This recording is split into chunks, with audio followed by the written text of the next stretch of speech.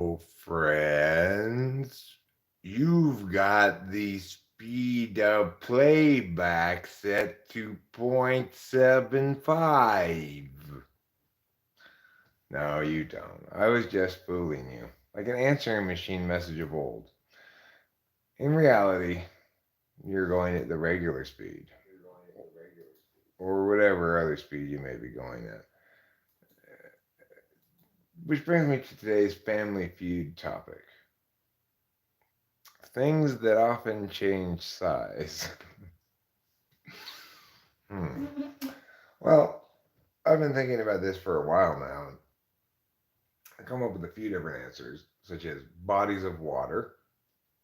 Jeffrey Liu. It's fingers. They change in size. They get bloated. Oh yeah, that's true. Fingers do. Your ego changes in size frequently. Fair enough. Ike Ogiamian. Yeah.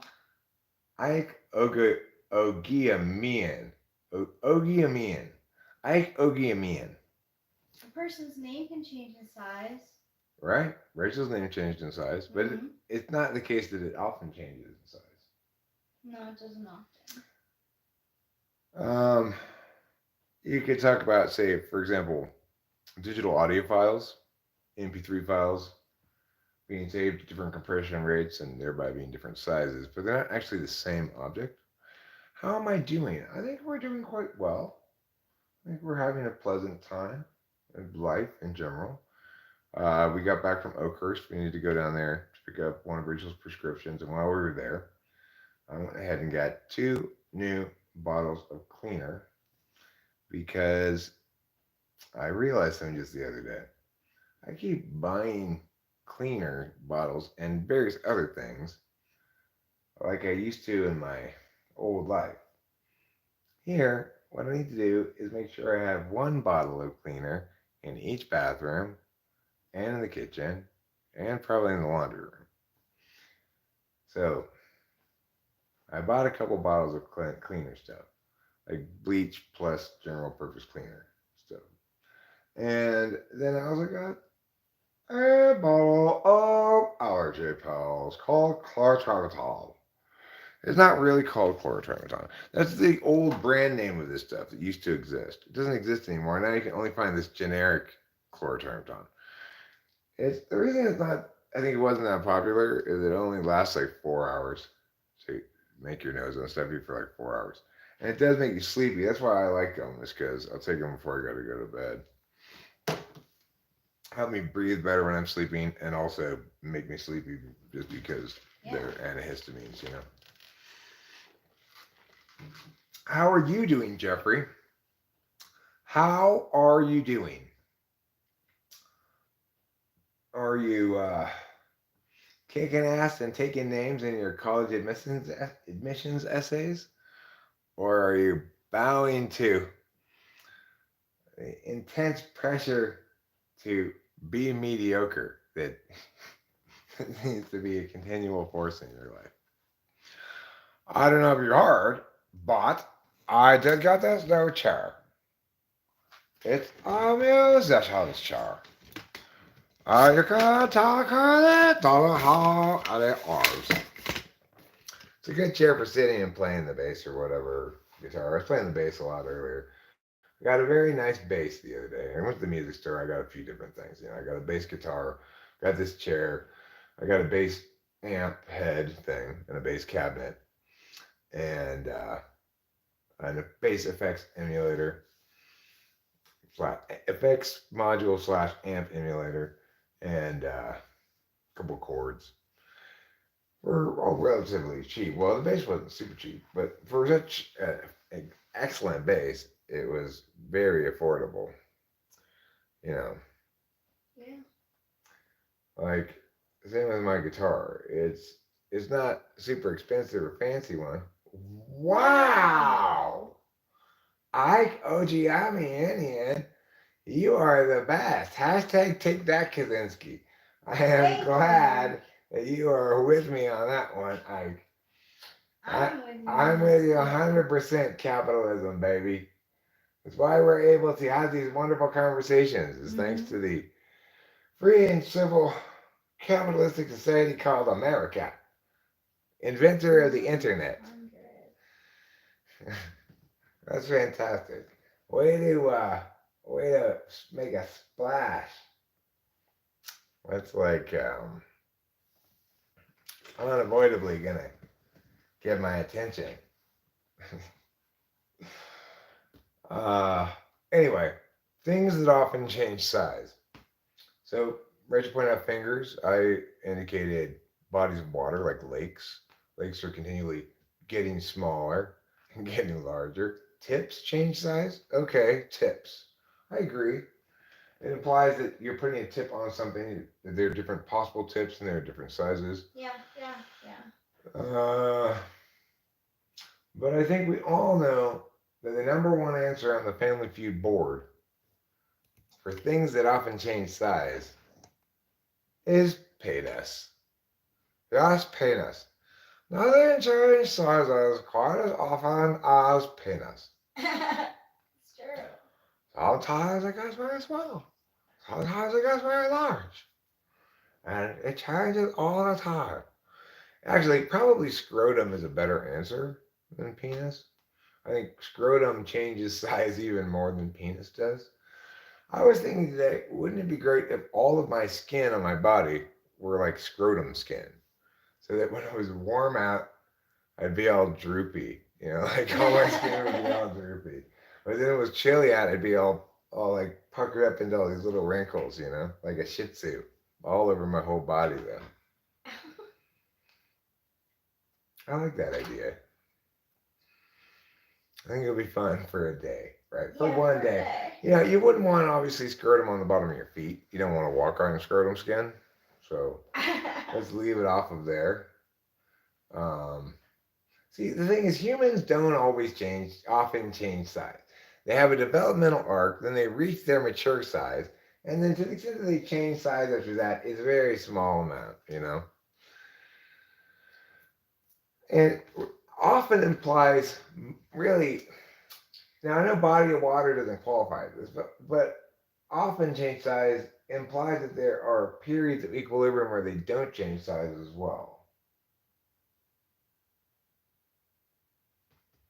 Yeah, there are periods where they don't change size. Now, I'd say clouds. Clouds often change size, but they also change shape. Things that just change size, you're really looking at just penis, really, is all I could think of. It's definitely the number one answer. Or how about eyes? It could be. But then. Or squinty. It could be squinty, or. Well, see, it's not really your eyes changing size, right? It's just your eyelids voguing your eyes. Yeah. Like this. Your eyelids are constantly voguing your eyes. But then I would think that humans do change size. How about muscles? Muscles. Good answer. Size, Muscles yes. change size. Okay. Sphincters change size. Yeah, true. Yeah. You got a point there. Yeah. They often do change size. I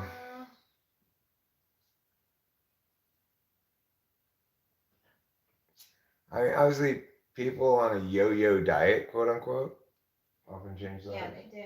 But I don't really change size. Jessica Simpson often, and Oprah Winfrey change size. Yeah.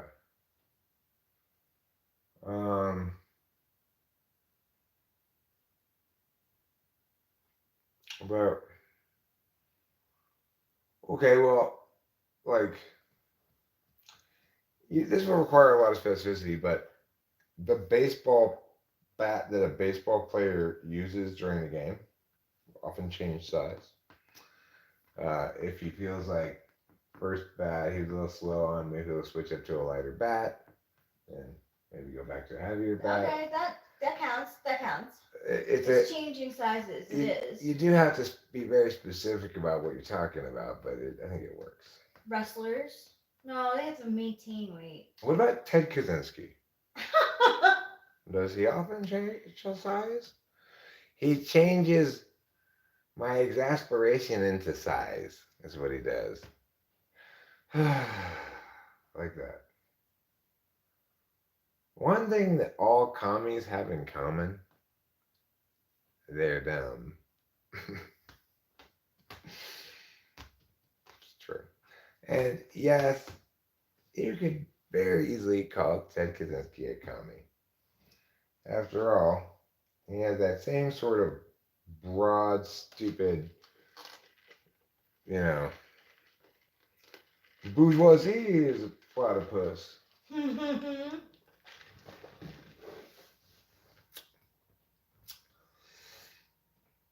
The bourgeoisie is not a platypus. As far as I know, it's a delicious sandwich at Panera, available at Panera. Doesn't it sound like it would be a sandwich available at Panera, the bourgeoisie? It's just bread with brie cheese on it, and you could add bacon for $1.99. Rolls of paper towel frequently change size. Yes, they do. Excellent. Of course, you Yes. could apply that to rolls of toilet paper as well. Yeah. Yeah. Yep. Yeah. Mm-hmm. In fashion tie. The width of an in fashion tie, I think, frequently changes. Correct or no? Or not that frequently. You think it's been a certain cycles. width? It cycles for sure. Okay. How about the it color? That often changes, but not in size. Okay. How about the best team in college basketball? That changes frequently. The college basketball #1 team. But it doesn't change size. It's still the same amount of people. You're right. You are right. That was very good of you to correct me. Thank you. You're welcome. I made an egregious mistake there. I forgot about the word size.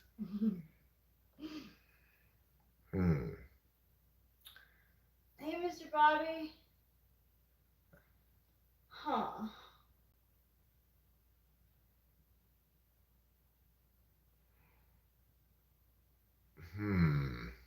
What else frequently changes sizes? Well,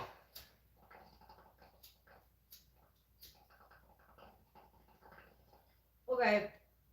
A little crude, but poop. poops. Poops do frequently change size. Excellent. Thank you. You know, of course, it's not the same poop that's changing size. No, it's not. But see, if we were just going to do exactly that by its most precise criterion, what would we be left with? We'd be left with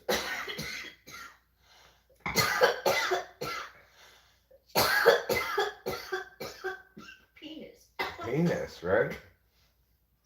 You lucky bastard, Eric. You lucky man, Eric. I am a lucky man and a lucky bastard. Well, Mr. Bobby, let me tell you. Only today, you could put instead of only in the stage. Only today do I start a stream and get paid $100. That's not That's not a very common occurrence. No. I certainly don't make much money off of YouTube. So, I very much appreciate onions. Ooh, blowfish / pufferfish often change in size. That one had occurred to me earlier when I was thinking about a room, but I forgot about it. But I forgot about it now. So thank you for independently coming up with it. What's going on here? Yeah, what is going on? Sounds like a motorcycle. Yeah. I gotta go look at something.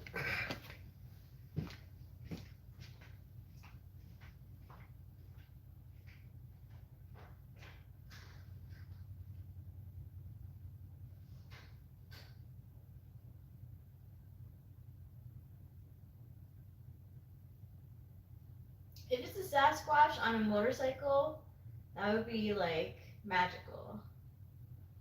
So magical. Well, I'm not exactly sure what it is. I'm not sure if it's like right behind our retaining wall or something. That's why I can't see it. But it's still there. There's some kind of an engine idling, Yeah. very throaty engine. Yeah, I wouldn't be surprised if it's where you said it was because that's a good place to stop. There's no car. Yeah, but it makes me want to know like what's going on. Go find out. I'm gonna read this and I'll figure it out. Yeah, you do your thing, darling. I'm going into the garage anyway.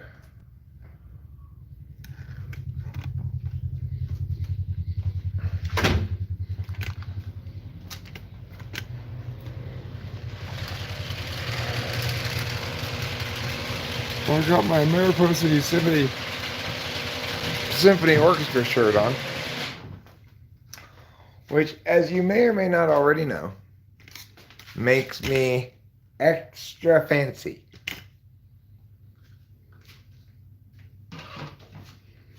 You get 5 fanciness points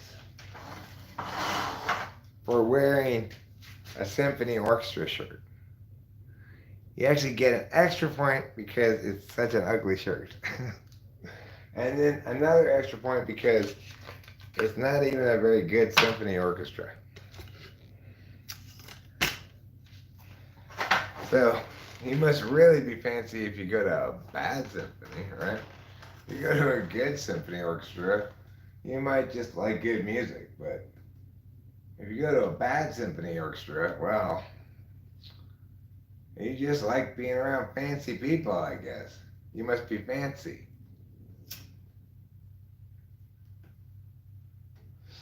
That's what I'm saying when I'm putting on this shirt. I'm saying, hey, everybody, don't judge a shirt by its book, by its cover. Don't judge a shirt by its cover. Think about it for a second. This shirt isn't saying I've got bad taste in shirts. It's saying I'm fancy. An easy mistake to make. A lot of people make that mistake. They think, oh, that guy has terrible taste in clothes. Otherwise, he wouldn't wear that horrible yellow shirt.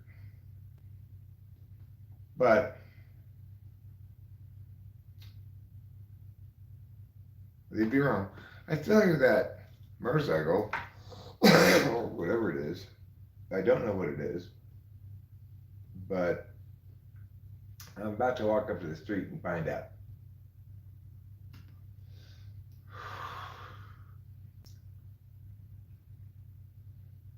My kitty, my silly kitty, both of the kitties really, but Capio especially, she goes out, like this morning, the cats caught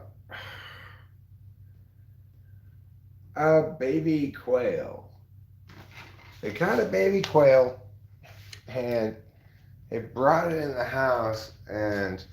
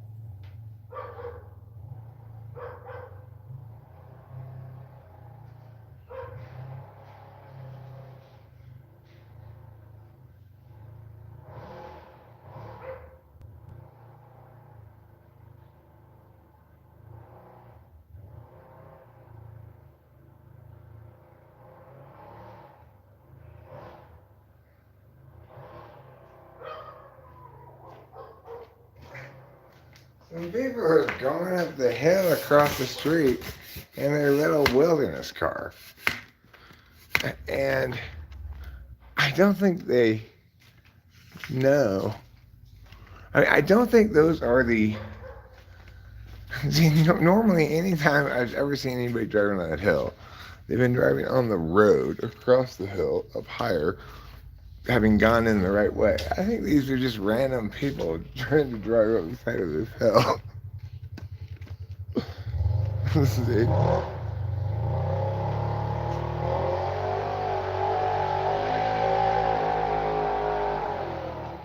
they're going up. Look, look. I know, I see them. I see them, yeah. Oh. I know, I was watching them. The thing is, I've never seen anybody go up that way before. There's a road that you can go behind that person's house over there to go up there. That if you work for the water company or something, you probably have access to that road. So I don't know who these people are or why they're driving up the hill or across the street with their little wilderness car. But more power to them. Well, I'm not gonna get in trouble because it's not my hill. If somebody else wants to get them in trouble, they can't. It looks like they can't make it up the hill that way either. They're coming back down the hill with their little wilderness car. Probably a good idea. Yeah. Well, I think they might have given up I on think it. they're not missing anything. I mean, they want to go to the water towers. I don't know why they want to go to the water towers, but maybe just check them out or something. I don't think you're supposed to do that. I think it's possible that somebody might yell at them. But who knows? Maybe it's the owners of that hill wanting to drive up it, but I don't know. Seems like You think we're gonna have a building situation? no. I'm not worried about it because we tried to buy that hill, Rachel. It's not for sale. Oh, good. That sign across the street is completely bullshit. Oh, weird. Yeah, we tried to buy it as soon as we moved in. David told me it sold 10 years ago or something. Wow. It was almost impossible for him to track down anything information on it at all, but finally talked to the guy, tracked the guy down, and he said, yeah, it sold 10 years ago. So, and I'm pretty sure it sold to the water company. It's probably more than 10 years ago. It's probably closer to 20. And they probably sold it to the water company. The water company never took down that sign. I don't know who these people are, but it doesn't bother me that they're trying to go up the hill in their little wilderness car. I just think that their efforts are probably doomed to fail. I have a little wilderness car myself. Theirs is a lot more off-roady looking than ours, but I bet ours is just as effective. I think ours is better. I mean, it's not as loud, that's for one thing. But ours is nice and square. I like that it's square instead of rounded, off-road dune buggy looking thing. It is a dune buggy looking thing. Yeah, whereas this is nice and square, like a little wilderness car should be. I think so. Because it's a pretty square thing to do, to have a little wilderness car. Their little wilderness car is awful. It's so loud. It's so loud. Oh, Capillo. Getting more thorns in you, I see, or stickers, or burrs, or whatever you want to call them. Fur grabbers. Fur grabbers. We've got some plants in the yard that are some real fur grabbers. And one of the consequences of that is every time I pet Capilla when she comes in from outside, I end up pulling little fur grabbers out of her. She doesn't like it, neither does Trouble, but I can't seem to stop myself from picking them out when I pet the cat. I don't want to hit this fur grabbing seed dispersal mechanism of some wilderness plant. Who knows which one it is? I don't even know. I remember I walked down the hill maybe a couple weeks ago or something, and I came back up and my socks were full of those things. They're not just fur grabbers, they're sock grabbers too. Wow. Yeah.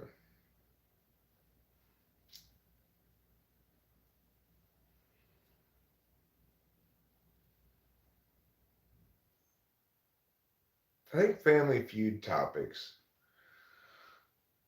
are a nice way to understand the world. You know,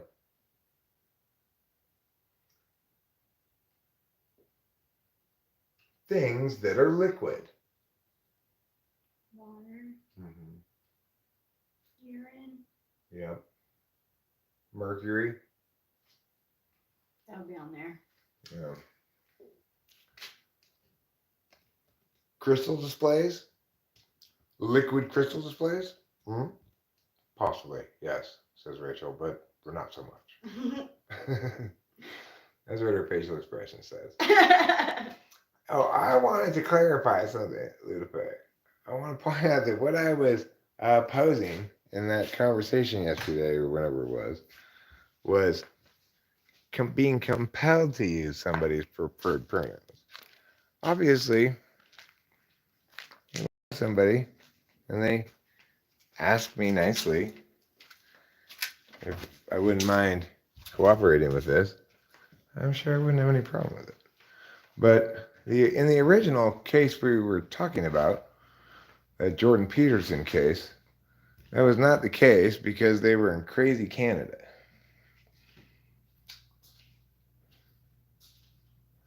Where did I put the twanger? I guess I must have left it in the garage. My dad used to call it the garage door opener. It was the twanger. The twanger. I like that. I guess because opening and closing the garage door, it has a verb. The verb to twang. To twang is to either open or close the garage door. That's why this is a twanger. Makes sense. Yeah, it does. Okay, now that I've got the twanger, I get this torch too. You never know when you're going to need more fire making devices because Rachel and I, there's some kind of interdimensional portal at our house that lighters fall into, never to appear again. Truth. I do not know where we buy lighters all the time. And yet, every day it's like, all I've got are these matches and this shitty lighter that you never should have bought, Eric. Because look, don't bother buying lighters that aren't big lighters. Yes. Just That's a good. just don't even bother. Unless you're absolutely sure you're only gonna light cigarettes with it. You can light cigarettes fine with those shitty lighters, but you cannot properly light a bong rip. This is the minimum you need. Okay? Look what kind we got. It's an owl. In honor of Mr. Strauss. Yeah, this is a dad lighter, so dad can supervise dad us smoking. Because owls are dad from now until the end of my life. Yeah, me too. Thanks, Moonfay 11. I was. Okay, they're just call her Lou like I do. Uh, there are other good lighters, but you cannot rely on whatever other kind of lighters they have to be good. Refillables are like we had that torch lighter, right? That bong torch lighter that I got. What happened to it? Nobody knows. It just got eaten by the lighter portal. Or it's a portal where the things that you thought you had brought up here are like it's in a portal somewhere. Right. Like, Yeah. I cannot for the life of me. I saw those boxes in the container for what's it called? Yeah, yeah, I know. We had a lot more stuff in the pod than we ended up with at the house. I think what happened is when I hired some people to do a dump run, they got some things that weren't in the throwaway pile because the throwaway pile wasn't far away from the keep pile, you know? So I think that's what happened is we had a few things boxes for the shit thrown away. And it bothered me. It used to bother me, but I realize now I don't care about any of that stuff. I get new stuff if I need it. And to the extent that I don't need any of that stuff, or might have needed some of it, it's good that it's all gone because fuck it. I don't need more objects. So those people tried to drive up the hill in their little wilderness car, got about halfway up, realized it was too steep, they couldn't handle it, and then backed down the hill and drove away. It was the best course of action. But I think from that behavior they displayed there, that it's definitely not their hill. They were just looking for a random hill to drive up. Such a weird. And it's a totally normal thing to do for people who are into little wilderness cars. They like to drive up steep hills, they like to do gnarly things and stuff like that. I agree with you. I do not see what the appeal is of doing those sort of things. Not as you. No. I'm not into gnarly things.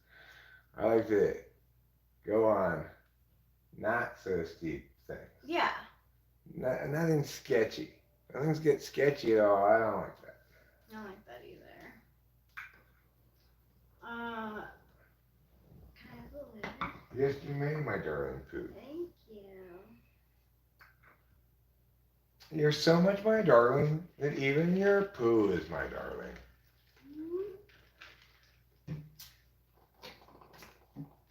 It was Canada stuff.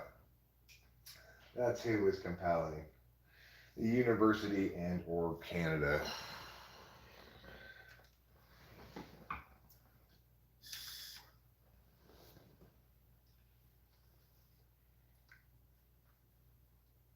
I was thinking about Michelle Shock's thing today. I gotta deal with that. But I guess my plan is to register on the website tomorrow morning, first thing before I do anything else.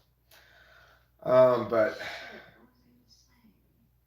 I'm sorry if I interrupted you. It's alright, you didn't though. It was just a thought, and now it's gone. But I was thinking about how, you know, she clearly didn't want to see outcomes of a reasonable nature. She wanted to see me punished more than anything else. Because, like, for example, she tried to get YouTube to give me a strike for bullying for that video in which I took her to task. I said, you know, let's cancel culture Michelle Shocked for this instead, right? And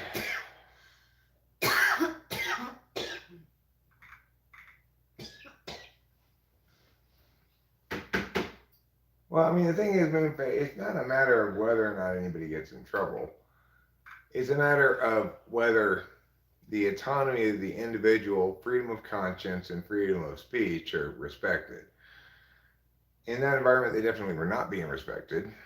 And there was at least a movement within the university to fire him over it, right? The thing is, he didn't make all the best arguments he could have made, but the people arguing against him are making terrible arguments. Oops, what is on fire? Oh, it's ember. I didn't know it was so lit.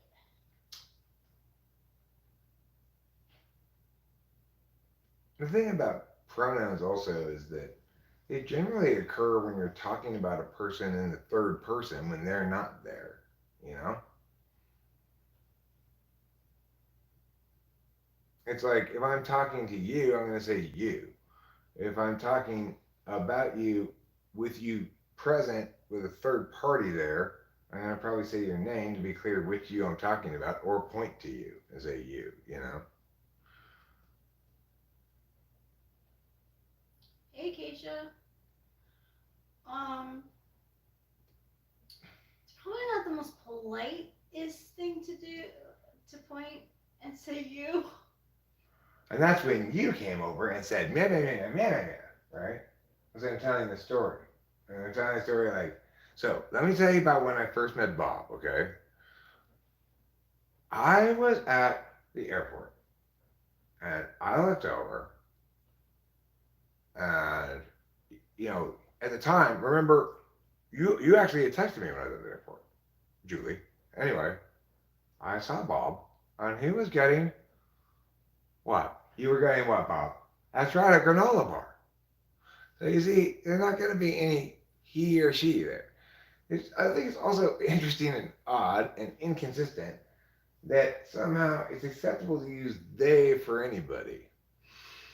Can't somebody, if we're gonna have this arbitrary, like I get to choose whichever pronouns I want, then can't somebody say I don't like they? I'm I self-identify as whatever gender I do, but also as a plural, as a singular. I do not like plural pronouns, and I'm not more than one person, so I refuse to go by they.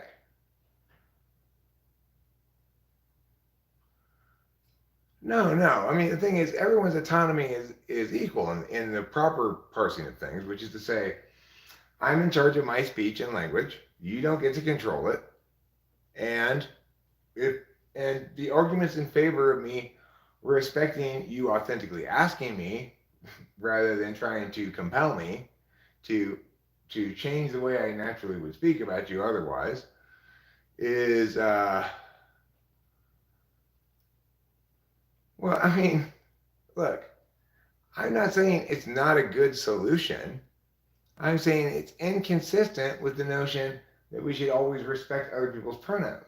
Because I definitely don't identify as plural. And I definitely think of they as third person plural. So I prefer not to be referred to as they or them. Is that acceptable for me to say? Because there does seem to be a general rule that everybody's cool with, which is, well, you can choose they or them. But why are they cool with that? Why are they okay with um, having their singularity or plurality uh, left up to the hands of a universal rule, but not their gender? I don't put like my gender. Like when they ask on forms and stuff, I'm always like, well, I don't know what I'm always like, but I usually check off none of your business. I mean, my name, whatever. I don't know. I check off testosterone filled bull man. That's the. Oh my god! I want to put that on the next form that I sign. Yeah. I like to stress, hey, I'm a man, but I'm not just a regular man. I'm like uber manly. That way they know. But also, I like to let them know about my inner inside woman. And she is the part of me that's so emotional and tender sometimes.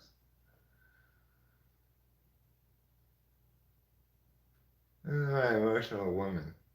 She's the part of me that cries in cartoons. Boy, you want to talk about a tear jerking cartoon. The King of Beasts and the Sacrificial Queen or whatever, Sacrificial whatever it's called. That one makes me cry buckets.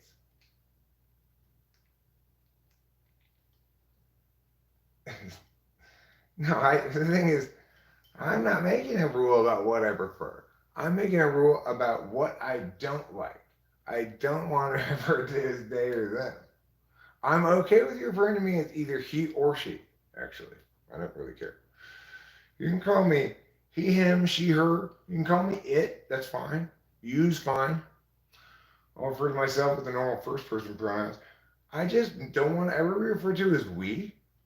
So don't necessarily conclude I'm part of your group, even if I definitely am. And never refer to me as they or them, because that's just wrong. Because obviously I'm first person or second person, never third person, except when I'm not there. So no, I'm singular always, never plural. So weird. I want to like make a workaround for you. Like I'm picturing myself in an office and someone being like, "You over there." And I like my pronoun to be hyphenated with a TR, which stands for transracial. Actually, FTR, fluidly transracial. Because I am that. I'm the most transracial guy on my block. I'm changing race from clock to clock.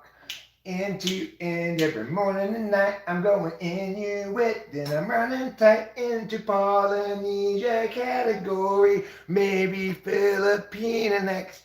And then I'm on to Korea. Hey, I'm Asian trip, I guess. Dislikes are also preferences. Do people who are like 1/16 Navajo write down that they're also Indian, Native American? Maybe. The thing is, I'm 1/64th of 64 different Indian tribes. Wow, that's a lot of Indian tribes. That's like pretty much all the Indian tribes in America. Well, I went down to this a little bit into Mexico as well, in South America. Oh, look at you. Yeah. So I'm 100% Native American, but all of the tribes shun me as laughably distant from even being a half breed. So it's a pretty cursed life for me. It turns out my Indian ancestors, they included a lot of men and women who ran away from their tribe and either got pregnant or impregnated in a different tribe. So, Whereas the Seminole Indians, probably best known for their fluid, which they used to impregnate their squaws. Bada, bada, bada, bada, bada, bada, bada. Now that's a play on words. Get it? you can do your best. Seminole? If someone says Seminole, the next word out of their mouth is either Indian, work, or fluid.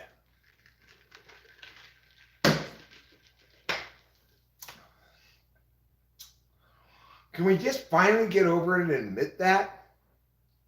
So I'm 1% Asian on 23andMe.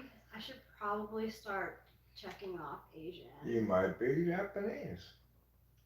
Oh my god, imagine! That would explain why you feel so strongly about their culture. I do feel very strongly about their culture. You know what? Oh, what I thought was funny was, oh my god, what did Corey say? Oh shit, something about LCD sound system. Was it arigato gozaimasu? Probably not. Arigato gozaimasu. He said some shit about him being derivative, basically. The thing is, the work itself. Oh no, that he was upset that in North American scum they don't talk about Mexico. Oh. That's a good point. I get it. But that's the point is the North American scum they're talking about. It's a song about privilege. Privilege is not something that's especially well linked to Mexico. You know, in Mexico, they still make their skyscrapers out of adobe. It could be a tall order to like include lyrics that that flow with Canada and Mexico, or just like Mexico. I guess it could have been. Like, we can all agree that Mexico should have just been made part of Central America, right? Yeah.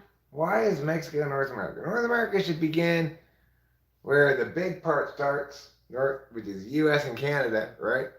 And Central America should be where the skinnier part starts, which is Mexico. all the way down through Panama, and Ecuador. What else is in Central America? So funny, like Corey also said about LCD system that it's all James Murphy, and I'm like, what's the big deal, dude? You're the same exact type as him. Well, that's why he's so critical of him. Because he understands his process and he sees it as an inferior kind of shortcut to his more fully creative process. But why don't I think that? I like his music and Because LCD you're not looking to I don't know which countries are in Central America, Mr. Bobby. Maybe you could be a little helpful rather than just making fun of my ignorance and tell me which countries are in Central America.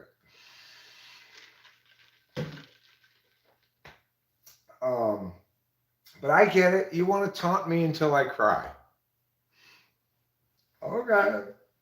I never did get through geography class. Boo. All of my maps got F's. It's true I did a terrible job making my maps. Any kind of like coloring, postery, visual aid thing, it always looked like shit when I made it. Nowadays, I've improved so much that I successfully made the Shea Langoliers fan club sign. And the second attempt on the other side of it came out pretty good. It really did. It looks great.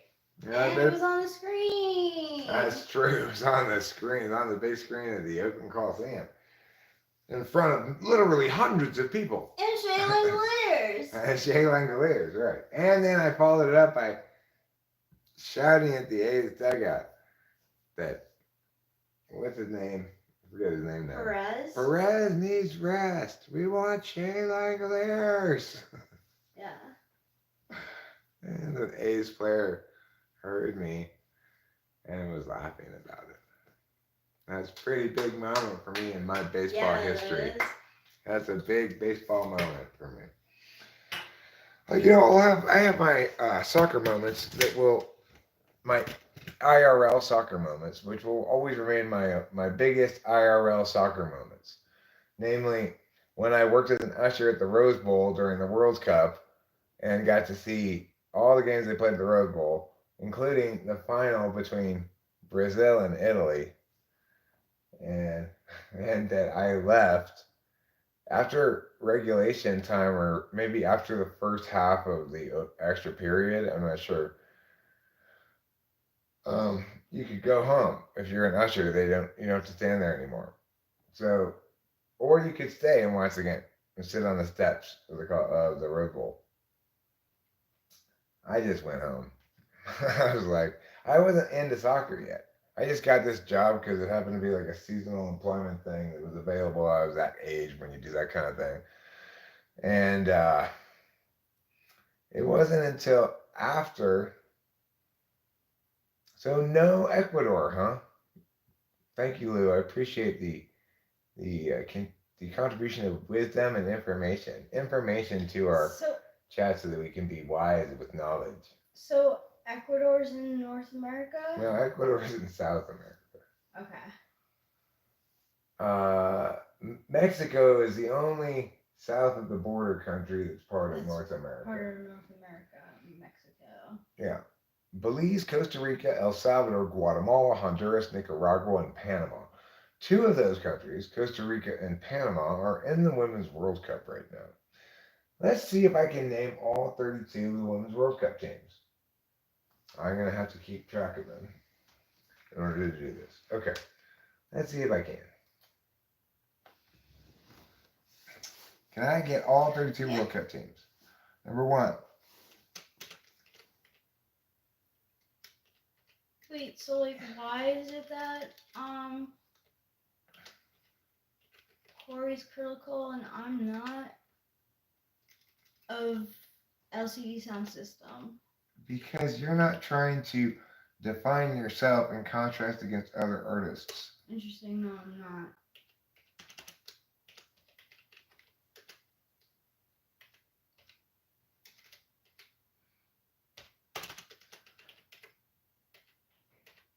Switzerland.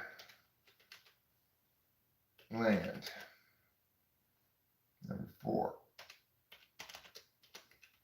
China. Number 5. Vietnam. Number 6. Colombia.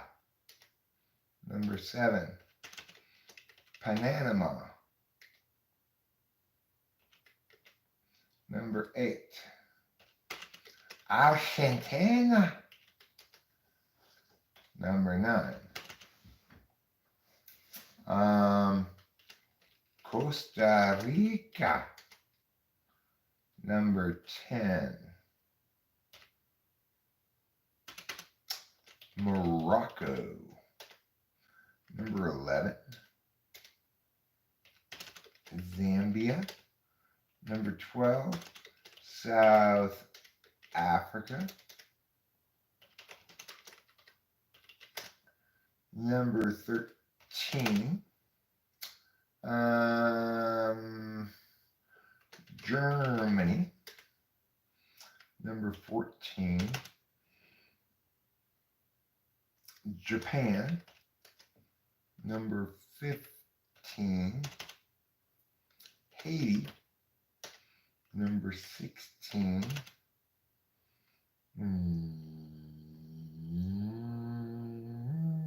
South Korea. That is magic, Lou.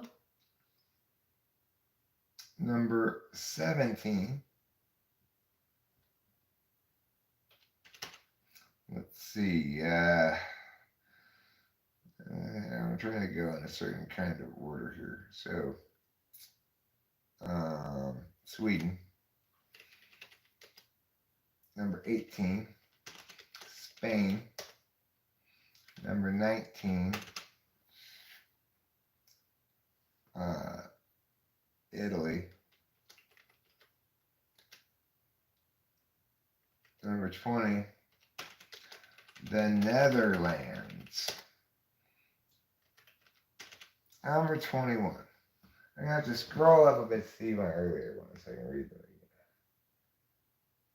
again. England, Norway, Switzerland, China, Vietnam, Colombia, Panama, Argentina, Costa Rica, Morocco, Zambia, South Africa, Germany, Japan, Haiti. Did I say South Korea twice? No, I said South Africa before. Okay. South Korea, Sweden, Spain, Italy, the Netherlands. Oh, my bad, Mr. Bobby. Thank you for the correction.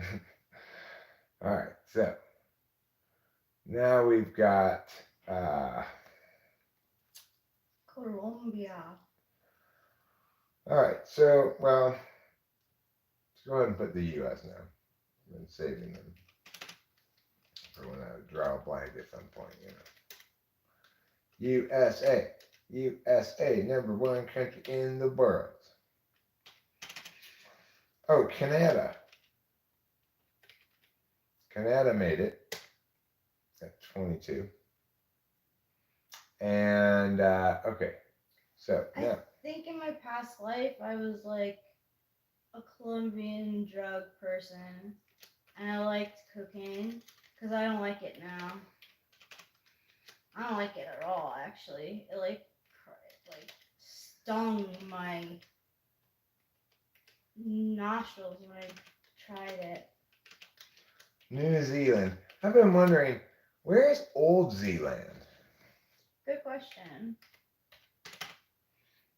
Um, There should be an Old York too. Republic of Ireland. Right? There should be like an Old New York if there's a new. Well, there is York. Yeah.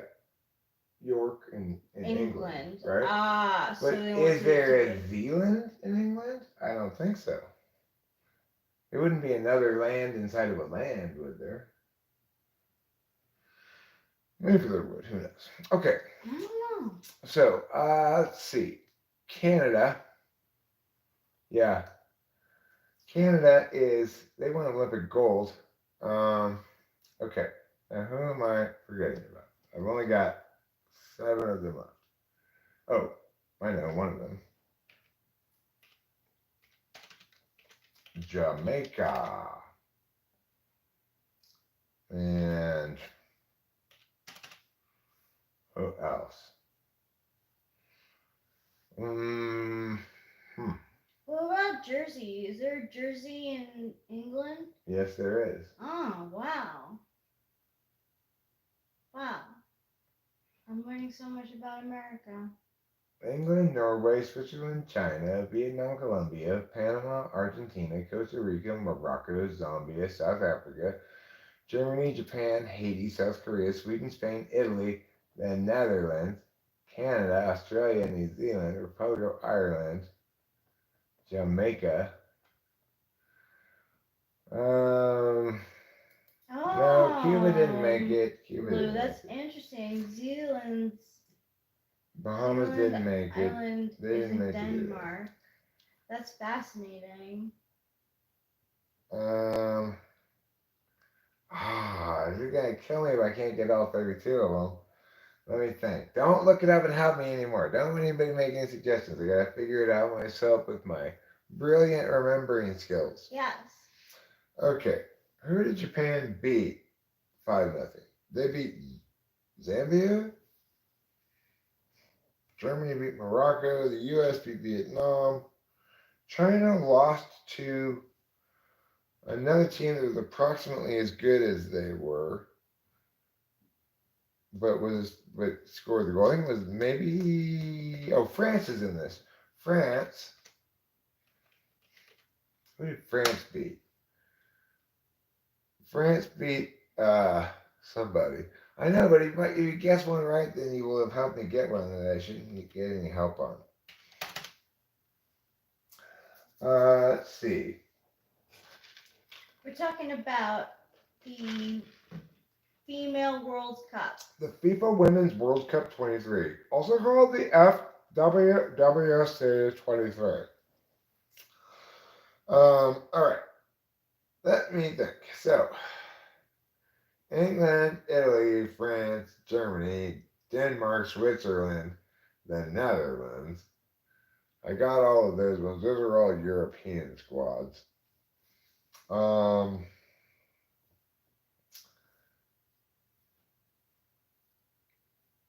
Portugal. I didn't get Portugal.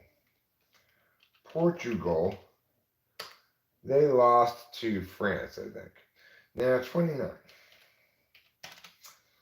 Okay, I'm getting pretty close now. I'm getting pretty close. You said 29, 30, 31, 32. Only 4 more teams to think of.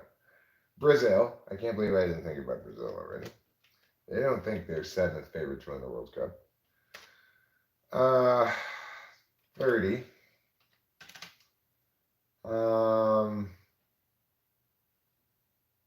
Who did South Korea lose to? Was it Colombia? Might have been Colombia. Okay. Just think, Ark. Just relax and think. Think Africa. Think North Africa. Think the Middle East. Are there any Middle Eastern countries I've forgotten about? The Philippines. I didn't put down the Philippines. They're Muslim, I think. Philippines. The Philippines, I believe, defeated New Zealand earlier today. And that was New Zealand's second game. The very last game was the South Korea game. 31. Boy, we got only 2 teams left. That's a pretty good job. Yeah, it is, Eric. Let's see what else I can think of that will help me remember. Is there another South American team? We've got Brazil, we've got Argentina. Peru didn't make it. Ecuador, Honduras. Did you get Colombia? We got Colombia. Okay. Guyana? They didn't make it. I'll say. Oh, I can't think of the last two. Come on, Eric. You could think of them. You just need to think with your thinking parts. Yeah. You need to think harder. Okay, well, what's another mid-theme that normally makes it? Well, no, Chinese Taipei / Taiwan didn't make it.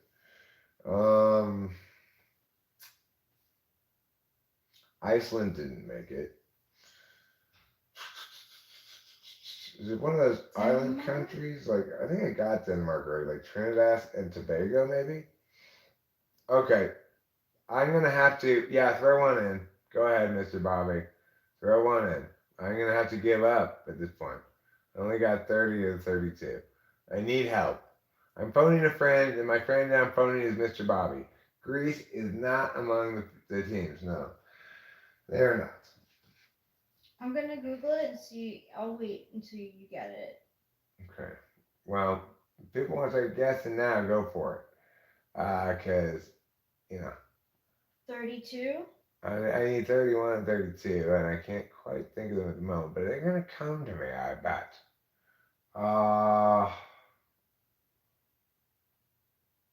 No, Turkey's not there. No Turkey. Is there like, I think there's another island country that I'm maybe not thinking of. No, Uruguay and Paraguay didn't make it, neither did the UAE. Okay. Um, Okay. I got the list. Okay. So I'm going to read the ones we have again. England, Norway. Who did England play against? They tied somebody mediocre, I think. Or maybe just barely beat them. Who was it? I don't remember exactly who it was. Norway lost to New Zealand in the opening game. Switzerland beat Denmark in the opening game. China lost to the Netherlands in the opening game. Vietnam was lost to the U.S. Colombia beat South Korea, I think. Panama lost to whom? I'm so confused. I can't see who you're missing. Panama, Argentina, Costa Rica, Morocco, Zambia, South Africa, Germany, Japan, Haiti, South Korea, Sweden, Spain, Italy, the Netherlands, Colombia, USA, Canada, Australia, New Zealand, Republic of Ireland, Jamaica, France, Portugal, Brazil, the Philippines. Nope, not Zimbabwe either, Bobby. Well, I think I I have to. have one, I think. Oh, what is it? Denmark. I didn't put Denmark? No. I should have gotten Denmark already. I knew Denmark. I kept thinking I had already put it. Yeah, I can see that. I wasn't. I mentioned Denmark a couple of times. I didn't realize it wasn't on the list. Okay, so Denmark I knew about but didn't have on the list. What's the last team? You got Morocco, right? Yeah. Okay, here's the list. Australia, New Zealand, Japan, South Korea, China, Philippines, Vietnam, Sweden, Spain, France, Denmark, United States, Canada, Costa Rica. Costa Jamaica. Rica. Oh. No, I didn't get. I did. Yeah. Go on. Costa Rica, Jamaica. Jamaica, Zambia, Morocco, Nigeria. Nigeria. Oh. I had forgotten about Nigeria. That was the team that pulled a mild upset over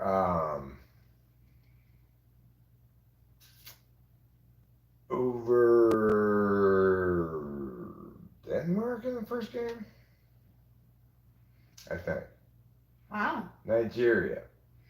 Okay, so if we look at the standings now the only team I couldn't think of really was Nigeria. I didn't think of that team. That was the one team I couldn't think of. That's pretty good. I'll call that, to be fair to myself, and all that. I remember 31 of the 32 teams. That was pretty damn good, I have to say. Right.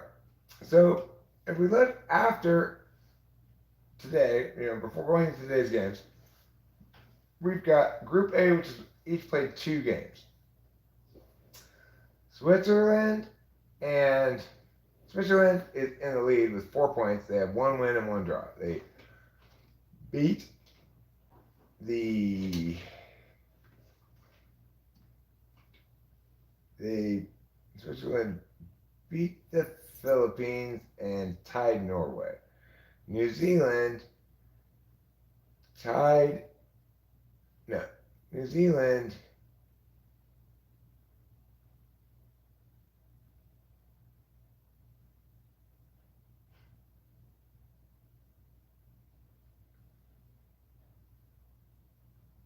lost to Switzerland. No. Beat Norway and then lost to the Philippines. Yeah. So, Group B down, they've all only played 1 game each. Currently, the team you'd expect to be in last is not always in last. Like Group H, you got Germany, Colombia, South Korea, and Morocco. You expect Morocco in last. They are in last. They've got a -6 goal differential. That's what you expect. Group G, you'd expect South Africa to be in last because there were Sweden, Italy, and Argentina. Even though Argentina are World Cup debutantes, they've got a good squad. South Africa looked good though, but they're had lost by 1 goal, and they're tied with Argentina. In Group F, what you expect: Panama -4 goal differential, bottom of the group. Jamaica, second to last, with 1 draw, no goal differential. France in second place with 1 draw, no goal differential. And Brazil in first place with a win and a +4 goal differential. Similarly, in Group E, you see about what you'd expect. Vietnam -3 in last place, US +3 in first place, Netherlands in second place at +1, and Portugal in third place at -1. Group D, Haiti. Haiti only lost by 1 goal to England. That's what happened. And Denmark squeaked by China. England should feel very concerned if they only won by 1 goal against Haiti. Zambia lost by 5 goals to Japan. They're at the bottom of Group C. Republic of Ireland only gave up 1 goal in their loss to Australia. And Nigeria tied Canada. That's who they tied. I should have remembered that one. Okay, in Group A, surprising bottom of the bracket is Norway. They have -1 goal differential, 1 point with a draw and a loss.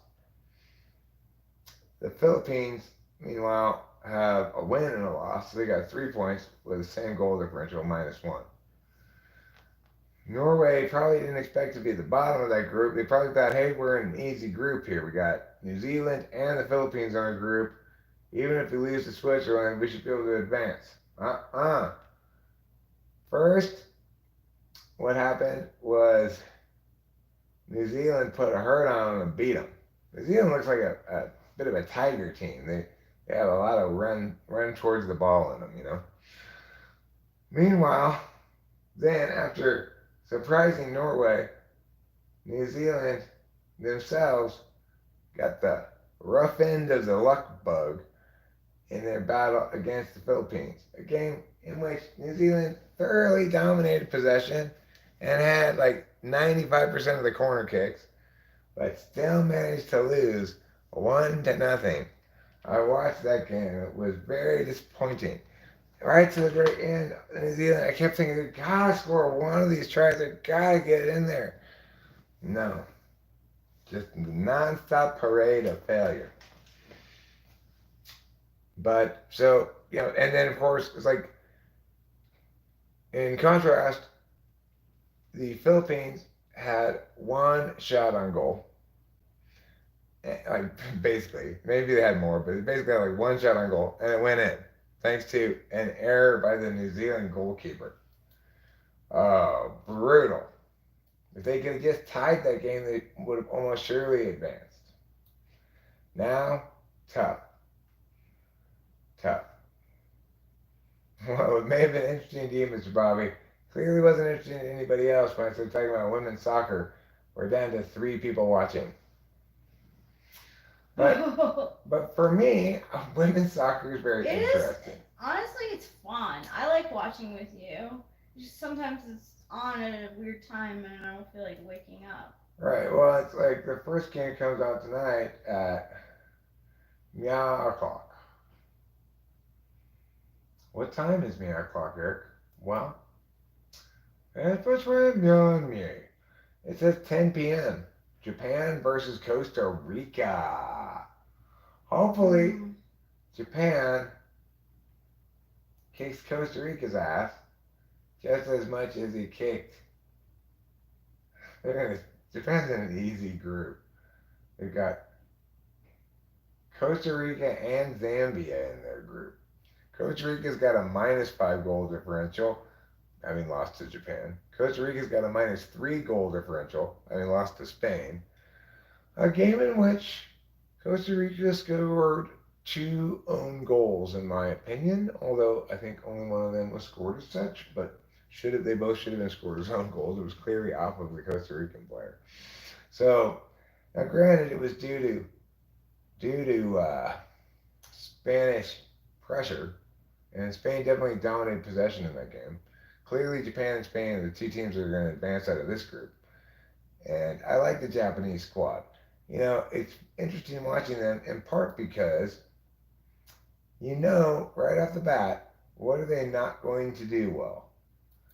They are not going to use their heads to get balls into the net. No header goals for Japan. Why? Because Japanese people are some of the things that often change size. No, that's not really why. It's because they're a little bit on the smaller side. So they have to be more like passy. And they're an entertainingly passy team. Japan's very unselfish. They got very like go get 'em, go getters on their team who go and get things a lot. And once they've done that, then things have been gotten. They've been gone and gotten.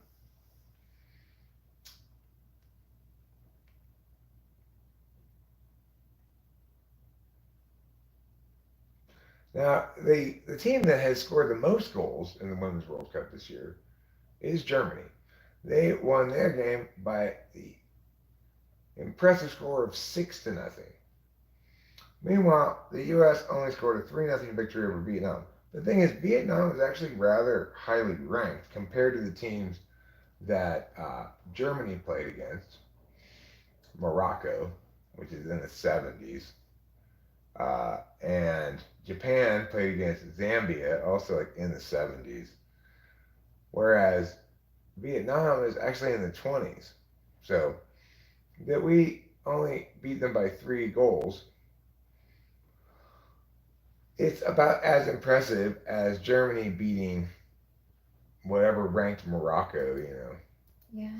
I'll try to tell you exactly what their rankings are in a second. But the thing about the worst teams in the tournament is they all have Americans on their roster. Many of them do, anyway. FIFA Women's Rankings.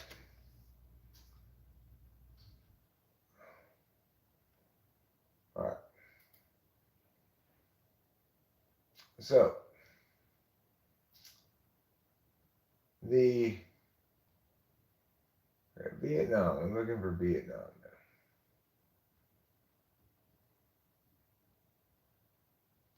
$32. Okay, so it's in the 30s, low 30s. Vietnam is 32. But Morocco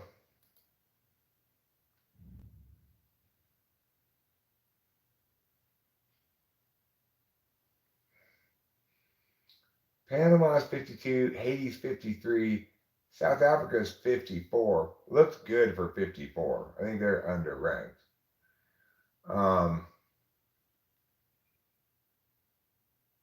Morocco is 72, and Zambia is 77.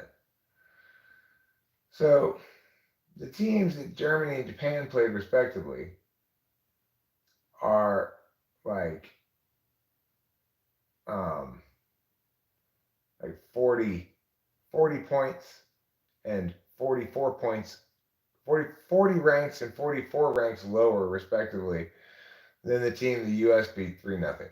So I think that bodes well for the US women's national team. I think it's interesting that actually the top teams in the world are not in the order I would have guessed prior to looking this up the other day. Germany's actually number 2. I would have thought Canada would be higher than 7 because they won Olympic gold just 2 years ago. But I guess in more recent international matches, they've not performed that well, so they dropped to 7. They dropped 5 places, says here, since the previous ranking update, I guess. Spain, France, England, Sweden, Germany are 6, 5, 4, 3, 2, respectively. So Germany, Sweden, England, France, Spain. That's 2, 3, 4, 5, 6. It goes USA, then 5 straight big European powers. Then 7 is Canada. 8 is Brazil, typically the world's biggest South American power in men's soccer, and currently the biggest South American power in women's soccer as well. Number 9 is the Netherlands. 10 is actually Australia. And 11 is Japan. Norway came in as 12, but they do not look like 12. They have 1 draw and 1 loss. Denmark at 13 was lucky to get out of that game with China with a win, who was ranked right below them at 14. Italy, who did Italy play? Portugal. Italy beat Portugal, and Italy looked like the more dangerous squad, but Portugal held their own plenty in terms of possession, maybe even had an edge in possession, but yeah, Portugal's right above Switzerland, who won their first game. Republic of Ireland, all the way up to 22. That's a lot higher than I would have expected. And host nation New Zealand is only 26, just below Colombia, 25, the team that I believe beat them today. Argentina is at 28, another South American team there, with Vietnam rounding at the top 32 at 32. So you figure, like, it's a field of 32 teams, right? So all those teams would have made it in if they just picked the top 32 teams in the world. And instead of doing that, they make them go through this qualification process and pick the winning teams from the regions, right, and stuff like that. But which I'm not objecting to, but I'm just saying. So those 32 teams are what you'd call natural qualifiers in my new parlance here. But of course, there's not 32 of those 32 teams that made it. There's 1, 2, 3, 4, 5, 6, 7, 8, 9, 10, 11, 12, 13, 14, 15, 16, 17, 18, 19, 20, 21, 22, 23 of the top of the 32 teams in the field are in the top 32 in the world. 23 of them. So that's pretty good, right? Costa Rica's at 36, so they're not that far behind. Nigeria's at 40, Jamaica 43, and that rounds out the top 50. So in case you're interested in talking about women's soccer, international soccer, really it doesn't matter that it's women's soccer. What matters is that it's international World Cup soccer. World Cup's exciting. I like the World Cup a lot. It is. I do too. Yeah. And it doesn't matter if it's the women or men. In fact, this tournament here, it's like, oh God, they're getting more like the men every time I watch the women. Yeah, I'm They're getting more like the surprised. men. because it's like the men are already committed to being the most fragile athletes in history, right? And also the people in the world with the lowest pain thresholds. So that even the slightest twinge in anything below the waist or above the waist or their head or any part of their body will result in them rolling around in agony. The women are starting to do that more too, and also the women are getting better at defense. So there's more like 0-0 ties and shit. I don't like that. I want to see more scoring than that, really. Yeah, I do too, especially with soccer.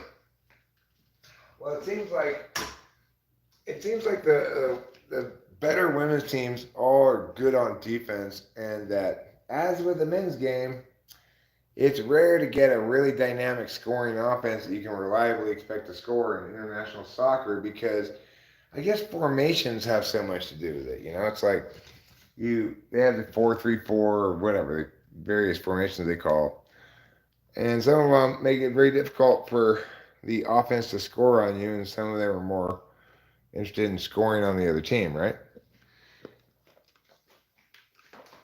You guys, I'm gonna smoke a cigarette. I'll go with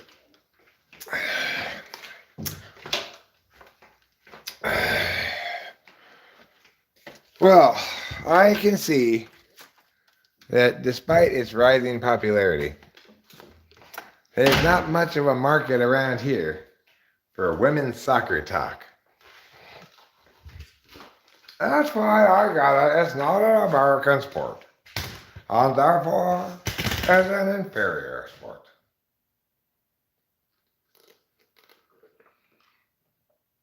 Are you here, or are you a ghost? Couldn't you be both here and a ghost? I don't think that ghostness and here-ness are mutually exclusive.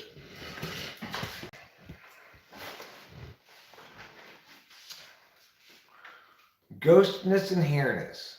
Two different things of equal importance. Yeah. Okay, well, we're going to knock off the sports talk. We're going to move into talking about something I think a lot of you are going to find a lot more compelling.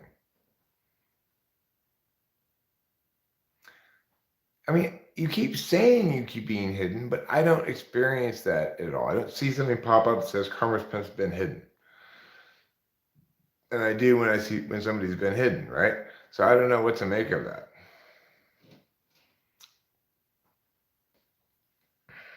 I don't know who would be doing that.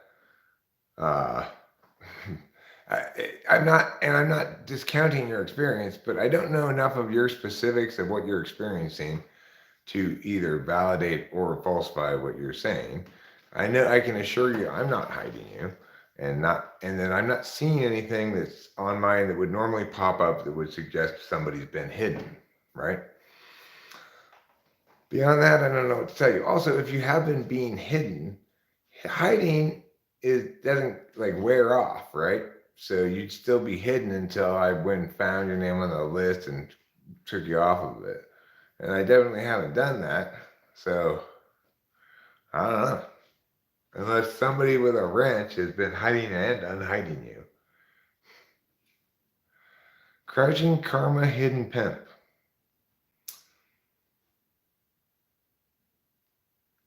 Well, it would appear that he's here. It's true. But it could be a Karma's Pimp bot. Did I really think it was a ghost? I think it's a ghost. Maybe it's a ghost of a robot. I want to see if I pull the ghost card from this deck. All right, let's see. And you're gonna pull a card and let's see what it is. Oh yeah. All right. Tonight, all night, pulling cards till the morning light. All right. Hi, Capito. Oh! Bam. A card pops out. Did you really call that shot? Yeah. You call a shot home run that? Yeah. Wow, that's pretty impressive, baby. Thank you. He must have some kind of magical oracle card powers. Is everyone's mind blown? It should be. Because there was only like a 1 in 72 chance of that happening. A card popped out. I was like, bing. It must be imbued with a ghost. Mm-hmm. Wow, look what's right next to it. The owl lighter. Which is probably Sure. calling to the ghost of my father. Yeah. Would anyone else like a color oracle card? Yes, I would like an oracle card. Okay. Well, this one just popped out as you said yes. Okay. Ooh, ghost. A ghost card again? Yeah. Wow. I'm gonna pull you another one. Okay, Dad, we got it. You're here. Thank you for everything. We really appreciate it. You're wonderful.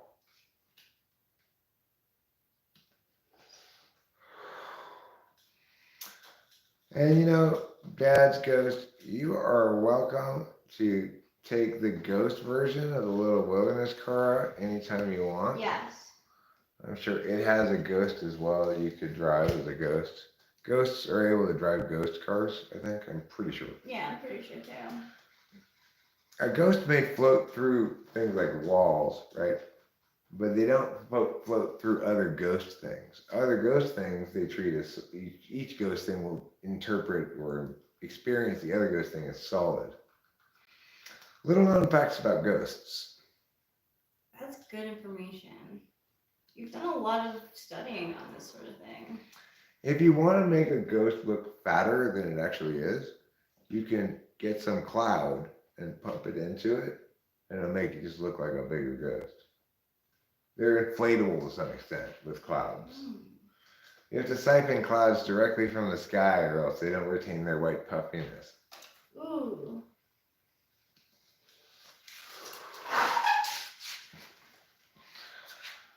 I keep bringing these clouds down, it just turns out to be all wet.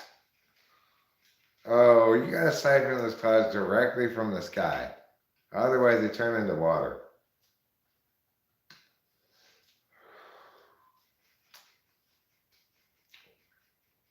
That's one of those fortunate happenstance things about our world is that clouds, instead of just getting more and more clouds forever, on the earth all drying up, they turn back into water.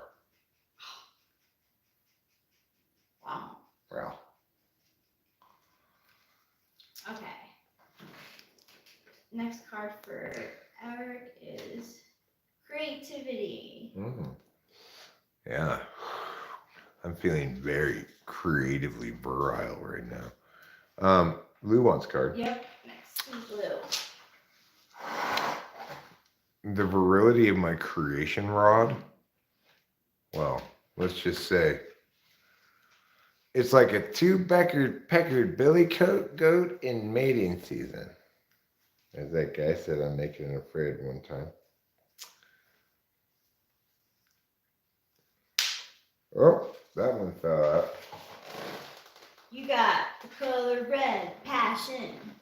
Passion.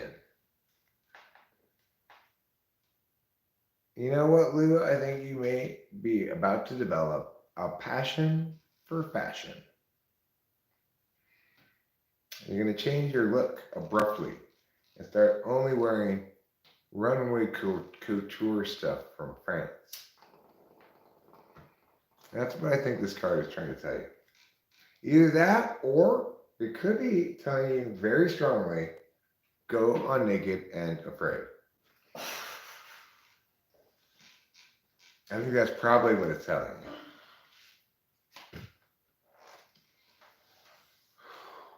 I think we should give Lou another card. Okay.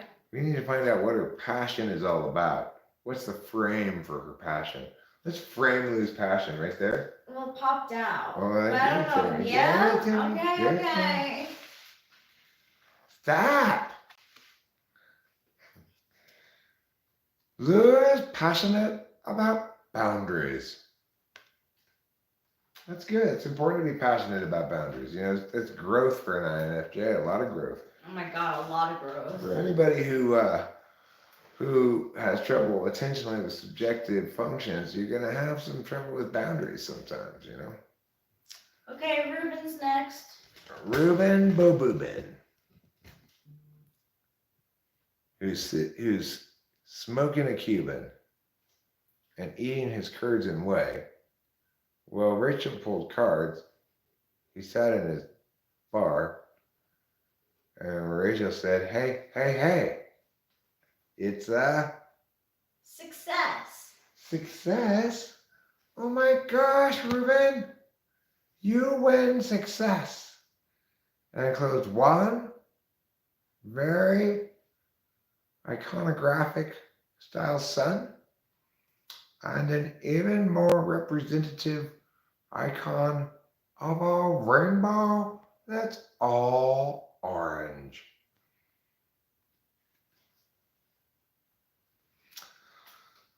Should we frame Ruben's success as well? Yeah, why not? Let's frame it. Let's frame Let's Ruben's frame his success. Success.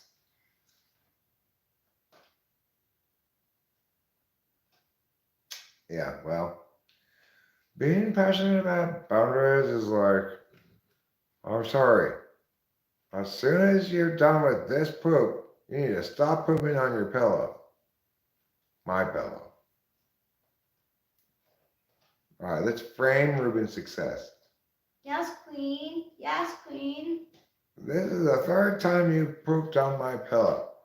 Several more times, and I'm really gonna get mad. Okay, we're framing it, right? You were framing Ruben's success. Okay. Is it success in love? Is it success in work? Is it success in art? Ooh. Is it success at stopping? Is it success at ghosts? These cards are kind of silly. Oh, you're successful at being faith. I think what this means, Ruben, is that you were going to record a successful cover of George Michael's Faith. I love it. And that's how I interpret it. The thing about faith, you gotta remember, it's made up of 8 circles, but it's really 9 circles, because don't forget the big circle.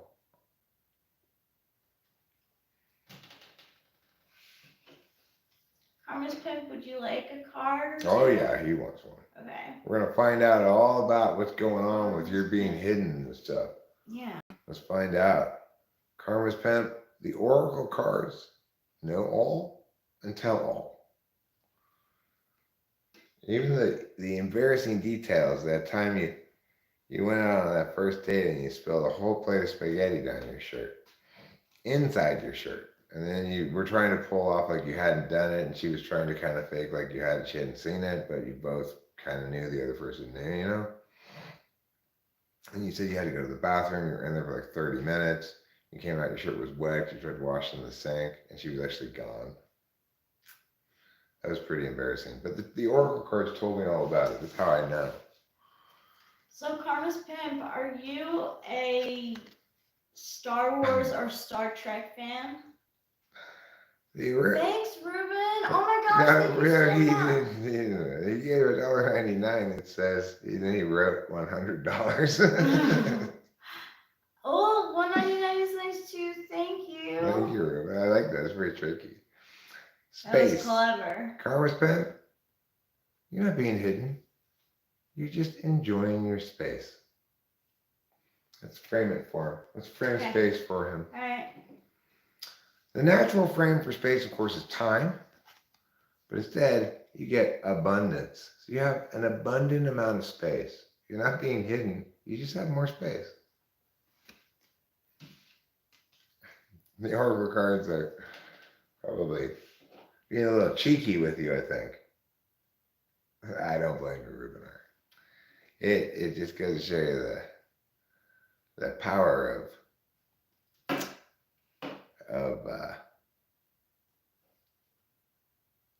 text. All right, who else needs a card? Who else is here? Who else needs a car? Well, I don't know who else is here, but I do know that Rachel hasn't got any cards yet. I have not. So why don't you hand that deck to me, and we'll pull Rachel a card or two, huh? Let's see. Oh yeah. Oracle, oracle, oracle from history, see with your seeing eye. Tell me the story of Rachel, my wife, and what you got for her and why. Oh no, it's anxiety. Now let's see what you're anxious about. I pulled that for myself before. Did you? Yeah. You're anxious about rest. Well, that's a good thing to be anxious about. That's a perfectly reasonable thing for us to be anxious about. We're not really getting a lot of rest the last 4 or 5 days. Let's see. I'm going to do a pull for Eric too. Because, I got trust. And, let's see what else. Determination. I trust in my determination. It's good. Yeah. I'm determined to trust in the universe a little bit more than I used to. That's a good thing. And also to trust in our increased maturity and wisdom. Trust in our ability to continue to prioritize prudent, non-reckless behavior. Can we do one for Delilah? Sure we can. And is there anybody else here who would like to get a card or another card? Please do indicate such, and it shall be pulled for you. Delilah got energy. She's using natural gas. And let's see what else Delilah got. What are you so energetic about, Delilah? She's energetic about rest? Maybe she's getting the energy from rest. That's possible. After rest, you get extra kilowatts of energy. And then you can travel the deep emptiness of space to visit aliens on different worlds. All you need to do in order to do that is have a little bit of space magic. Ooh. This is a wormhole that lets you travel across the galaxy in 1 second. This is the wormhole that lets you travel across the universe.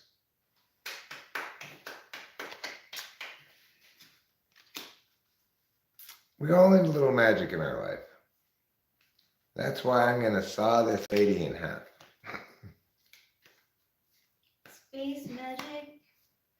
Space magic's like one of the most important magics, right along with time magic and agency magic. I'm still like so confused by what we saw that night.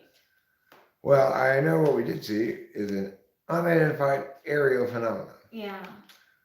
Could have been a drone. It could have been something else, like some kind of capacity to project light onto the night sky from the ground below. I don't know how that capacity would be. There weren't any clouds there for it to project onto or anything. Could be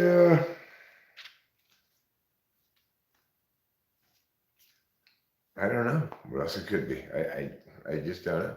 Could be drones, could be something I just don't know what it is. That's why it's UAP. It's unidentified. I tell you this, whoever was responsible for it, whoever or whatever, is experiencing some sadness right now. Because they had an opportunity to stop and talk to me, Rory and Rachel, and they didn't capitalize on it. be said about that too. Yeah. And thus the whole thing remains a mystery. Oh my gosh, it really does. Oh my gosh, that's so great. What a good story. Look, Ruben, basically, space magic is TE. Time magic is NI. And agency magic is NEFE. NEFE. It's like talking. You know, if you're using agency magic, because like there's really, people think of light, space, time, matter, right? But there's a fifth thing. It's agency. Each of them has their own art. The art of time is music. The art of space is things like sculptures, or maybe architecture. The art of light is visual arts. The art of matter, I guess the art of matter would be things like infrastructure, roads and stuff, maybe. Chemistry. Chemistry is an art of matter. But the art of agency is language, writing, text, talking, words. And each of these arts has its own special god. That's the story of the Gospel of the Pantheon. The god of the art of agency is named Curtis, god of text and of naming things.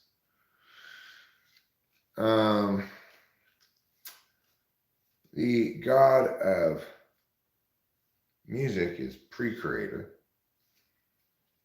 The god of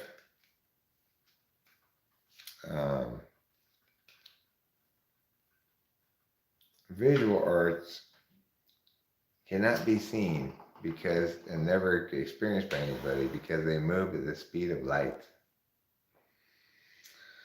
You make me want to do one of those, the types as gods. The god of space, the god of the art of space, which is like architecture basically, is Accutron, who, prior to being turned into a dragon, was responsible for all TE plans that people had. Like, if people wanted to build a house, they went to the Church of Accutron. And they said, well, Accutron has delivered to our priests these 3 blueprints for a house. So pick which one you want, Or if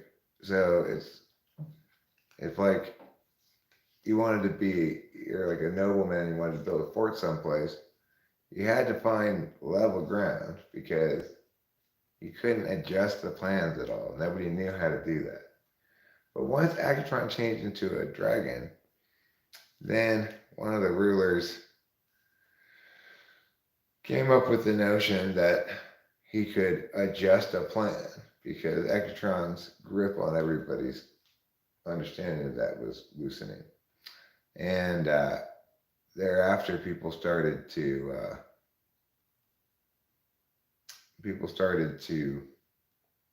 make their own blueprints and stuff like that, come up with their own ideas for how to fix and make things. Of course, when Accutron, at the very beginning, before there was anything, when the world was exactly as it is today, except everything was perfect and all the people did was work, everything that was made was perfect because all of the people channeled Accutron's vision directly and implemented his will perfectly.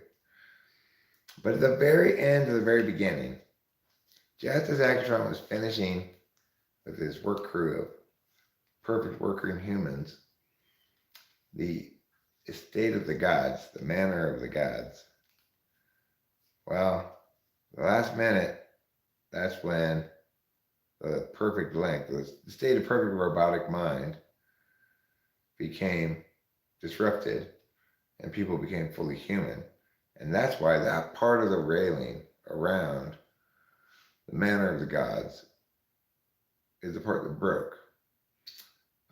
When the god of time finally died by falling off of the edge of a mesa in New Mexico, upon which the gods auto-relocating manor house sat atop. Anyway, at the beginning of the book, the world doesn't have any music either. But by the end of the book, that also has been liberated. And of course, the message at the end of the book, which is at the very end of the final debate, Curtis, the god of text and of naming things, explains the takeaway to his priesthood or whatever, when he says, the takeaway is this: never believe anything you read. Oh, that's so good. Yeah, it's pretty clever. Very. It's a pretty good book, actually. Really, it's not great. It needs an editor. It needs maybe me even, but really somebody else to come along and say, let me tidy this shit up, make it tight, and it'll really pop. But who gets that in life? It's like you have to already be successful at such a high level before you have any access to kind of like an industry team facilitating your vision.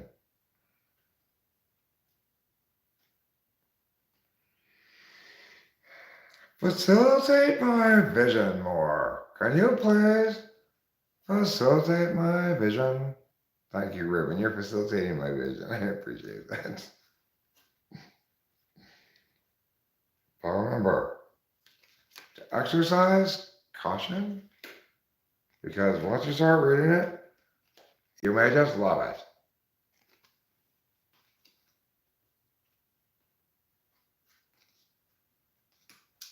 And if you love it a lot, then side effects include happiness, sweetness, and success. So you probably want to read it having heard that review.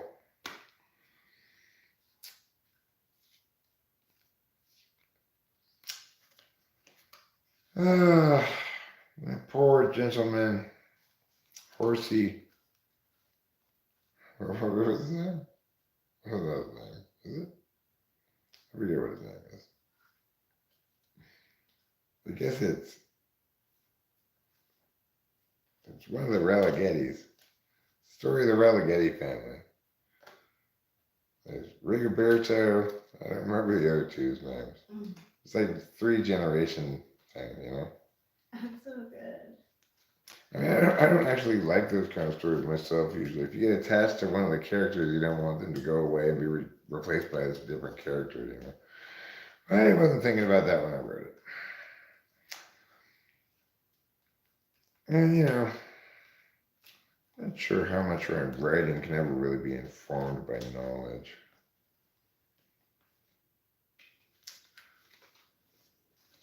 The god of stumbles and confusion. That's Entropiocles, yes. He might be called the devil card. He's not exactly bad, but he's not good. And Entropiocles. God of stumbles and confusion. He's also, you might call him the god of drugs. sex and drugs. He he's like he introduces cigarettes to the world, and his church is known as the Church of Squalor. They're all a bunch of drunks who just their whole the whole message of their church is to engage in hedonism and indulgence and stuff. Um, and their priests, like once you become a bishop, you get these like fancier quarters, you get more money and stuff, and it's all like a kind of a pyramid scheme in a way. But it's not really a good god to follow. But like there's characters in the book, like Elias Cork, whose purpose is to show how integrating chaos successfully into your life is one strategy towards divinity. Hmm.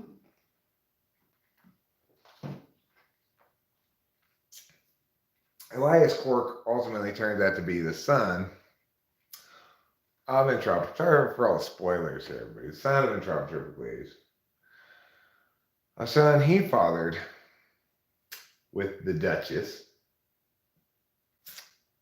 Um, they had an arrangement. They made a deal that she would bear his child, and um, and he would make her ageless, or as close to ageless as he could. So, what she didn't think about at the time, what she realized after the deal was done, was that now she was ageless, and because it was half God in her womb, her pregnancy lasted forever, years and years. So she was really glad to finally have that baby. And she insisted that the priest of the Church of Squalor, which was her nation's official church now, because that was part of her deal with Entropic, was for her nation to make his church, the horrible Church of Squalor, which had crazy, anyway, make that her official church. And of course, the Church of Squalor had very insane wedding rituals that involved a lot of blindfolds, pin the tail on the donkey kind of shit and stuff like that. And since it was her official church, when she went to marry the Duke of York, um, Earl York, and as part of her plan to marry him, then kill him and take over his earldom, the church accidentally married her to one of her groundskeepers, Rigoberto Relighetti, who didn't seem to get the message that she didn't like him, because after all, she had married him, and was heartbroken trying to consummate his marriage with this duchess who didn't want anything at all to do with him. But he was a little blind, a little tone deaf in some ways, and he interrupted the Duchess's poetry reading with his own love poem for the Duchess that was quite crass and not at all appreciated. Of course, the Church of Squalor, which she had been required to make her official church of her country, wouldn't let her divorce her groundskeeper because it didn't allow divorce. And Triples, well, she couldn't get a hold of him or anything, right? He just came around when he wanted to. So she had to maintain separate residences. He had to have a nice house to live in and stuff. And she just wanted to kill the guy. But the church and Triples eventually stops by to make clear, if you kill him, you're going to be in big trouble. So she can't kill him. But anyway, Mr. Bobby, I read on a YouTube short that Kate Middleton, now Duchess of Wales. No, I don't know. I don't know. Duchess of Cambridge. I don't know. But Kate Middleton prevented a lot of stuff from happening that would have happened royally to Meghan Markle. Well, what somebody in that family needs to be doing, and maybe they are, is having an ongoing narrative about right now he's being manipulated, controlled, and otherwise taken advantage of by this horrible dark triad woman. We need to remember that when we can successfully extricate him from this, that this is her fault. Yes, he bears responsibility for not stepping in and being like, "Fuck you, bitch." But um, he was vulnerable to a dark triad person, and that's what she is. And so the vast majority of the blame lies on her, and hopefully his family can forgive him and let him back into the fold. I can't believe he's separating from her. Well, at some point you had to have said, "Do you ever care at all about my?" Oh, she's separating from him. Well, I can believe that. You can. Well, sure. There's nothing else to milk out of it. She's blown everything up. Wow. Now she's on to the next happy thing that she can destroy. Her kids. Well, she's lucky I don't ever see her out around here. I yell at her. She's the worst Rachel to live. Meghan Markle? She's not a Rachel. Yes, her first name's Rachel. Oh. She goes by her middle name, Megan. Well, that's good that she doesn't go by Rachel. It is very good. Just be glad your name's not Amber Heard LaPalooza. Ooh, that is good. During the case, she was diagnosed with histrionic and borderline personality. The thing about histrionic personality disorder is it doesn't sound bad at first because it's just like, oh, okay, this person really loves watching the History Channel. But that's not what it means, actually. It actually doesn't have anything to do with history, but rather with hysteria, being hysterical. Yes. And I don't mean super funny. I mean hysterical, like women on their period used to be called hysterical. Like, whoa, with our bloody crotch. Your feelings are getting in the way of my male domination.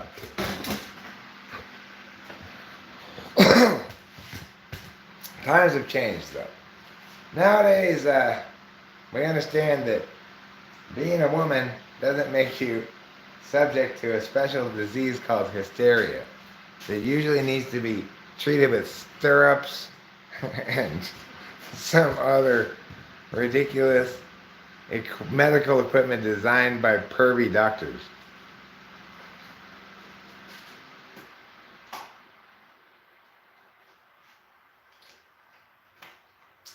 There's plenty of male doctors out there. As soon as they see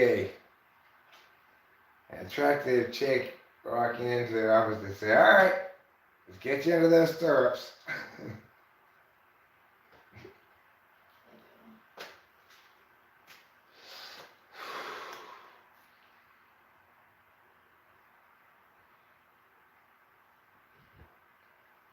Are we going horse riding?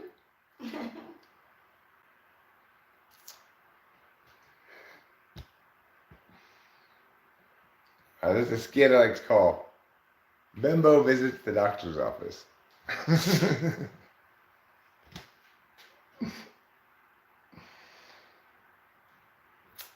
So, MISO stands for the Mariposa Yosemite Symphony Orchestra. And also for my symphony orchestra, the one that I go see, the one that's in my town, okay? Yep. As you can tell, Les designed this shirt himself. And he used that font that puts 2 dots in things for some reason. My significant other could stand for my significant other too, yeah. In that case, it would need to have an arrow pointing to Rachel. Yeah.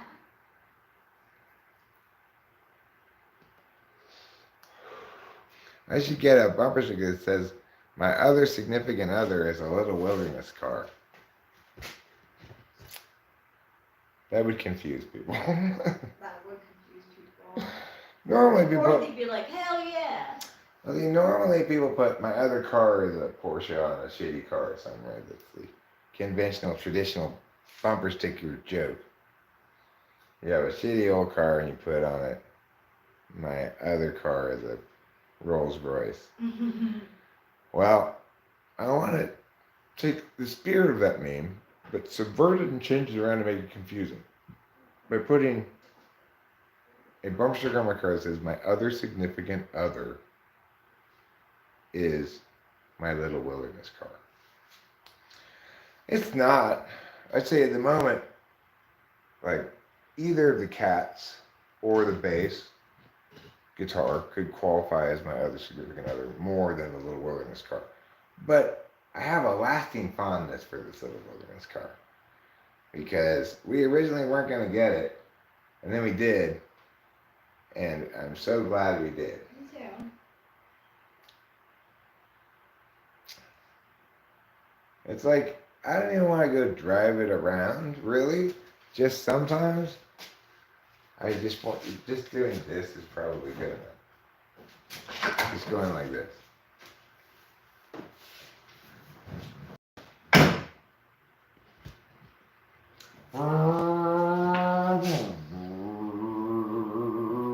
Oh yeah, oh yeah, driving the little wilderness car. Oh yeah, oh yeah. Look at me go, look at me go. Oh yeah. That's probably fine. I had a great experience in the little wilderness car today, Rachel. And I didn't even have to start it up and take it out of the garage. Wow, good for you. I'm paying. Did Jesus guide you? I'm not sure if it was Jesus, the Holy Ghost, might have even been God himself, but I didn't smell that beard oil you normally smell when it's God himself. I think there's a song called "Let Jesus Take the Wheel."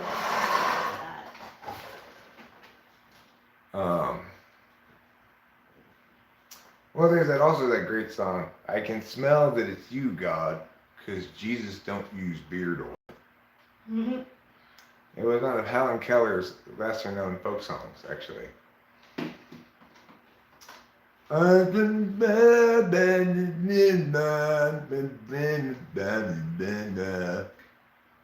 was her song. Nobody could understand the words, but they did come with a sign language interpreter. But unfortunately, this is a common occurrence. The sign language interpreter didn't know actual sign language. So nobody learned. That's a common occurrence? Oh yeah, happens all the time. It's always that same guy from Africa. He travels around the world and gets gigs as sign language interpreter, and he doesn't know any sign language. Wow, what a gig to get. Good for him. He must have been persistent. Well, he fakes it really well, you know. Yeah, you gotta think it to be it, right? Like, let's say the person says rainbow, he'll go like this. Yes, you're a rainbow.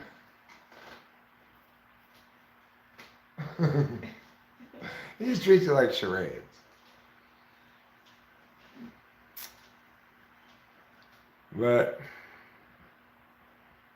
the thing is, if you want to be offended by that, and you're, well, pitch is unrelated to hearing, actually. Like Beethoven's pitch didn't get worse when he went deaf.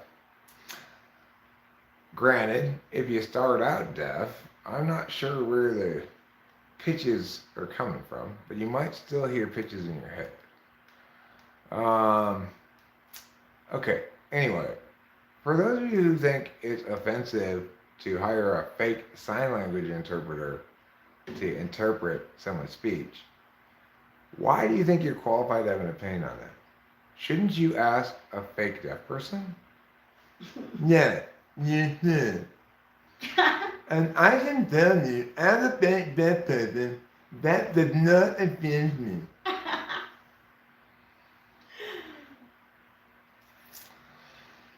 Well, Helen Keller felt the vibration in a very different way, Ruben, if you've looked into her later in her life when she began her porn career. Um, but Beethoven, he heard the pitches in his head, but he had had the advantage of being able to hear them at one time in the past, right? Whereas Helen Keller started off being unable to hear anything. But if you believe in an NI understanding of music, then conceivably access to melody is hardwired into us without having to hear anything at all. The Beach Boys. Did they really go to the beach very often? No, but they felt the vibration. But as an investigative journalist, I need to get to the bottom of this. Okay, you really should, I because I want- don't know the answer. Because if the Beach Boys went to the beach no more often than the average person, then were they really qualified ever to call themselves the Beach Boys? And if not, should we retroactively go back in time and call them the regular boys? Honestly, I'm not sure. They might have, like, some of them who were in the original band, one of the brothers, might have been a surfer. Sounds I don't like know. maybe the Beach Posers is what we should have called them. The Beach Posers. Like me in middle school when Maui and Sons shirts were very popular. And I may have worn one time. Well, they definitely, like, felt the vibration. Let's pretend for the purposes of this story that I did, okay? They did. That I did wear a Maui and Sons shirt in middle school. Let's pretend I did, because they were popular. Okay. Well, then I would definitely have been a beach poser. Because I didn't like the beach, even back in middle school. Wow. Even back in middle school, huh? Mm-hmm. Helen Helen Mirren. Mirren is Helen Keller and Feel the Vibration. I think Helen Mirren should play Liza Minnelli playing Helen Keller. Liza Minnelli already feels things a lot with her hands. So she'd really be the perfect person to play the role, but she's a little too old to be Helen Keller. You can better make a young actress look old than make an old actress look young with makeup. So I think we'll get Vanessa Redgrave to recruit Helen Mirren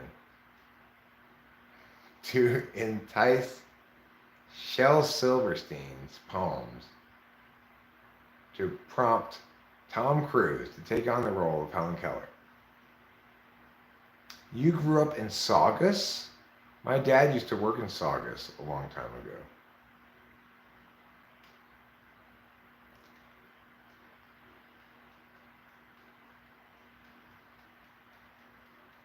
Oh, there's a Saugus in Long Island as well.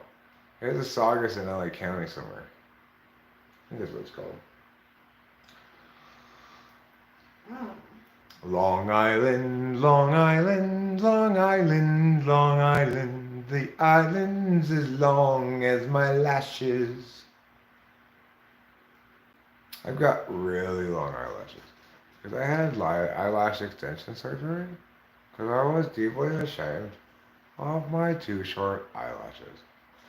Delilah has critiqued me as being responsible for giving her my too short eyelashes before. Yes, she has. Apparently, I'm responsible for her dissatisfaction with her eyelash length. I would say to anybody, probably complete insanity is responsible for your concern about your eyelash length. Okay? Why you feel that is something you need to be concerned about, I do not know.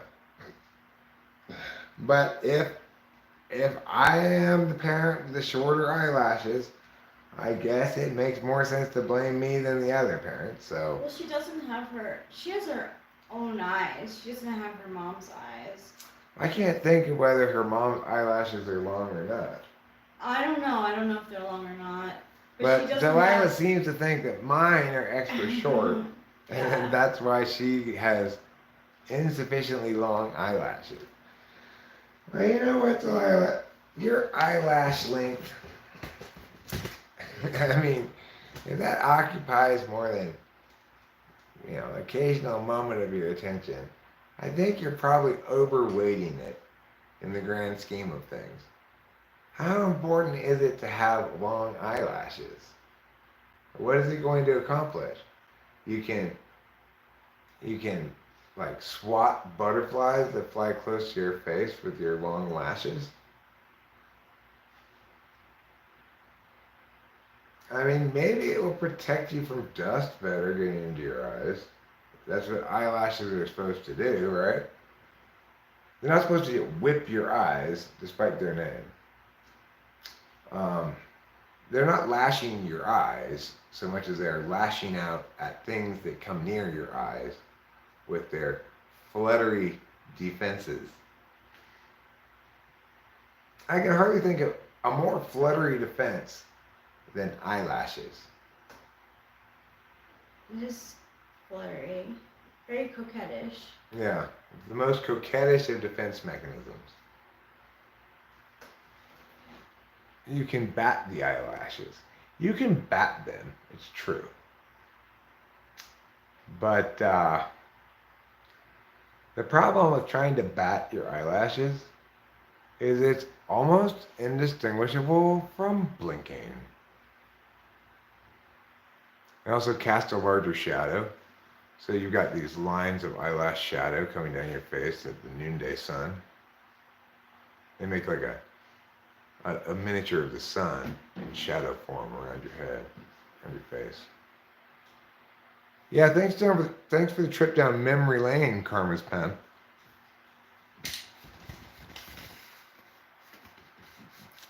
It's full of trauma and horror. Okay, nobody likes memories. Does my daughter like Olivia Rodrigo? I do not know her. I've never heard her mention that name before. I don't know who that is. I don't think my daughter identifies with a lot of public figures, really. Like me, she's third slot FE, and it tends to. Does Delilah know Rachel? Does Rachel know Delilah? Yeah. They know each other quite well. Yeah.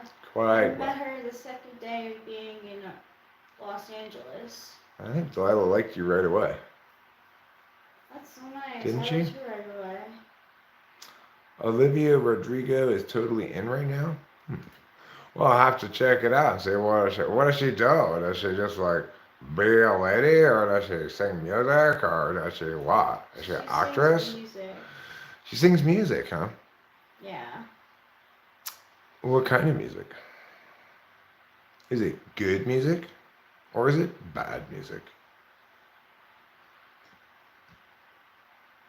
You're asking me? Do you know? I only know one of her earlier songs. Was it good? No. No, I don't know. That seems like a no to me. It's like very sentimental, sensitive high school drama type stuff. Huh. Well, that sounds not entirely unpromising. Yeah. Yeah. I think I might be getting her mixed up with like someone else actually. She does sing about high school. That is true. Well, it makes me want to write a song about sentimental high school drama stuff. Like, when I saw you by the locker, I was scared at first to ask. But when you said yes, I was like, kick ass. But then Shirley asked me too. I didn't know what to do. And I'm sorry I said yes to her as well. Now you two are rolling on the cafeteria floor. scratching at each other's hair, pulling your shirts and more. Girls, don't fight so much over me. I'll go to the prom with just you first, and then afterwards, the next day, I'll take you to Disneyland. Wow. You really TI'd that whole situation out. Yeah. And then both the girls are like, you know what? Screw you! And that's how I ended up with all this punch on my head.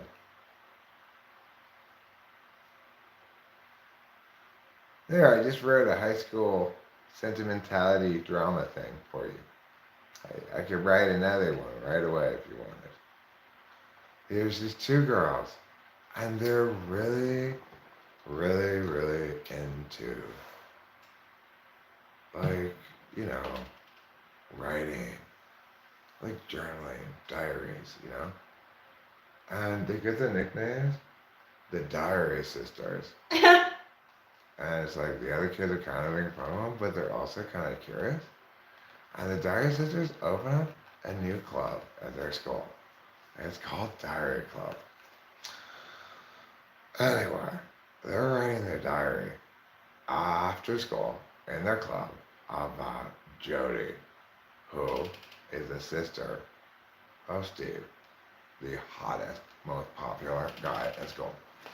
And who should walk in as they're talking about in each of their diaries independently, and you get a narrative voiceover about how if they could recruit Jody, they'd have access to Steven, the hottest guy in school. Jody walks in at that very moment. They both throw their pens up in the air. They're so shocked. And Jody says, is this the diary club? That's absolute genius.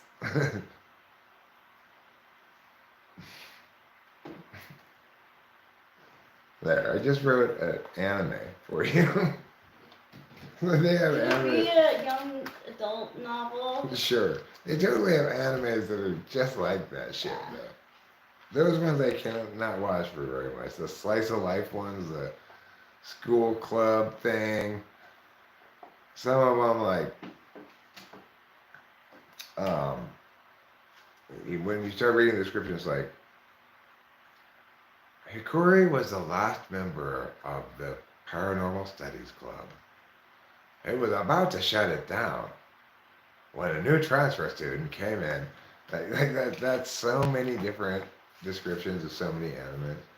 I don't usually watch those ones that much. It's got to be a subgenre. I don't know what it's called, but like high school club um, drama with student council drama as well. Like usually the club needs to try to justify a request for a budget. So they have like no people left in the club, and then come on guys, if we all try our hardest, and yada yada. I need to cancel pay. But the reason I pay for Disney Plus, it comes with Hulu and ESPN Plus. So it's like, okay, fuck it, why not? But I agree, I don't ever watch it, but it's part of the bundle, and it's the same price as getting just Hulu and ESPN Plus, right? I have a request. Okay. Can we finish the last season of Rick and Morty, or do we already do that? So that's my knowledge. There is no new season out that we haven't seen. I've And checked. we finished. Yeah. We tried. We revisited this question not that long ago, Yeah, I couldn't. I can't. and we remember. we determined that we'd watched them all, and that still there's not a new season out yet. I didn't ever see High School Musical, but I'm guessing that it was about a performance of King Lear. Oh wait, that's not a musical. My bad. Not a musical. I guess it's about the kids are putting on a performance of Menopause, the musical, probably. If I was a high school drama teacher, I definitely have the students put on a performance of Menopause, the musical, as their play. Because it would stretch their acting chops more, you know? It's easy for teens to put on a play called High School Musical. They're already high school students. It's very easy. You're not going to get any acting growth from your students with that. Menopause, the musical, on the other hand, well, that requires them all to act like horrible middle-aged ladies that are, I don't know, anti-polar or something. And think it's a good idea to sing songs about hot flashes.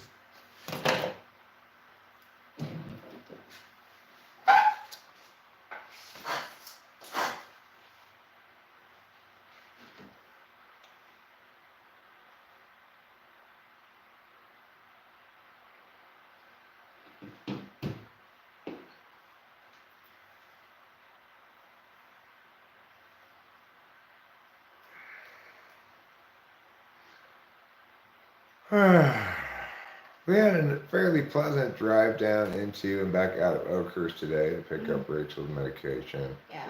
We were listening to the more recent downloads to my phone for us to listen to in the car because we got no phone reception up here, my phone's busted anyway.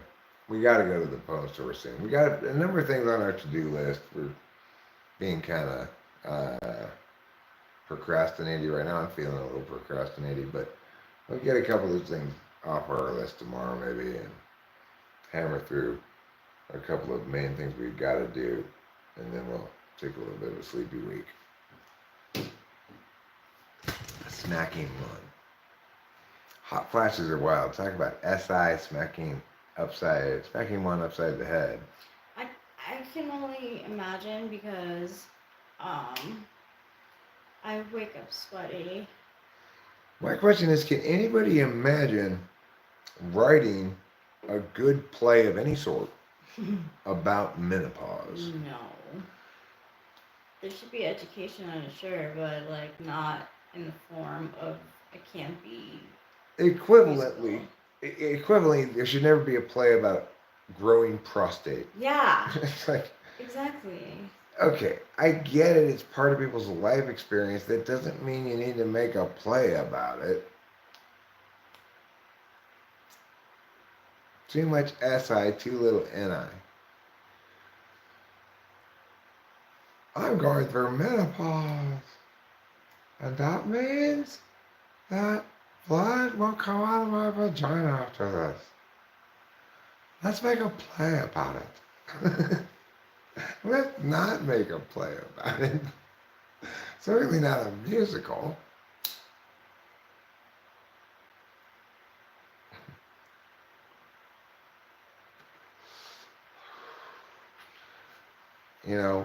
Pap Smear, the musical. Oh, come in, patience, lady, please don't be afraid of me. I got my doctorate from Africa. Sit in the stirrups and spread your legs with my Africa charm. I'm picturing our African pharmacist being a doctor in this musical. I love that. He walks with a limp, but it's not. It may be just because he's just super pimping, but I think it's more because he's got some sort of lameness. Mhm. It's exactly the perfect doctor to star in Pap Smear the musical. He'll make women feel at ease with his off-putting African charm, and also with his disability. People will know that the women will know that if they don't let him Pap Smear them, then they're probably discriminating against him because he's black or disabled. Plus, in the film, we'll get that sign language interpreter to interpret every scene too. It's a musical. I forgot it's not a film. Well, it could be a musical that can get turned into a film. Like South Pacific or something. I think they made a movie out of South Pacific. We did. A lot of. Or The Music Man. Mhm. They made a movie out of that. Fiddler on the Roof. They made a movie about that. West Side Story. They made a movie out of that. They could make Pap Smear the musical. They could. Into a feature film. But then they could equally make Menopause the musical into a movie. Well, but look, I think in order to get the right actor to play our African pharmacist as the doctor in Pap Smear the musical, the movie, I am thinking Forrest Whitaker. Yes, perfect. Yeah. I think the lazy eye thing will help him really pull off the disabled guy thing better. Yes. And he can act like he limps. Totally. I think it's within his range as an actor.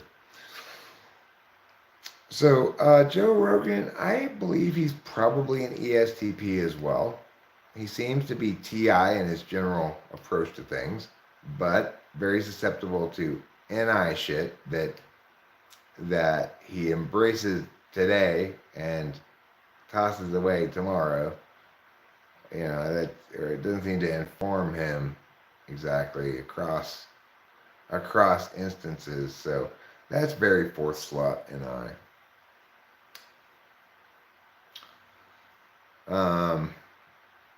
He's also,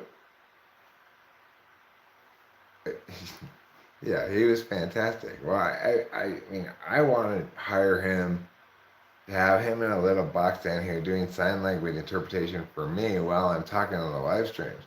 That'd be great. That would be great.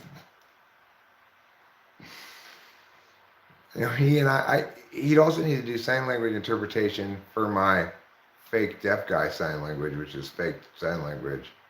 He'd need to provide the fake real sign language interpretation of it.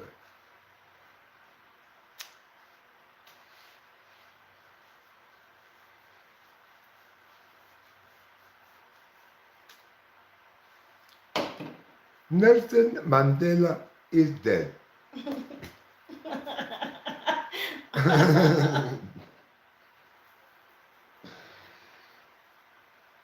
Let's hurry up and put him in the ground.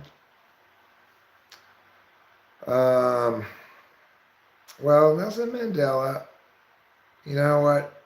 You lived a long time. You didn't die young. And you were married to a woman named Winnie, which prompted everybody you met to say, Winnie from the Wonder Years? And then you had to say, no, not that Winnie. I think if you type into Google, whatever happened to W, I bet it'll auto suggest Winnie from the Wonder Years.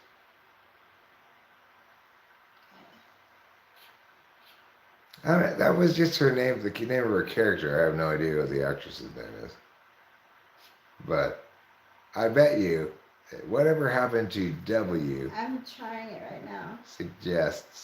Auto suggests whatever happened to Winnie from the Wonder Years. If not W, then definitely WI. If only the good die young, then correct. Nelson Mandela, because he died old, was not good, necessarily. So It doesn't pop up? What about WIN? You got a crush on that girl when the show came out? I think everybody who was a teenager when that show came out had a crush on Winnie from the Wonder Years.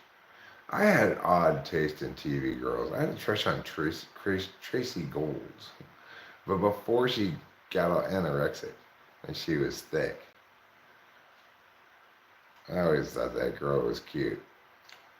But then she got all anorexic because she was in Hollywood.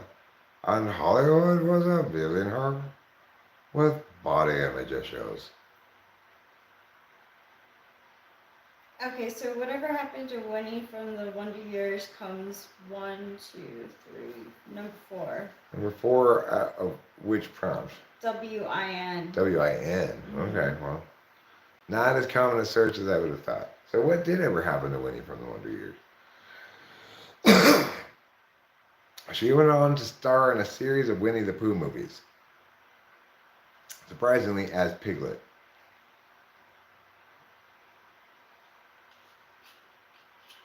Piglet needs to toughen up a bit. Piglet is very fragile. Nobody would accuse him of being anti-fragile. Xochipilli. Does anyone know the way that J.K. Rowling smells Draco in Harry Potter? How she smells him? Spells. Oh, spell Draco. Okay, so Danica McKellar, who is played Winnie Cooper, has a child named Draco. Did she make that child with the actor who played Draco?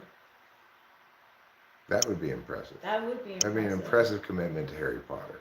I think that's a poor choice. Xochipilli, you're working just fine. Your test is passed. You passed the test. An A+ for visibility. Danica Patrick, the race car driver, married Winnie from the Wonder Years. Oh my god! And together, they had a full-grown black man as a child? That's surprising. I would never have expected that.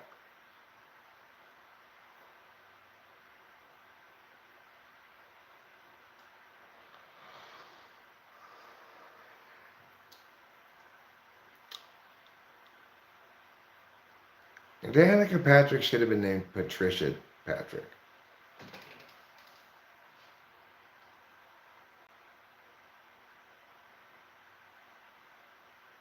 There's a Pat O'Patrick, or Pat Patricks, or something like that, on a sports team in some recent sporting event we were watching. Oh yeah, was it golf? Maybe it was golf. Patrick O'Patrick, or something like that. You lost your joint. That is a big boo. It does remind me that I really need to roll more joints for Rachel. It happened again, Lol. What happened again, Xochipel? Did somebody not respect your stop sign? Did it say stop UFOs from landing on my house? What does that stop sign say? Oh, Karma's pimp. You mean your chatting stopped appearing? Huh. Maybe YouTube's decided that you're a nefarious character who can't be trusted.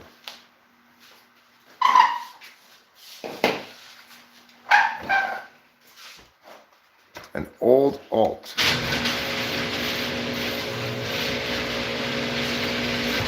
Like the alt-right? Mostly old. Xochipilli is an Aztec god. The Aztec god of mochi and pill bugs. The Aztec god of mochi and pill bugs was known as Xochipilli. Xochipilli. Xochipilli is also known as the San Francisco treat. The first time I saw somebody ever with that name, Exochilt, she was working at a movie theater at the concession stand. And I walked up and I looked at her name tag and I said, "Your name's Exochilt?" And she said, "It's pronounced Xochil." I never heard that before. I'd never seen any such name before or heard of it before. So when I walked to the counter, being F.I. polar F.E. third or whatever, I just blurred out immediately, "Your name's Exochilt?" Exochilt.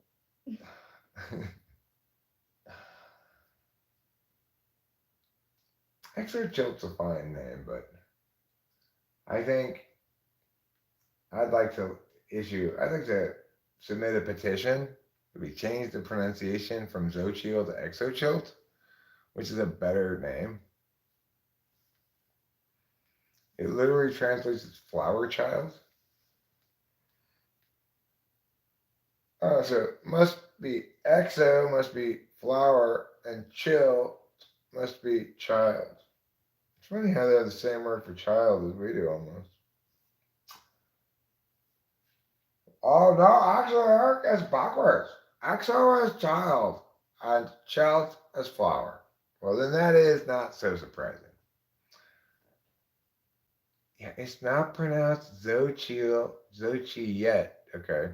Because we're still waiting on the results of my petition to change its pronunciation to Exochilt. First of all, Exochilt makes me think of one of those horrible, like Mexican Mayan painting things where like the Aztec warriors holding this lady who's like dead in his arms and is standing on top of one of those Mayan pyramids. Oh my god, I've never heard of that before. Oh god, there was this movement in Mexican visual arts where that was very popular. I think there were a particular restaurant. I think there were a couple of restaurants that have that theme, but one in particular really goes nuts with their silly like La Raza mythologizations um, in Old Town Pasadena. That Mexican restaurant down there, it's got lots of this shit in it. And these very stylized, like the equivalent, the Mexican equivalent of Velvet Elvis posters. Mm. It's like, listen up, Mexico. You are not Mayans, okay? You're Mexicans. Mayans, they didn't have very much to do with the genetic makeup of Mexicans. It had a lot more to do with Spaniards and other kinds of Indians than Mayans. The Mayans were pretty well all gone, you know. They moved south. They moved south and eventually they hit Antarctica. And then they all died of frostbite. I grew up around lots of Mexicans, sure. I got dragged to the swap meet every weekend by my dad practically for a long stretch of time, or every weekend that we didn't have to go like to the high desert or someplace else. My weekends in childhood were booked for me by my parents a lot. I didn't like it, but there was not a goddamn thing I could do about it. So, you know, we'd go to the swap meet, and it was like, you know, 80% Mexican, even way back in the day. 80% Mexican vendors, you know? Maybe not my earliest swap meet memories, maybe those are more white people, but wasn't very long into my childhood before I got to see plenty of Mexicans all the time. And, you know, for a long time now, there have been signs and stuff in LA that are in Spanish, Mexican restaurants that are more like Mexican restaurants that have everything in Spanish versus like American Mexican restaurants. Like the one we have in Mariposa is this perfect American Mexican restaurant. No, American Mexican restaurants can very well be, as this one is, run by Mexicans. But what makes it an American Mexican restaurant is it does the normal American Mexican restaurant thing. It gives you a bowl of chips with salsa, and you have things like wet burritos and enchiladas with rice and beans, and tacos and rice and beans, or the combo plate. You know, it's got all your standard Mexican entrees. I much prefer that kind of Mexican restaurant to either other possible kind of Mexican restaurant. Other possible kind of Mexican restaurant one, authentic Mexican restaurant. I do not need your lingua, your organ meat. I don't need your menudo with tripe in it. I don't want any of the gross stuff that actual Mexicans eat in their Mexican food. I want them to Americanize it by taking out all the authenticity. Okay, so I would like to be critical about an article that I'm reading. Okay, you go for it. So my Kuan number in Chinese Feng Shui is 8. And it is that how you say 8? I don't know. It is made up sounds, so just making up sounds that sound Chinese. So it starts off every like description of it with positives, and then it goes to negatives. However, for 8, there are some that are not all positive. They should be in the negative side. So you mean 8 gets an unfair amount of negative and unfairly little positive? Yeah. Well, that's because the Chinese are famously shitty towards 8. If you're the 8th child in China, they automatically abort you. Whoa, automatic abortion. Well, that's kind of true in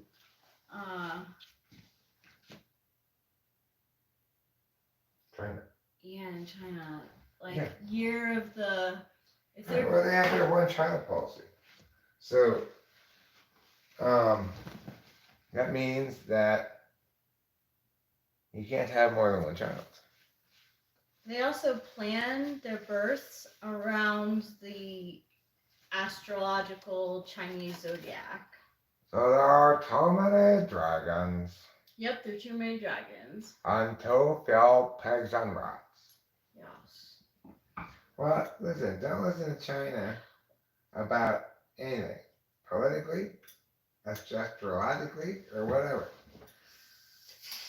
Remember, China is the place where they're doing such a shitty job of everything that they have got both horrible air pollution from industrialization and their street cleaning system in Shanghai, the most modern of their cities, is old ladies pulling a cart around behind them with a broom to sweep up the trash in the gutters because, of course, if you were to get a street sweeping machine, that would cost those people their jobs. So, same as it always was in that horrible communist fuckhole. It's give them all spoons. They've got so many people working at the Carrefour supermarket. There's like 2 of them stationed in each aisle in case anybody needs any questions. Of course, nobody ever needs that many people to ask questions from. There's not that many questions to ask at the supermarket, and they don't even speak English. So, why are they all there? For the same reason there are 6 security guards at the entrance of the subway standing there to look at one bag go through the metal machine, the X-ray machine. Because the Chinese government has determined that its responsibility is to provide all of its citizens jobs.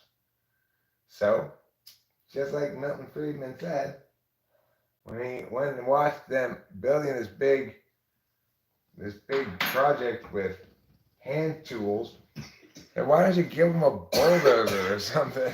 And he said, they are like, well, these people need these jobs. He says, well, why don't you just give them all spoons then?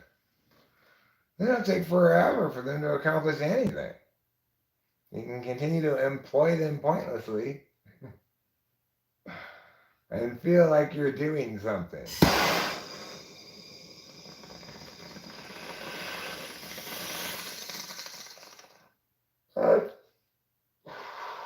What do you might call the appalling idiocy of communitarianism. I also have a critique of this. Another critique of this system is that 5 basically doesn't count as a number. Well, yeah, because look, if you either got 4 things with an extra one, in which case you need to get rid of that one or add yet another extra one, in which case you got 6 things. Okay, so it's either you got 6 things with you missing one, or you got 4 things but you have 1 too many. Okay? Okay. So you just need to remedy that, and that way you'll never need 5.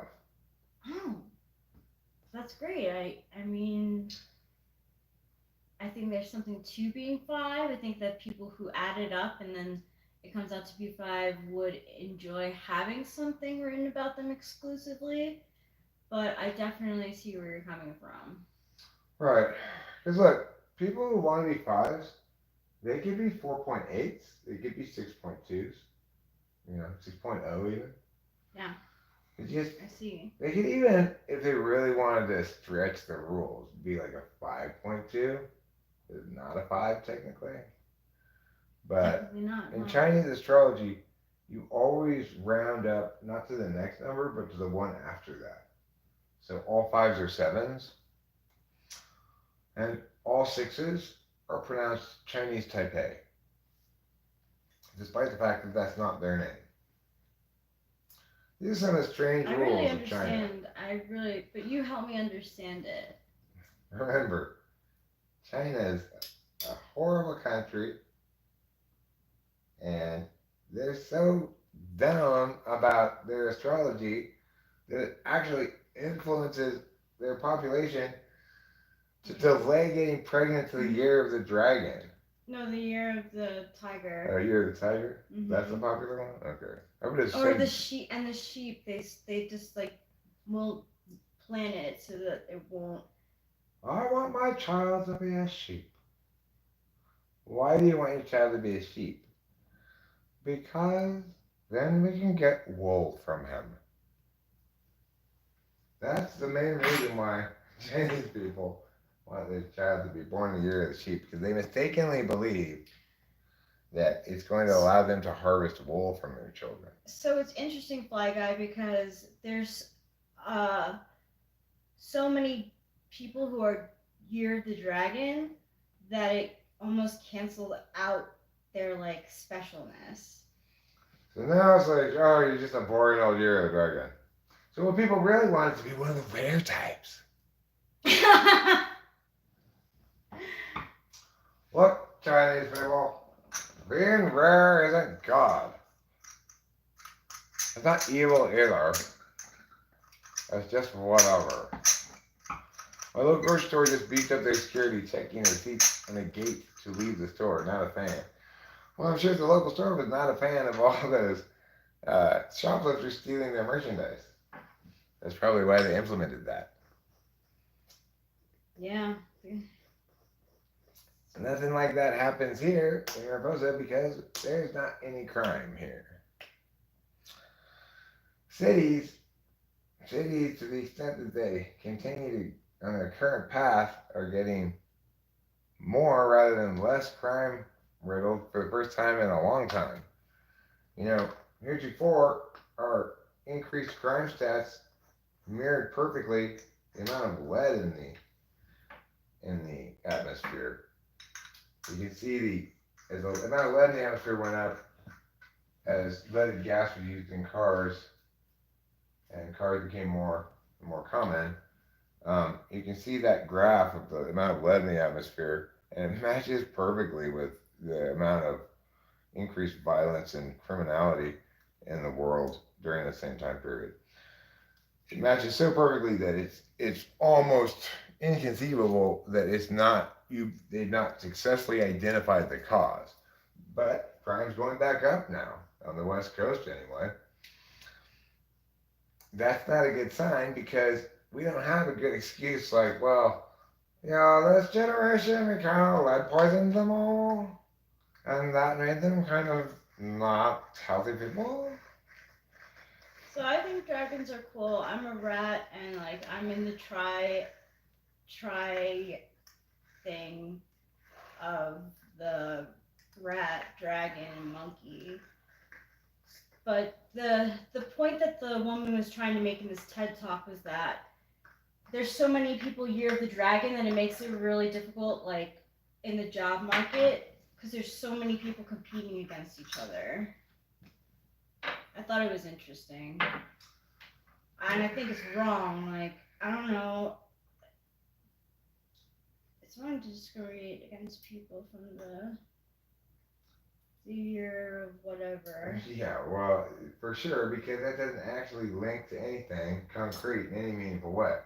It might be okay to use personality type in hiring decisions, but it's never okay now because you cannot rely on the accuracy of people's typings. For one of my first jobs, was working at the Olive Garden, and they gave a personality test beforehand. And I'm almost positive that I typed as an ENFP.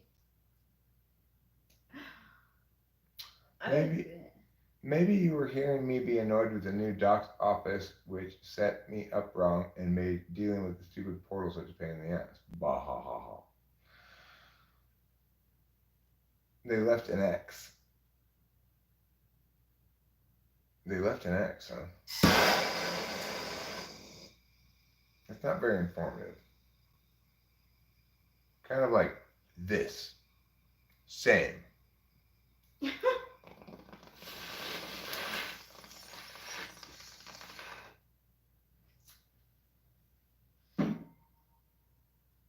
So you mean your new name, Lou? Oh, they left off an X. Yeah. By leaving off an F, you converted your off to of, thereby throwing everyone into a mad state of confusion.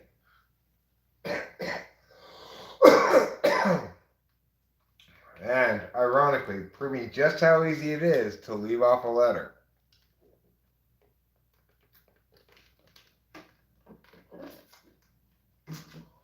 You know, coincidentally, incidentally, second, third, and fourth grade, my teachers called me Eri. E-R-I, they thought my name was. So, I just went along with it. I guess my name's Eri now. Well, I'm surprised as an 8 that you'd be like, not get frustrated at people getting your name right. Or getting your name wrong. I test as LXXX on personality tests. Or IXXX on personality tests. Most of them use dichotomy instead of functionality test as 50-50 on everything except IBE. Well, I mean, that's the thing is, there's no such thing as 50-50, right?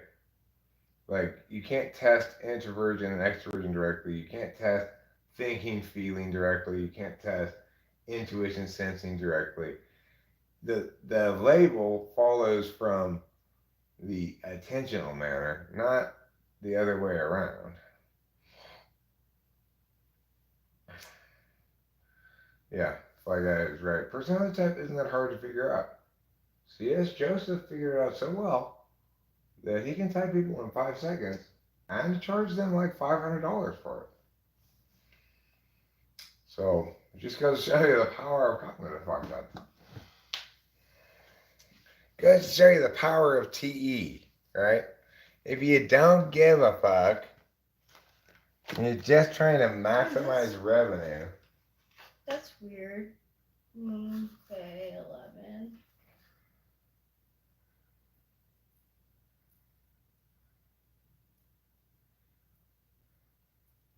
He touched his baby by the kick.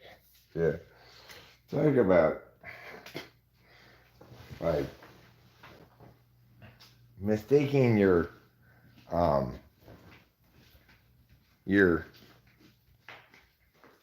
bendy branch of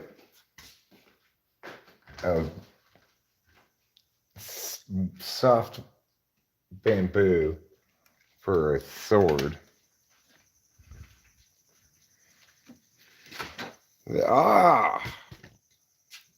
This wet noodle. I'll hit him with this in the same motion as a sword, and it'll surely be just as effective.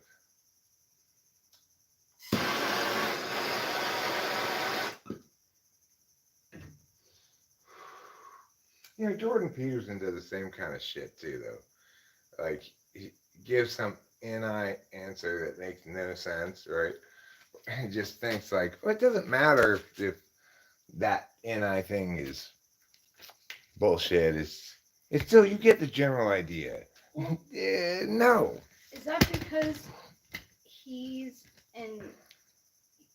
You think he's an ENFJ or an ENTJ? I think he's either an ENTJ or an ESTJ. I can't exactly say. He doesn't tell a lot of personal stories like an ESTJ normally would. He could even be an ESFP. I don't know. There certainly isn't much TI. I've never seen him a not jolly. I mean, sure they get sad, but like that, like I guess he could be ESFJ. I guess, yeah. I don't think he's an ESFJ. I don't think his FE is that good. No. And he frames all of his FE, what he thinks is probably FE, is really just TE delivery spices, you know? Because he frames everything in terms of what kind of advice can I give you about what you should do because you're this type. Um, that's very indicative of a TE Dom. It's intrinsically who they are to frame things that way, right? Like, how can this be practically applied to benefit your life? And we're in contrast, like what I'm saying is, I'm not sure how beneficial this can be. I think it's very beneficial to mapping types to have the correct map because we rely on maps to retain the prime directive of closing the gap between expectations and realities. We rely on having accurate maps. That's our basic strategy for closing the gap. Other types' basic strategy for closing the gap is to um, have mushier maps that set less clear expectations and adjust their behavior to nudge reality to be more like those less clear expectations and just become more vague in their expectations in order to avoid experiencing that gap between expectations and realities. Could be that. I mean, I'm not sure. It's like how you're gonna, how and what you're gonna do with this truth, whether even you can understand it for what it is and apply it in any way that I can conceive of because I'm who I am and not who somebody else is. It's a hard question for me to answer, you know? I could assess people's knowledge of it, but even then, there's a difference between knowing something in full and having its meanings work for you rather than sit on the shelf unused um, or there be a failure to understand framing adequately so that you've got it mixed in with other things that are in different frame levels and appropriately miscategorized in your head, or whether or not you just because you're like an SI-DOM, maybe you fundamentally reject the notion of a meta frame that can cascade down and inform you meaningfully about yourself because you know subjectively as your dominant nature. So it may not be something that ultimately is ever informative to you except in ways that are consistent with how you want it to be informative and or consistent with your experience. You'll reject the NI truth of something that's cascading down in any instance when your experience contradicts it. Certainly SI tool will. SI Dom's a little more deft with it, even though it's more completely part of who they are. They're probably less subject to that because they don't have NI polar, they got NI8. So I mean, I don't know. And it's like I understand people understanding cognitive functions as manifesting legitimately in the following ways.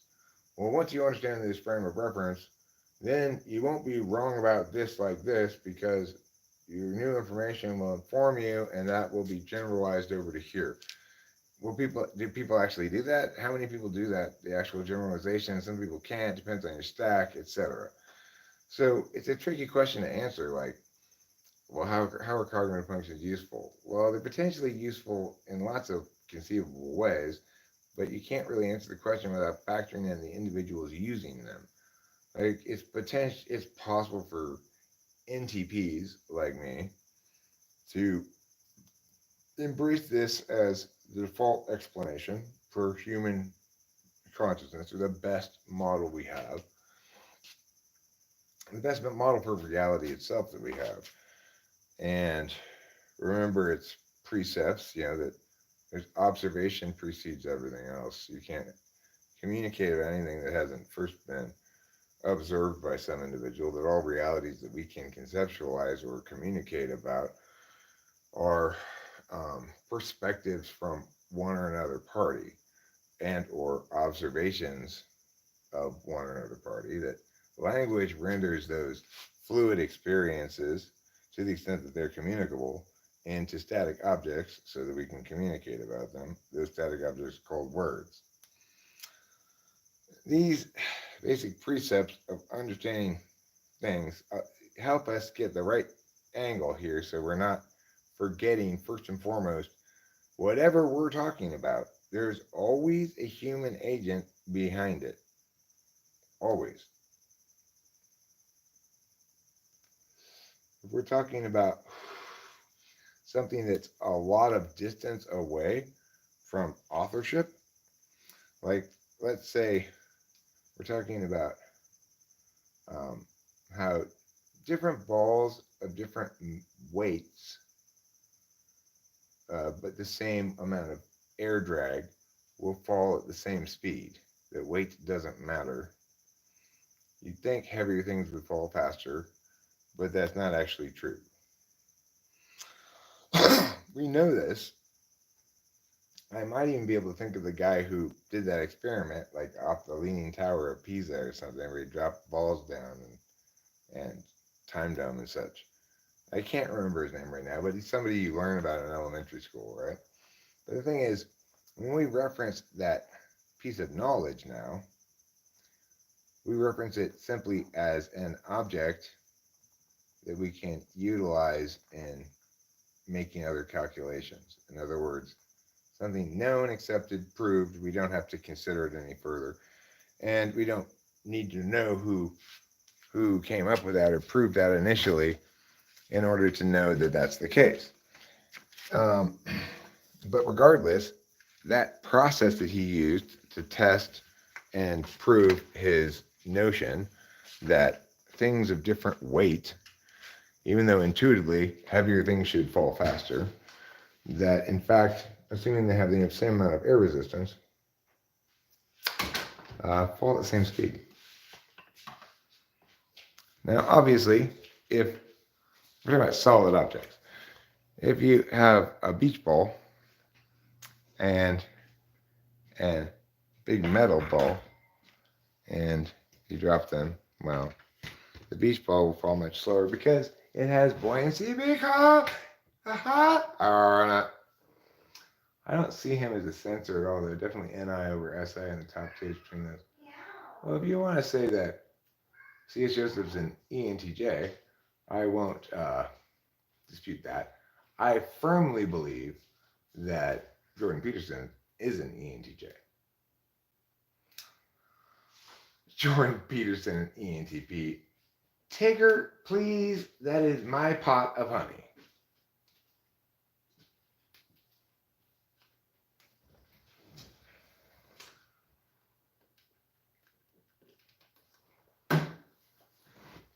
I'm going to get another beverage from the fridge. Would you like a beverage? I would. You know what kind of beverage you'd like? Non-alcoholic? Let's do it. Let's drink beer in a non-alcoholic fashion. Sounds like a party.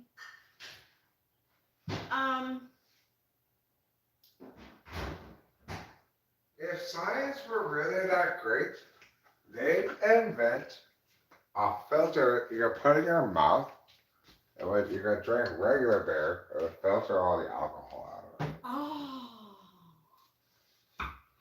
It would go in your throat. After you taste it, before it gets to your stomach, it gets absorbed.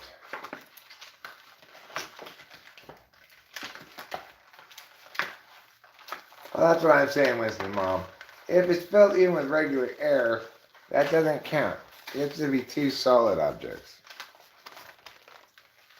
or your experiment won't work.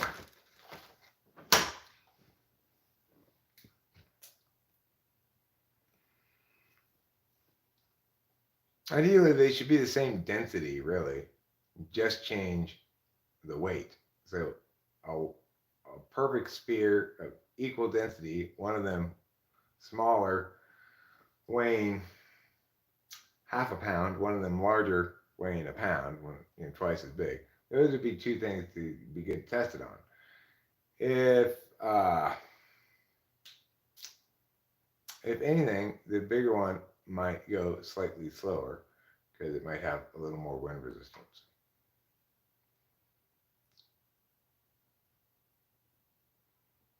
Uh, well, Ethan McDonald, here's the thing about the possibility of C.S. Joseph being an ESTJ. I think it's not impossible, uh, simply because I guess what probably makes me entertain the notion is his analysis is so concrete all the time. And his justifications, a lot of the time, when asked TI questions, are just straight up appeals to authority. Like, oh, well, I learned it from my mentor, or read the book, or whatever, right? Because read the book is definitely an appeal to authority. If you're the person who's supposedly the expert on this, it is your job to explain it and be able to answer all the questions meaningfully. To tell people to read the book is to fail to do your job. He wants to do the job of somebody who's established themselves as an expert already, which is to then render judgments without explanation, right? Well, that's doing that appeal to authority wrong in both directions, right? It's assuming that your customers should be at all at any point swayed by your having established yourself without ever looking at your actual justifications. And on the second end, it's assuming that you don't actually have to explain things correctly to know enough to be an expert, which is insane, right? Because he's seen everything as instrumental in the whole process. That is to say, his typing people is instrumental to them benefiting from his generally good advice towards them to be more TE, you know. Even though they don't benefit, and that's wrong. Nobody benefits from wrongness, okay? Uh, and if he had any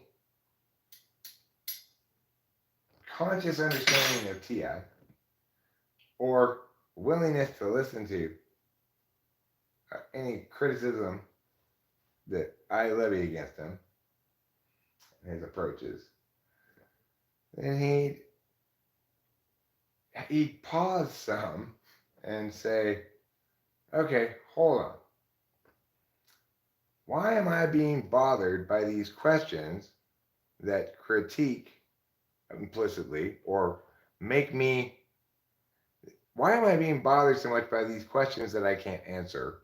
That not only will I not answer them, I will tell the person it's their fault because they have not read the book. Instead, he just blithely goes about, presumably if he's an ENTJ, just instrumentally using his NI and not using it when he doesn't want to. Or if he's an ESTJ, some just completely oblivious to the fact that he should have been able to answer all of those questions himself before ever going down the path of purporting himself to be an expert. It is not like he claims he became an expert over time by typing people on YouTube and stuff. He's had the position that he's the world's biggest expert on this shit since the very beginning. I don't like to be told to read the book because, like, I don't necessarily like love reading. So I'd be like, what the hell advice is that? I mean, most importantly, he's telling you to do his work for him. Yeah. He's making claims. Is this true about ISTPs? Mm-hmm. Okay, well, C.S. Joseph, if that's so, then doesn't that run afoul of this other thing you say over here? Yeah, right. And say, okay, you need to read the book. No. You might just say, can you do my work for me? Because I can't think. If you don't understand the arguments you read well enough to articulate them to me, then you shouldn't point to them as things that you that justify your claim as being true, right? It's like saying this. What I'm saying about ISTPs here, bullshit Z about ISTPs is true. And the reason it's true is because I have 3 reasons. Well, what are they? Read the book. Don't you remember them? I don't need to remember the reasons. Well, how do you know it's true, though? You said the reason you know it's true is because of these 3 reasons. Yeah, well, read the book. They're in there. Well, how will I identify which 3 reasons they are? It could be 4, it could be 8, I don't know. It's some reasons, okay? They're the expert. I'm just spreading their message, okay? It's true. Just trust me. Authority. So, New Groove, I don't think an ENTP and an INFJ necessarily make an ENTP because Eric's parents were ESTJ dad and ISFJ mom. Oh, that man was a problem child named Eric. Not a problem child. I wasn't a problem child. I was a problem teen. I was a problem adult. Not so much a problem child.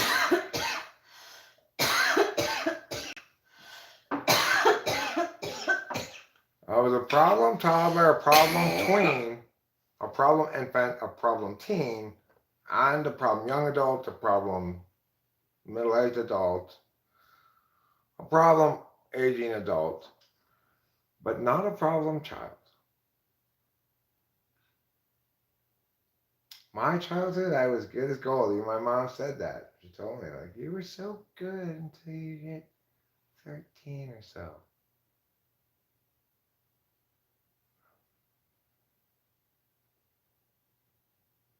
Yeah, I do think Jordan Peterson is an ENTJ. It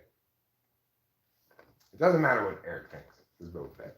Oh, it matters a lot. Okay, it's the most important thing ever. Like right now, Boba Fett, you should say, Eric, what do you think about the Greek fires?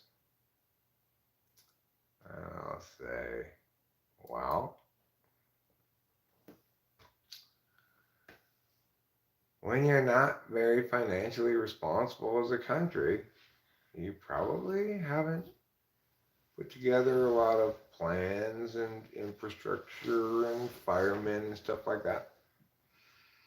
And just drinking and dancing with goats is not going to solve your problem. So Boba Fett says JP equals ENTJ clear cut case. I think a clear cut case is Dave's superpowers for ENTJ. I believe that. Oh yeah. JP is ENTJ, and it is a clear cut case. I read that wrong, right? Well, I mean, I think you're right too, probably, about the superpowers. Because if I remember in that interview or that thing we did, I tested his SI and he, like, tested polar right away, right? Yeah, so I think that he's a good example. That's my reason, Xochitl. Xochipilli. Xochipilli, the San Francisco street.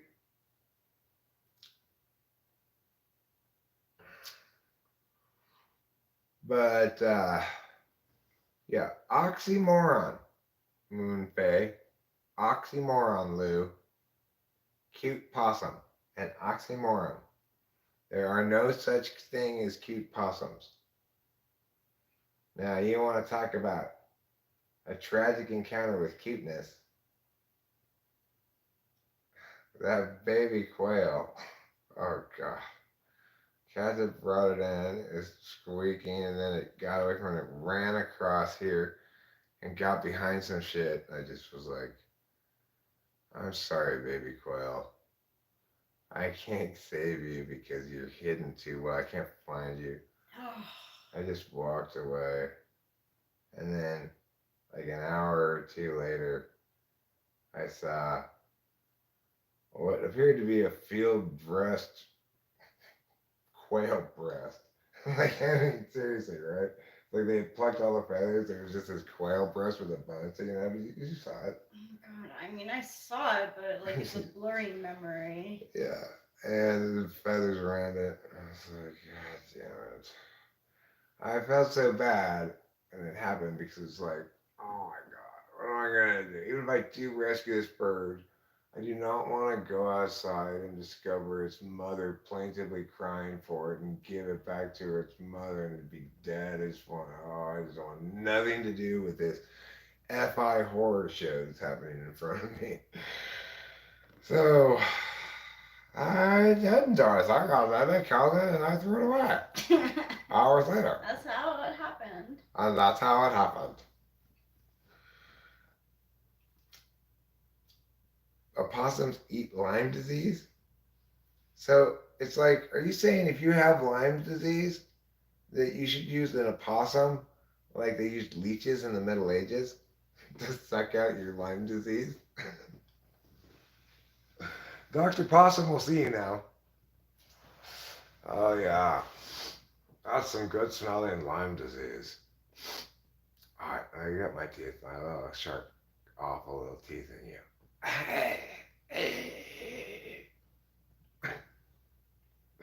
That's how. That's how you use a possum to cure yourself of Lyme's disease. And it's true, if you were wondering, it is in fact the case. You get Lyme disease from eating too many limes.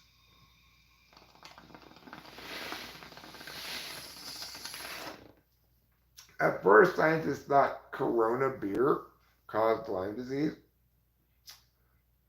Originally, it was called Corona disease, not to be mistaken for coronavirus. But then finally, they realized, wait a second, it's not the beer, it's the limes.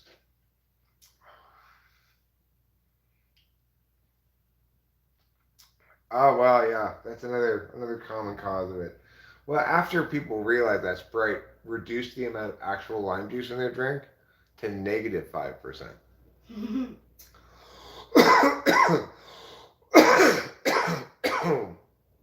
And scientists were able to engineer a lime flavor that doesn't give you Lyme disease.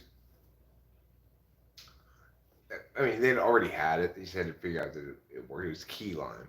Key lime as a flavor is fine. That doesn't give you Lyme disease. Oh, good. In fact, it could be the key to curing Lyme disease. If you feed possums a lot of key limes, they're twice as effective at eating Lyme disease. What MBTI type do you think is most likely to be a Grateful Dead fan? E, SFP, or ENFP? My dad is a big Grateful Dead fan.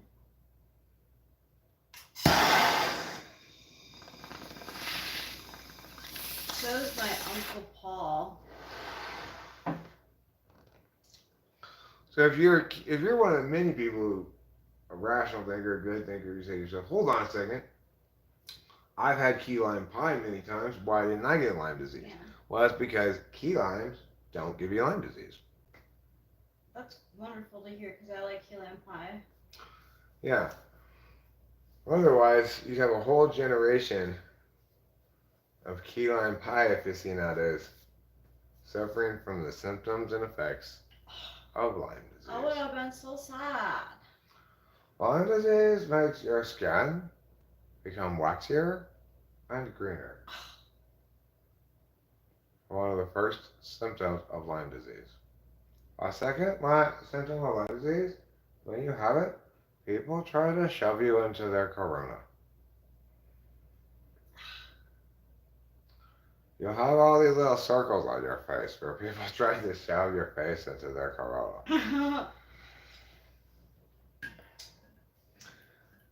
And obviously, if you have Lyme disease, you never go out of the house on Cinco de Mayo. But with that, like, I don't really think that NIs. I mean, I listened to the Grateful Dead when my dad, like, they have like 2 good songs, 2 or 3. I don't know. Well, you can explain both of those phenomena, Ethan McDonald, as the relationship between FI and either SI I mean SE or NI, because it's like an ENFP or an ESFP will go to a Grateful Dead show, have a fantastic time.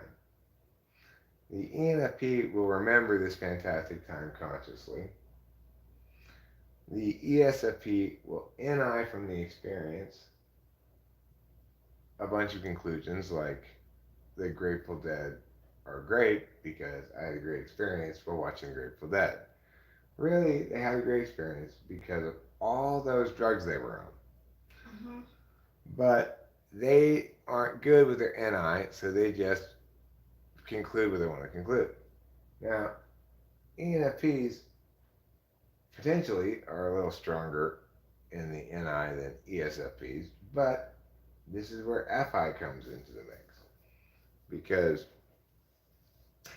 for them, they already remember that it was a good experience and remember the good parts of the experience.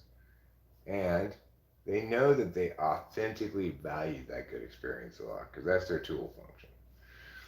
I went to And they conflate straight onto the band the quality of their experience. Yeah. Or not conflate, but they project onto the band the quality of their experience. Yep. I went to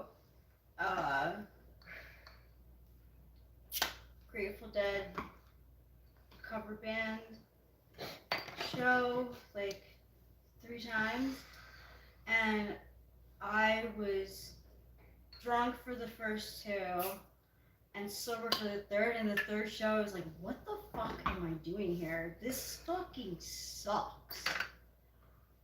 They were jamming though.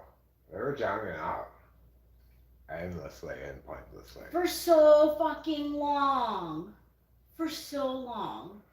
It was like 2 hours. For ISFP Dad, he loves them because of the experience and how they seem to play it differently every time. That's the absolute value of NE polar expressed right there, right? That's the super childish, right? Third slot's childish. 7th slot's toddlerish, you know? It's really infantile. So that's not a good thing. They play it differently every time. That's what makes it completely worthless. So, I was wondering about my brother being ENFJ and having A slot TE. Does like TE look worse in him than it does me? No. Like, I can see your SE being both effective and I'm an SI. SI. Right. So like. Ask the question again. Then? Okay. So TE, yeah, TE in the A slot. Does that look worse than 7 slot TE? Well, no, probably not. Like, I think most third-party observers, if they were to watch us for a while, would be more easily able to spot my TE successes than yours. In part because I'm more conscious in my TE, substantially more conscious in it. And so what that means is I know clearly when a given problem requires TE, and you are likely to not notice that it requires TE. I meant A slot TE. Does that look worse than 7 slot TE? No. And then the corollary I was going to make is just like my SE8 doesn't look worse than your SE4. Because yeah, it's super unconscious for me. But if any third party observer would look at the two of us and if they were scoring like instances of SE attention happening, I would get more points than you consistently, right? Because I initiate most of the things that we do, and and I'm an action type, you know. Mhm. So I think equivalently is the case that his eighth slot's not going to look worse than your seventh slot, but it's going to reveal a difference in absolute or instrumentality. Like you reveal, um,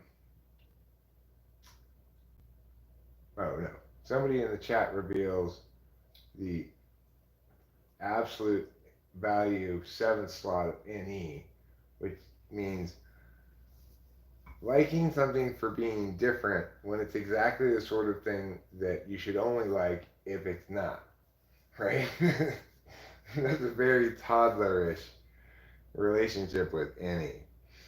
So too is your relationship with TE, which is to say, you tend to misidentify things that are SE as TE or someone else All as the time. TE. Um, and a third party observer would say that your TE is worse than 8 slot. They'd say that my FI is worse than INTP 8 slot FI. I think people might say that ISTP's FI is worse than mine because ISTP is less intuitive and can't communicate as successfully. So fundamentally, it comes off as more brusque, less warm in their expression of fourth slot FE than does INTP. And I think people would assume that fourth slot FE display is revelatory about FI and the relationship with it more than it is. But I think most people would agree that INTPs have better FI than I do. Yeah. So, uh, and that's the corollary there, really. Regardless, what I'm saying is, eighth will look equivalent or better than either fourth or seventh, and might look equal to sixth Interesting. from a third party perspective. From your own perspective, it's a little bit different because it's the thing that you both struggle with and and never quite get a grasp of. Unlike six slots, the thing you struggle with and you have a good grasp of it, but you still struggle with it because you're intentionally not configured to use it correctly in the right moments without a lot of self discipline. Um, so it's like, I don't know how I've gotten so many things done. How many videos have I gotten uploaded? How many things did we get done in the last 6 to 9 months or whatever? We got a lot of things done. And that was mostly Eric just making calls and being mad about shit not being how I liked it. That was an instance of FI polar being, from a third party's perspective, even probably, if you look in the aftermath of the outcomes of it, a very desirable place to have it.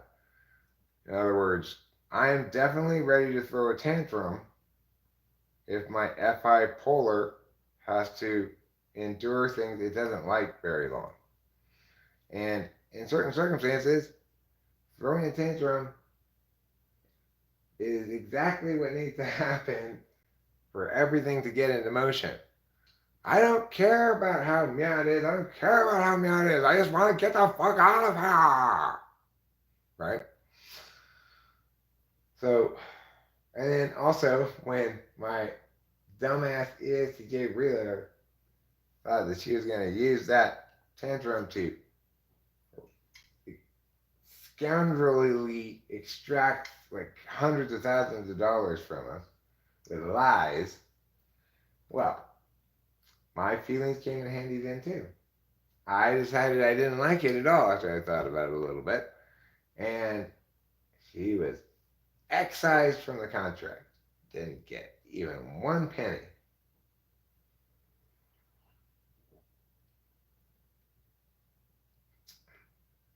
So FI is great, right? If you want to evaluate as a third party, is my FI polar better or Rachel's FI sixth? Well, if you're actually watching this over time and keeping track, you'll see that Rachel's better at communicating with me. In other words, you'll see Rachel being more aware of things that are of FI significance and needing to communicate that to me, whether or not she does, before I am aware of it on some occasions. And you'll never see it the other way around, where I'm like, hey, Rachel, maybe you need to be careful about Meow's feelings.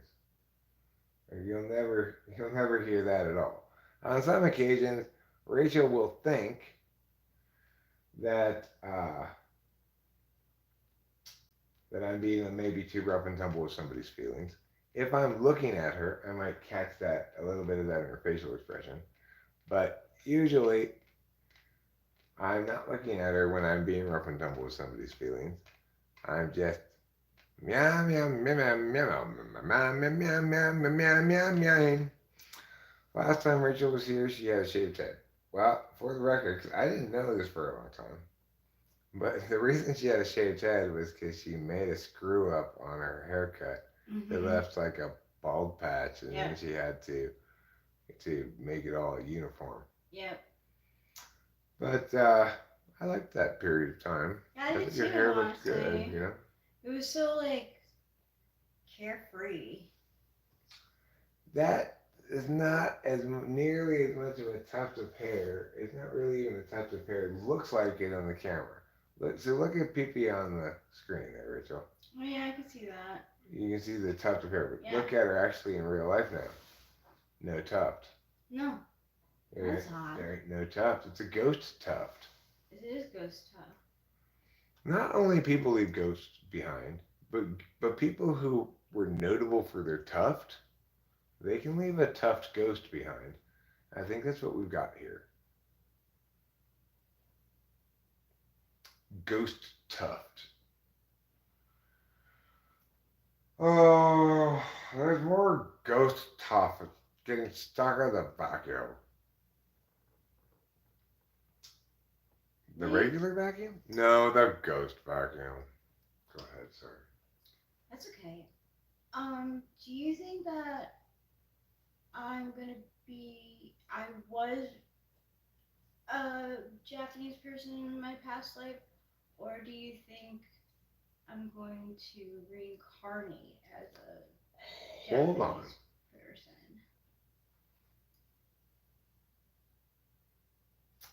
Does this ring any bells?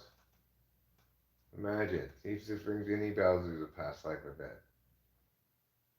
You're a small Japanese man in a suit. You got speckled glasses, you got a top hat on, you got some generals next to you, and you're walking down a line of tall American soldiers on either side of you into General MacArthur's office in Japan. Do you remember that? I was wearing a bucket hat, like one of those rain hats. Okay. I'm pretty sure in her previous life, maybe 2 lives ago, depending, she may have been a short life in between. Anyway, Emperor Hirohito of Japan. Emperor Hirohito. Whoa. Now look, sure. Your nation's imperialist war culture samurai bullshit. It was a human rights holocaust of epic proportions. But you, like de Klerk, redeemed yourself after the war, partnering with MacArthur to lead your country into this idyllic era of pacifism, save, of course, the Japan Self-Defense Force. So, Rachel, I think you should be pretty proud of yourself because after the war, you did a good job of being MacArthur's bitch. I have read that in my past life I was someone's bitch. But until after the war, well, then you were kind of a little bit the bitch of your military leaders who were nuts. But I don't know, you were also kind of worshipped as a god by your people, so you probably could have, uh, with sufficient uh, strength of will, you probably could have been more of a constraining voice Mm. on the imperialist war ambitions of your hyper militarized samurai culture style generals. Also, your general rule of it's okay to die, not to lose.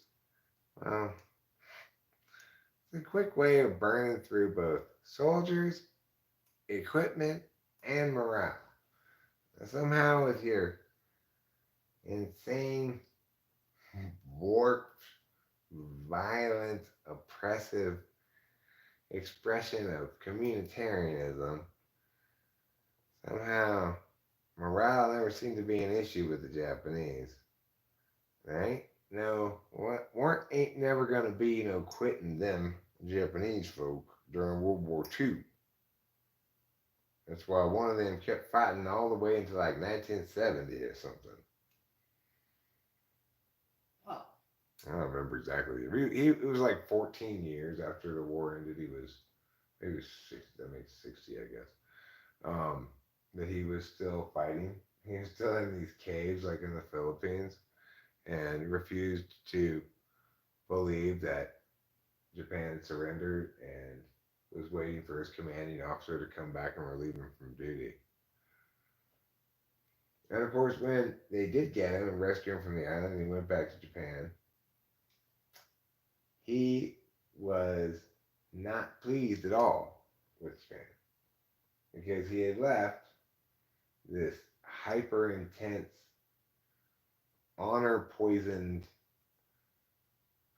war culture that placed honorable death as pretty far from the list of worst possible things that could happen. Like bowed the wrong height at breakfast would be like not so bad as honorable death. Anyway, but I like the fact that Rachel was formerly Hirohito because, after all, I think her war experience has informed her in this lifetime. I think you learned a lot as Hirohito. I would have, because I'm thinking to myself, I'm like, damn, I don't want to be here anymore because of all the shitty things. And I was thinking to myself, I can't lie. I was thinking to myself, hey, I tell him that he's a cheerleader, but I don't think he's like, I don't say he was a bitch cheerleader. Um, One of our favorite examples of the value of nothing is an incident in the life of the Japanese Emperor Hirohito. I want to hear more about this. Can you put more from that quote there? I think I was here too, but like, if I wasn't, I was definitely uh like a Chinese, Japanese. Maybe it was a Chinese person too. Well, Rachel, believe me, you'd much rather be Hirohito than the World War II figure I was. I was Montgomery. Tell me about Montgomery. I don't remember. Wow. Deeply mediocre in his military skills, Oh no. and, of course, also powerfully overconfident in them. He favored big plans involving lots of armies moving in big, predictable ways, and just his leadership failed on every account except this. He was very chipper, positive, projecting of confidence, and other FE bullshit in his interviews. So, unfortunately, I was Montgomery. In this life, I've been tasked to not be fluff, to be actuality. And I'm trying to embrace it. And thank God I wasn't, there will be peace in our time guy. That'd be even worse. What was that guy's name? Who said that? There will be peace in our time. After signing a non aggression agreement with Nazi Germany that amounted to, okay, you can fine, you can have Poland, but you're gonna stop now, right? Yeah, yeah. They're going to stop. Of course they're going to stop. We said it on the paper. It says right there. Okay, well, we'll be satisfied with Poland. And then Montgomery, no, who was the guy? Who was that fucking guy? Chamberlain, thank you. Chamberlain on the plane back to England is reading this thing and going like, man, wow, this is gold. This piece of paper right here. We got Adolf Hitler to agree to stop taking over countries except for Poland, and that we'll be fine with him just keeping Poland. Wow, we got such a good deal. I'm going to get off the plane and I am going to tell them what I've concluded about this paper. With that, because I'm convinced. I know this is for sure, no doubt about it. He signed the paper. It's like, yeah, okay, fine. We're happy you're okay with us having Poland, and we won't, attack any other countries unless we have a good reason. Oh my God, this is fantastic. All right, I'm getting off the plane. I'm getting off the plane now. People of England, people of the world, I did it. There will be peace in our time. Just like months before World War II launches. Creating the least peaceful times. Why? Since World War One. Really less peaceful than World War One because it was much more of a world war. World War II was. World War One took place in Europe. There ain't no Pearl Harbor of World War One. They never got America involved in any meaningful way. But anyway, the point is, World War II can, by nobody's calculation, can it be said that Neville Chamberlain's prediction of peace in our times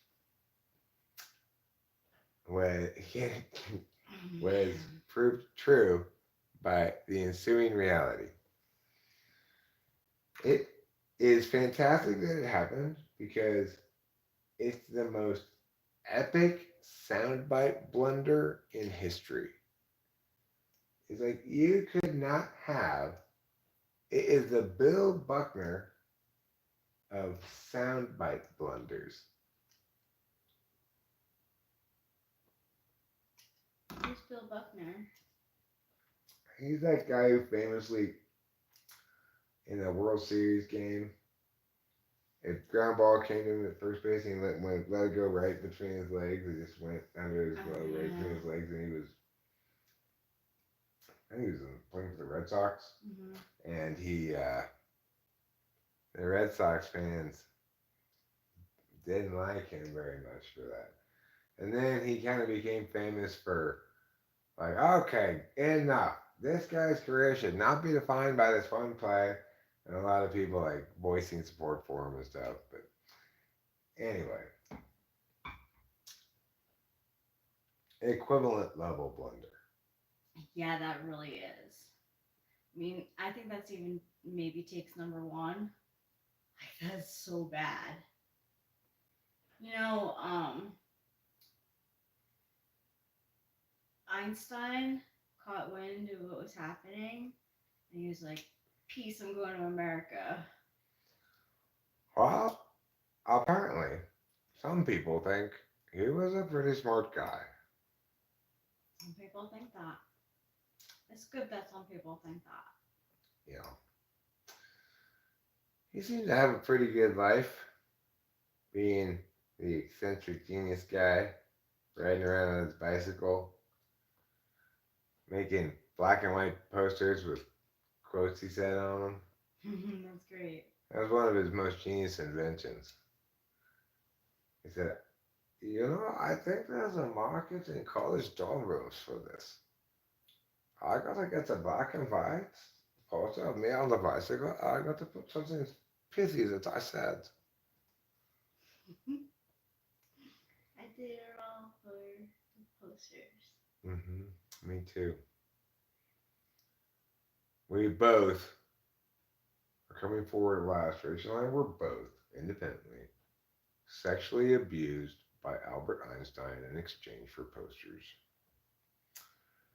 He slapped Rachel on the bottom 3 times each cheek. Me, I got the old balls on the eyelids. What's that called again? Peruvian eyeglasses or something? Peruvian goggles. Peruvian goggles. I got that for an hour and 45 minutes. I had to lie there. After about the first 15 minutes, I said, it's better than slices of cucumber, actually. Blocks out more light. The scrotal skin is kind of like a moisturizer. I guess he's sweaty. Anyway, afterwards, Rachel and I had a couple of long conversations about what a proper spa experience is supposed to be like. 'Cause I didn't know. I had never done one of these spa days before. I assumed that was just like how they did business. But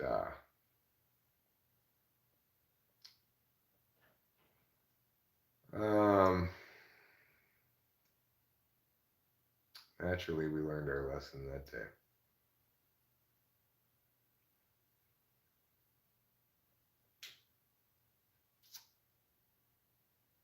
And So, since mom was a ferret in another life. in another life, she was a ferret. Mm-hmm. I think maybe in another life, she was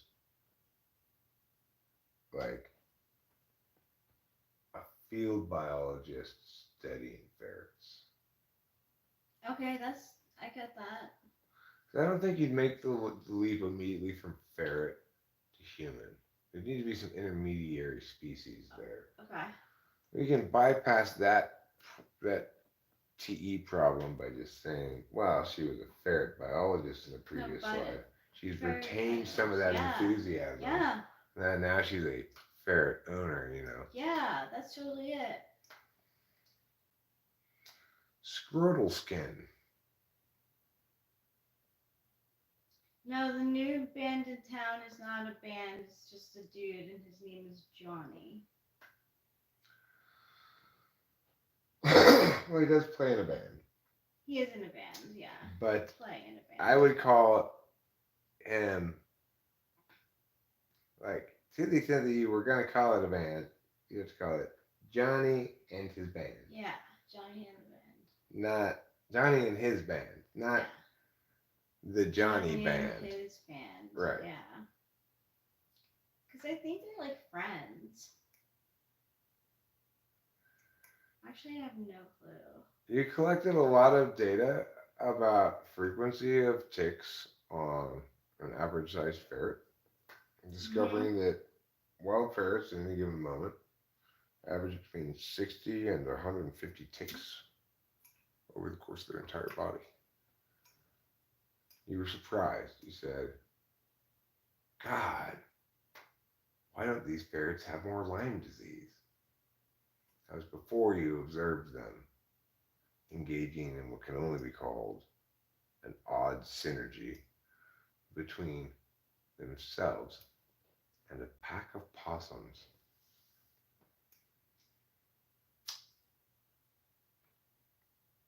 The possums were biting at the necks and sapping out the Lyme disease. Meanwhile, the ferrets who contracted the Lyme disease from ticks, who had originated as Lyme ticks before evolving into ferret ticks, and carried with them epigenetically Lyme disease as part of their basic expression of being. These ticks infected the ferrets. The possums sucked out the Lyme disease, and that's why they're the bartenders at this Mexican restaurant. Gives them a leg up when serving Coronas. And that's the moral of the story: is don't drink Corona. The reason you have to put lime and salt in it is because it tastes like shit. That's the truth.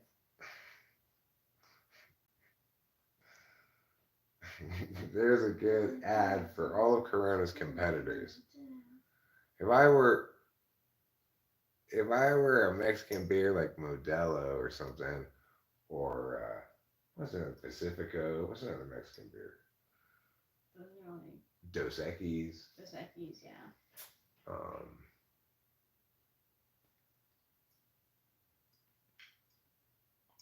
Pablo's Frijoles beer. Pablo's Cerveza de Frijoles.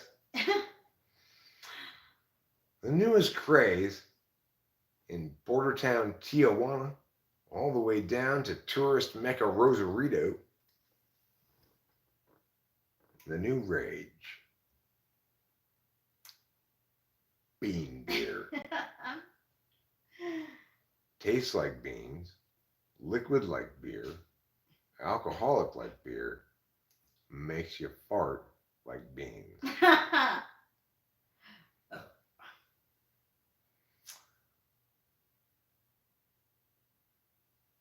And if you ask me, I'm okay.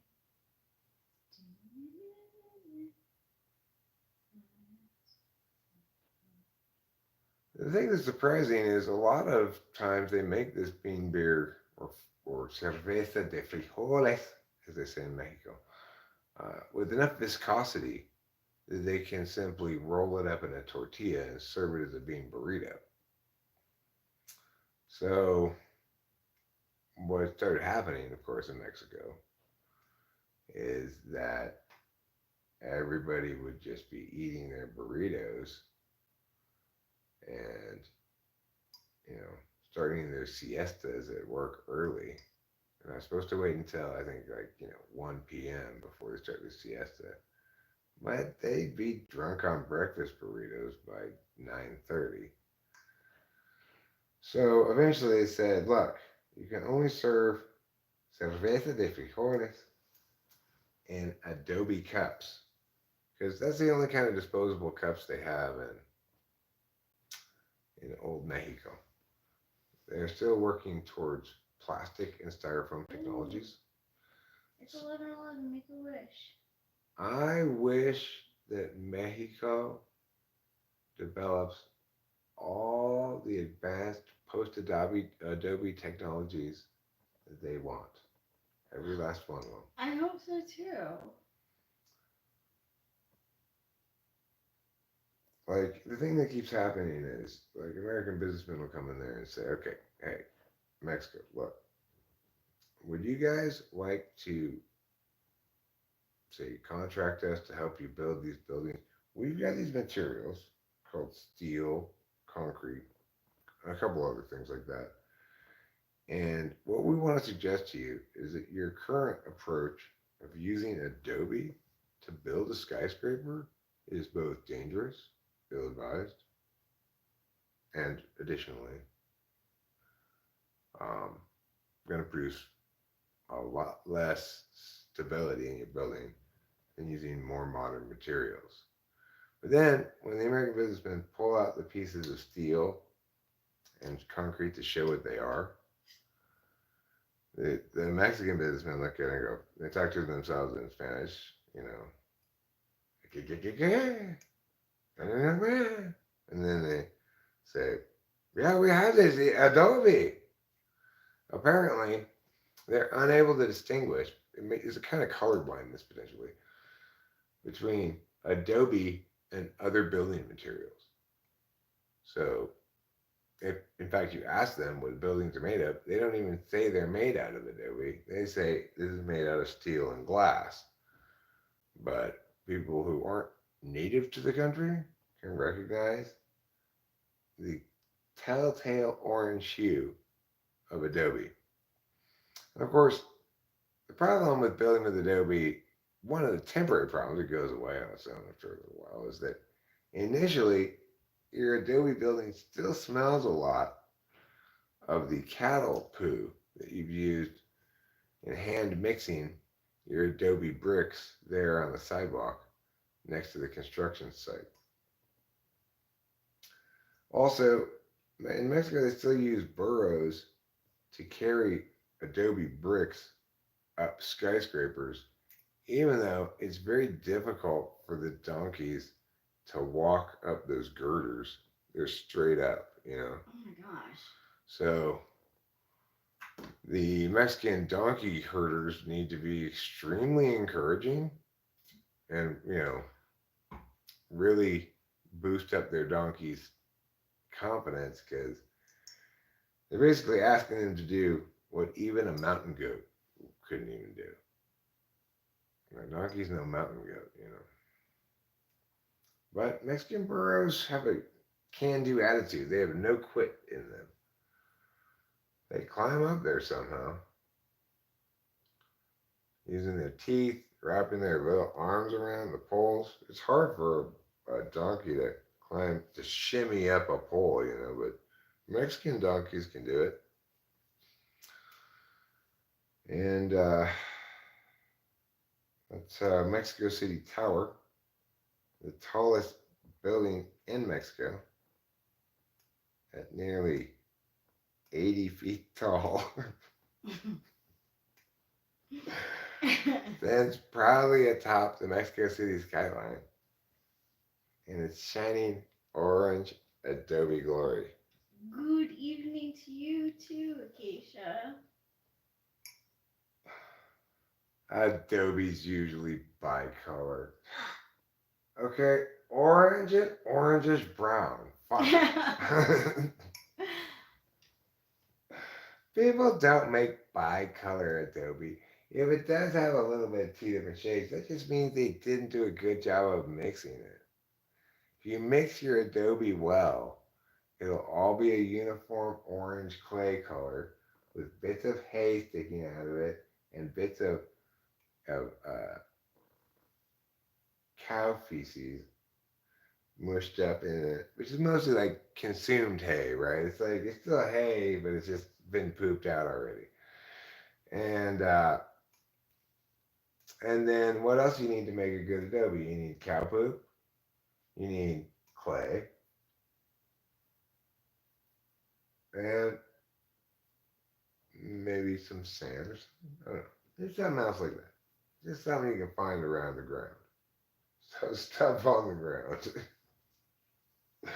Alright, if you want to make a Adobe, first you've got to get stuff off the ground.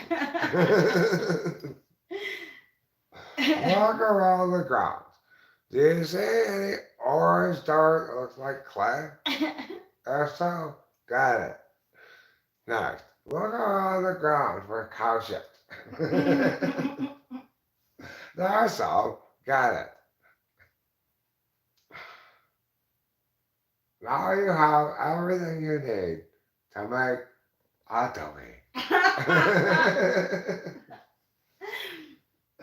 This is dirt and shit. Yes.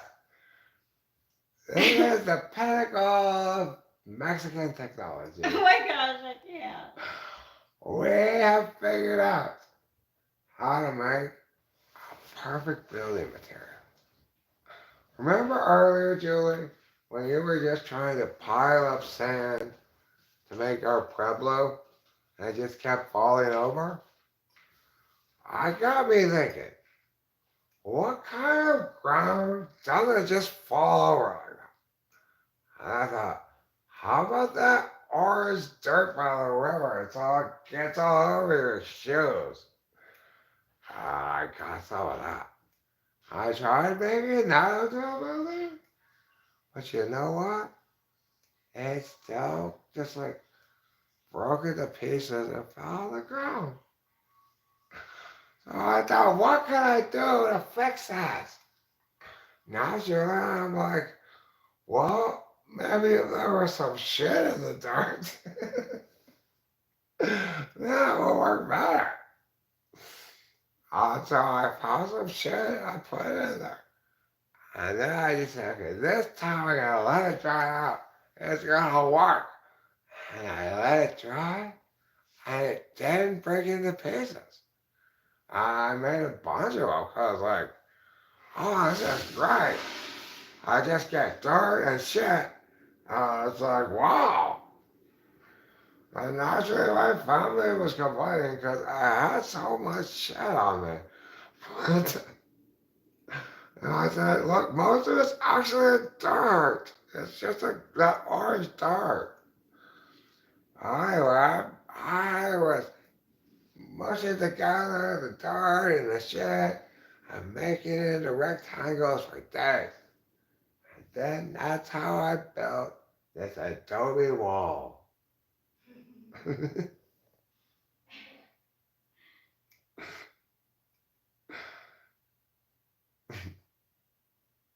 This is what I like to call the science of Adobe. Makes you wonder why the Adobe software company called themselves Adobe. We want like the dumbest idea in history to represent our company. What do you guys got? Um, oh, radioactive children's toys? Okay, we'll put that on the list. I like that. That's a good one.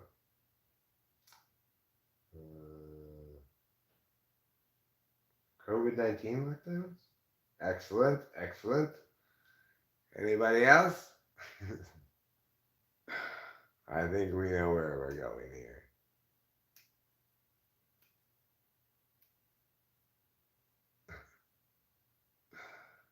Yeah.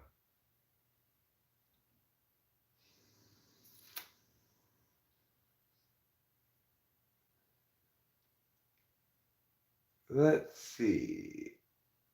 I was determined that my children would read. They did. We do. Well, literacy is important. Being unable to read thrusts you immediately into an after school special in which you have to tearfully acknowledge, I never learned to read. Like that. Only to be surprised when instead of being mocked and dismissed, the cute girl with the privileged background wants to help you learn. And that tutoring, despite the differences in background, eventually blossoms into love. Aww. Yeah, naturally. When Bethany brings Tyrone back to her parents' house on break from college, she encounters a little bit of pushback. Parents are a little stuffy and conservative, let's say. But by the end of their visit, her dad and Tyrone are having such a good time laughing and watching sports together. And she realized we really did something here. We broke barriers with our forbidden interracial love. It's a beautiful story. Let's make it into a movie. Everybody loves my beautiful stories. Everybody loves to hear them. Everybody does. I love it. Thanks, darling. You and the other 7 people here. Because this one of them is me, so I don't really count as a person who's watching the stream. Even though I am. Maybe I should count. Yeah, I think you should count. But the problem with counting me as watching from the stream is that we can falsify this because if it was just me watching the stream, then from my perspective, nobody would be watching the stream. It would have no audience, just its creator who's observing it as part of his creative process. What book spooked me as a child? Um, as a child, I don't really remember any books spooking me.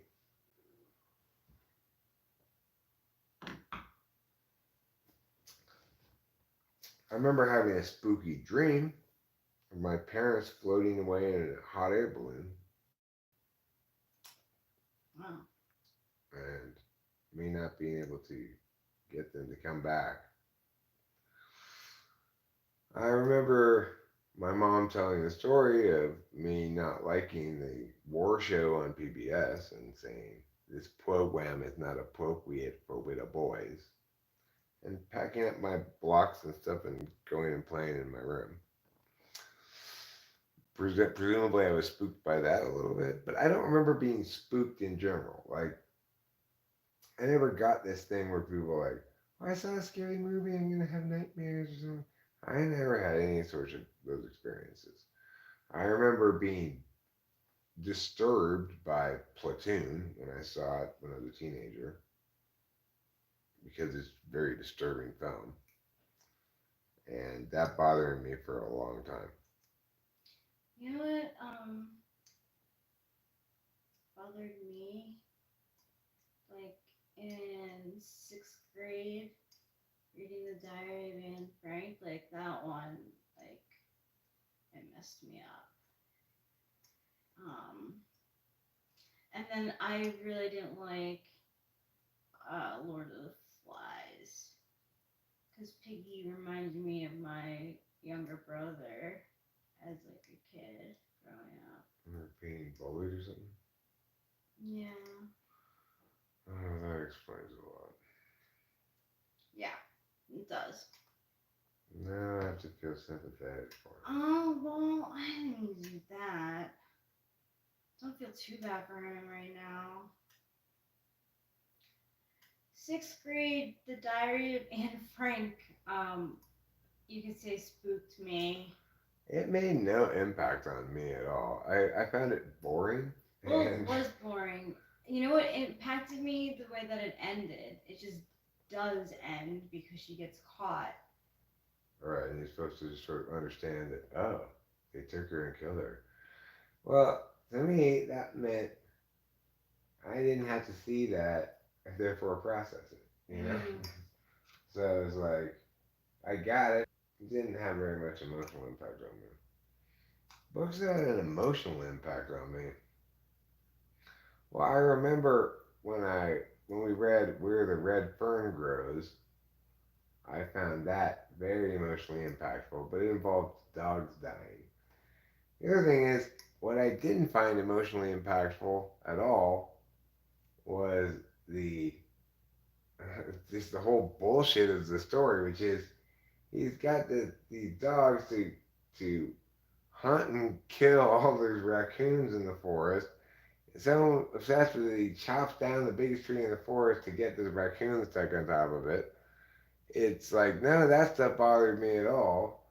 Just the dogs dying, right? So I mean, obviously, I didn't have a very robust relationship with my FI as it associated with things that nowadays I'd find completely appalling. You know, having read it again as an adult, I found it appalling. Um, Fly Guy, I and Eric, I also had a dream that my dad died, and I told him like right away.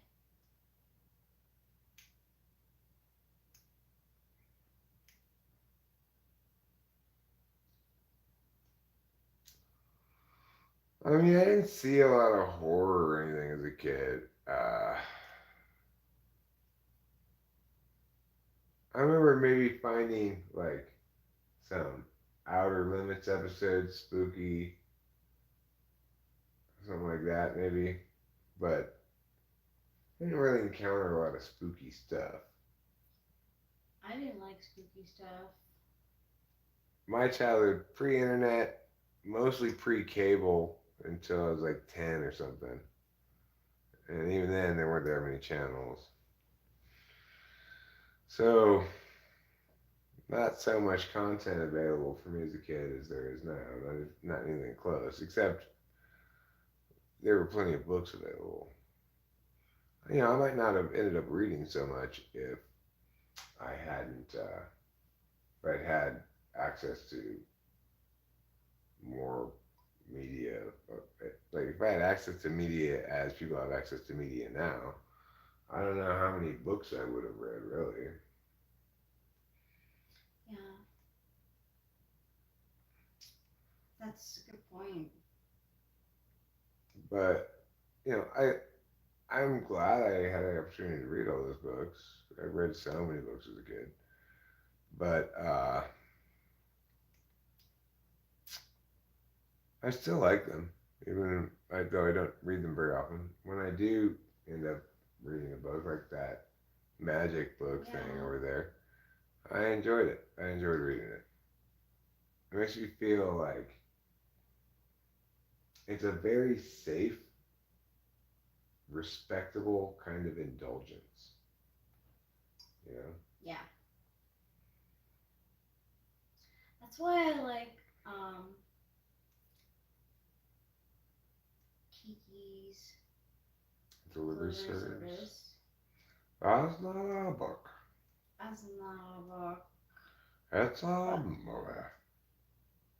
yeah, but it makes me feel like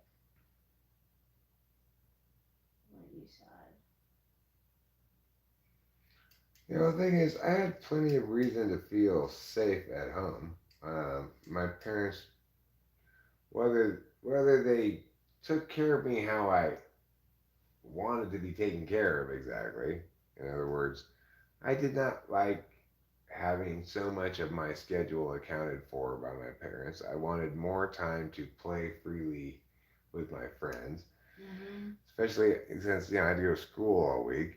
I wanted the weekends to play. I didn't want to work on the weekends, Oh but I always sure. had chores, other things to do, yada yada. But regardless, one thing I always felt in my house was safe, like loved, that they had my interests at heart, that I could count on them for everything, like feeding me when I was hungry, making sure I clean clothes, like basic good SFJ, STJ parenting, right? Plus the fact that neither of them was toxic. My dad was fairly angry when I was young, got less angry as I was older, but still wasn't toxic, wasn't fundamentally unfair in the sense that um, he like didn't let me talk or say my position on things or try to respond on point or whatever. But I think ultimately he was fair because of FI, not because of TI. When he was fair because of FI, and he was fair in TE ways that didn't seem don't seem to me to link really to fairness. Where I tend to think of fairness as being manifest when people say the right words to demonstrate that they understand why it was unfair, what they did wrong, where the scope of their liability ends, etc. You know, and mostly liability just being have incurred the liability makes you responsible to say all these words so that you are accountable and you don't get away with being wrong and not admitting it. It's good to live by. Apparently, I was scared of people and would hide behind your mom's legs when meeting new people. Maybe just shy is the word. I was shy too, like And the thing is, it was a terrible strategy because your mom's legs were see through. Yeah. A ghost had given her primary limb transparency disorder, which sometimes, if you're engaged in some questionable activity with a poltergeist or a ghost, they can make parts of your body take on the quality of translucence of a ghost. Wow. Yeah.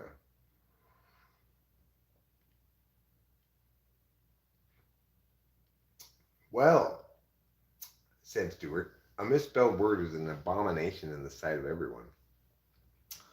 E.B. White's a little punctilious about grammar and spelling, but so, you gotta have somebody being this strict guardian of good language usage. You can't just be Eric all the time. What's punctilious mean? Detail oriented. Mm. I cried hard when I read Bridge to Terabithia too.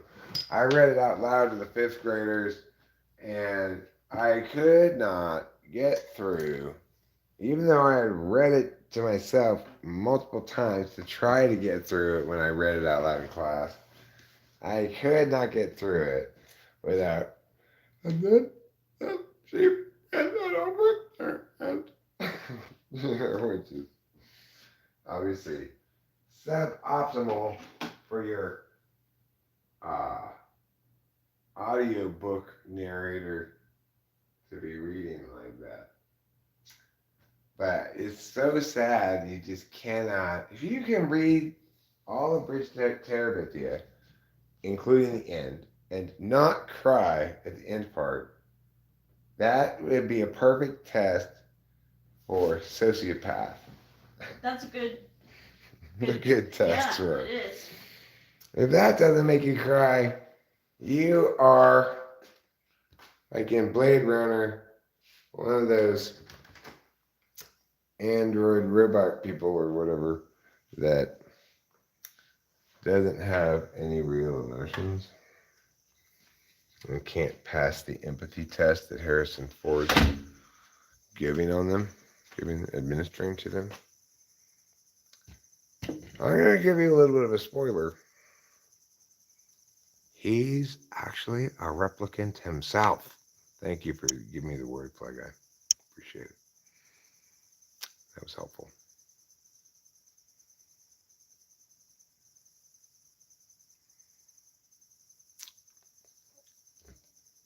You saw the movie of Bridge to Terabithia? Did they make a movie of it? I think they did. I haven't seen the movie. But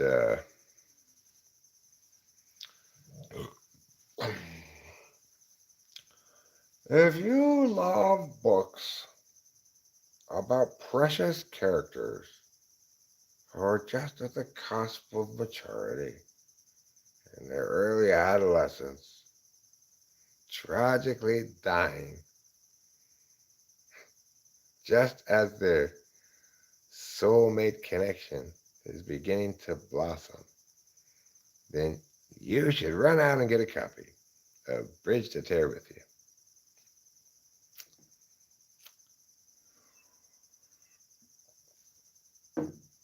Also, you should admit you like weird stuff. Blade Runner is really good, yeah.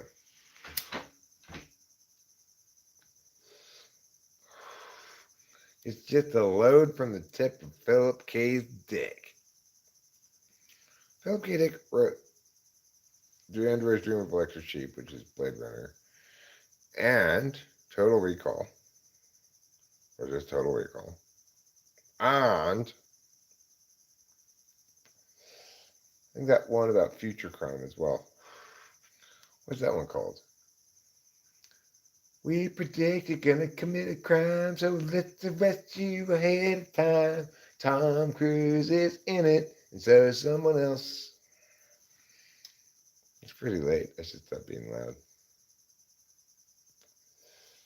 It's 11:30 on a Tuesday night. Do you know where your chickens are? Mine? I don't have any chickens.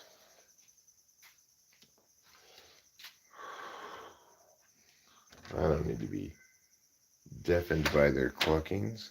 No. I don't need to be given salmonella by their healthy farm fresh eggs. No. Most of all, I have no desire to clean up chicken shit.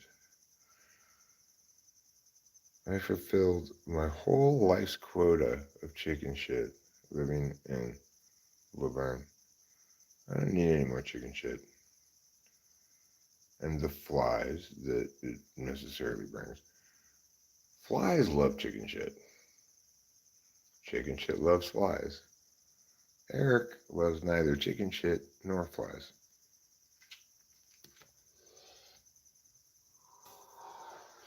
Chickens love to shit. I should have included that in the equation as well, an important part of the equation. You can't get the whole results of what I'm trying to get at here without that piece of information. Chickens love to shit. They're like, well, okay. First thing this morning, shit all inside the chicken coop. Then I gotta go outside and shit everywhere outside the chicken coop. I'm gonna try to cover every square inch with shit. Then I'll eat some food. After eating, of course, I'll have to shit again. So I gotta go all around the yard again and make sure I put shit everywhere that anybody's gonna step. Make sure that shit gets tracked right into the house. Pee-pee.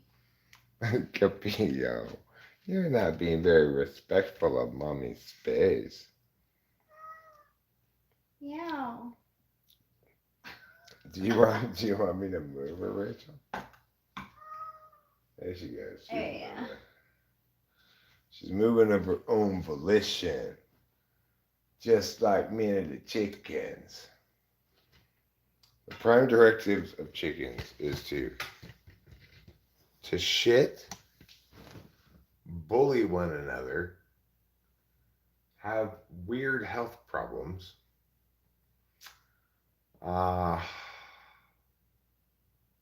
and eat things. But there are some great chickens. Officer Red was a great chicken. No disputing that.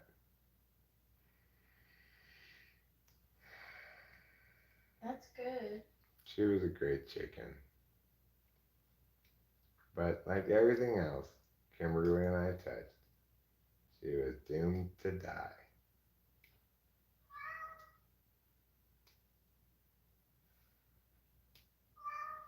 Meow. Mr. Man. You want mommy in the kitchen, huh? I think he might be out of food. Meow. He's saying, listen, you're a wife now. Yep.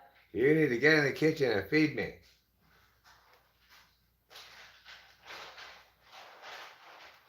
I do not have that expectation from my wife. I do not expect my wife to feed me. I expect me to feed my wife.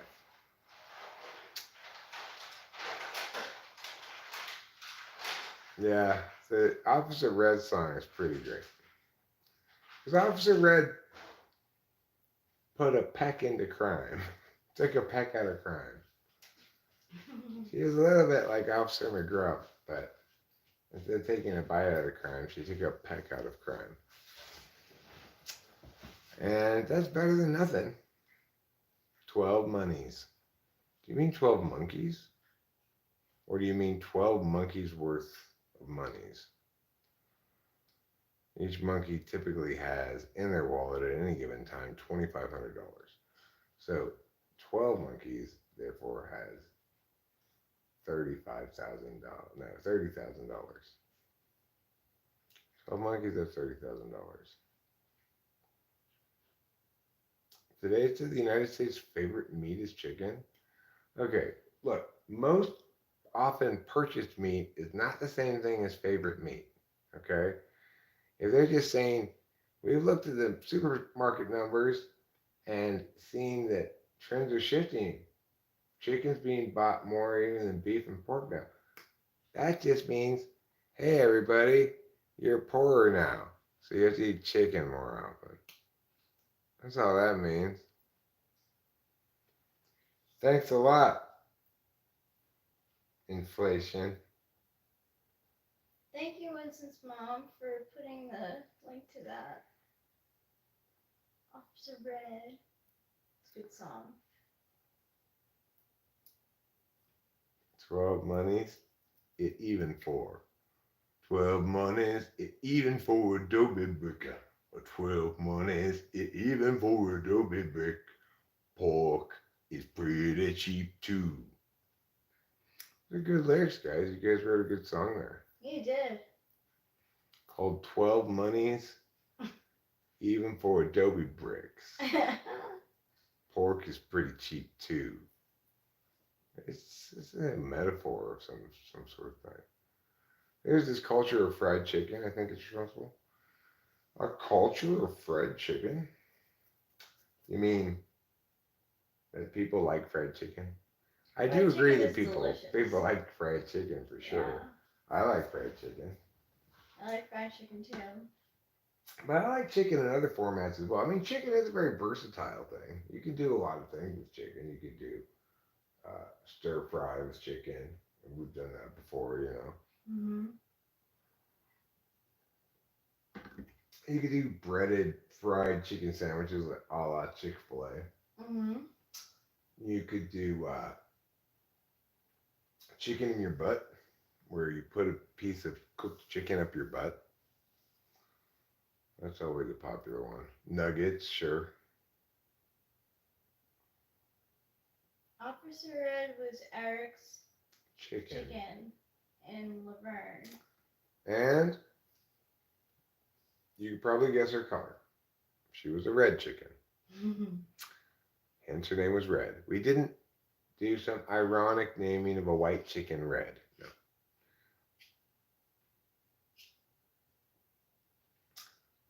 You know, I think it was me who probably started calling that chicken red. I don't really remember. Yeah, that sounds like more like you. She named Capio Talk after about Capio. using something out of her SI, right? Yeah.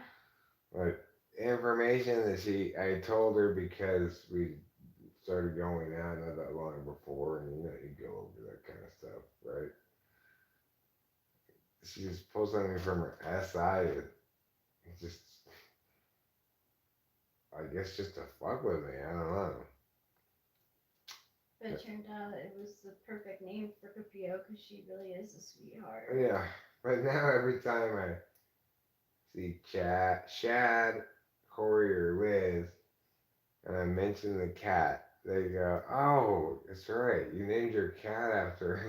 I'm like, "Oh God." Why did that woman saddle me with that FE burden forevermore? She was just awful. That's why. Awful to me anyway. Um, but it is a good name for Kapia. It is She good. is She such is a sweetheart. She's She a is. real sweetheart. That's what her name means. So both of our cats' names describe them perfectly. Yep. Your dad named Trouble. Trouble. I mean, red, as a name for a chicken that's red, is just straight ahead, level 1 NI. Yeah, that is. Nothing, you're not trying to do much of anything there except just be satisfyingly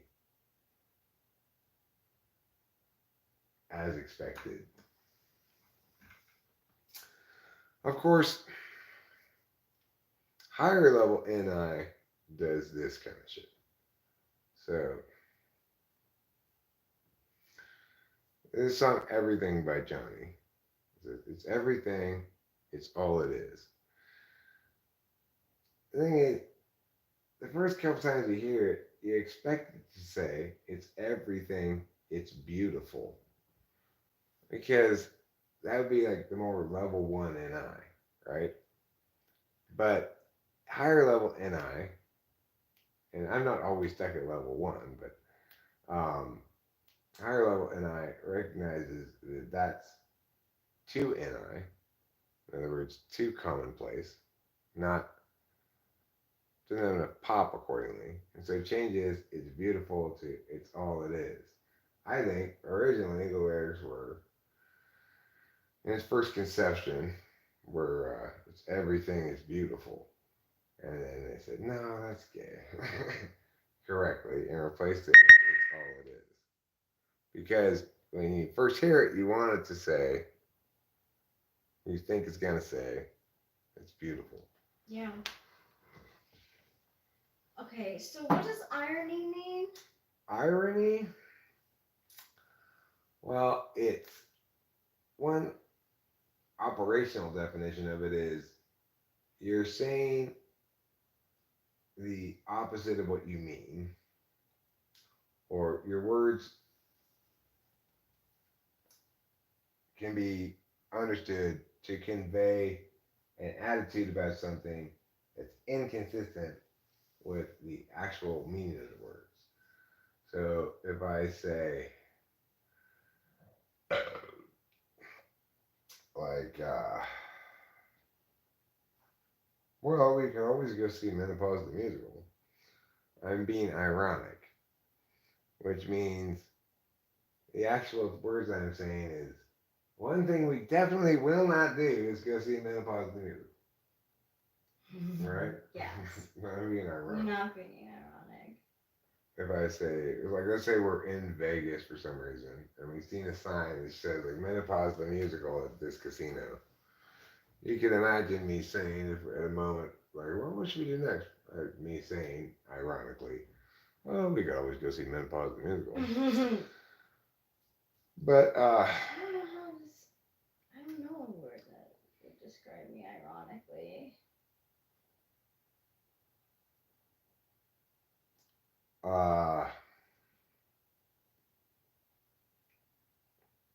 um, Conflictatron lies a lot. Conflictatron lies a lot is ironic for me. Yeah. If your parents had named you Conflictatron lies a lot, they would have chosen exactly the wrong name for you. Yep, that would be the exact wrong name for me. Conflictatron lies a lot is a good name for a villain, though, in general. I quote others only in order the better to express myself.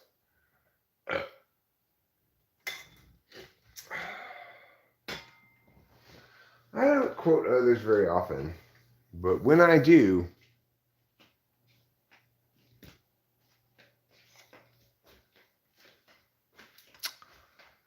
I almost always paraphrase them. I don't remember the exact wording of the quote. I'm not Googling and copying and pasting. I don't have that advantage because I'm the one talking. So, as a consequence,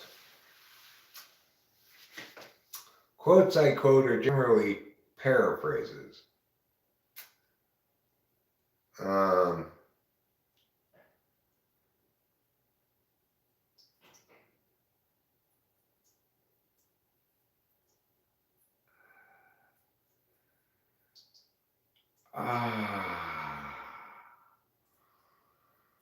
Go into the bathroom is an SI kaboom. A kaboom of satisfaction from my junk. And also my butthole hopefully gets included in this bathroom party so I can go poo.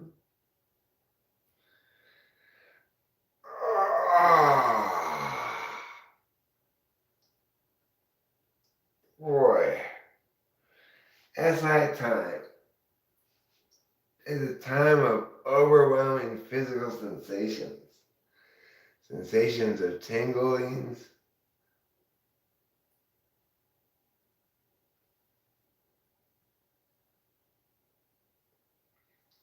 sensations of going pee, all kinds of sensations. Could you help me answer a Reddit question? Sure. What's the question? INTJ question mark thoughts question mark and LSI is ISTJ in sociology. And the question is INTJ equals LSI? No, that's what he's saying he is. INTJ LSI. Okay, well, you need to pick one of those two things. Okay.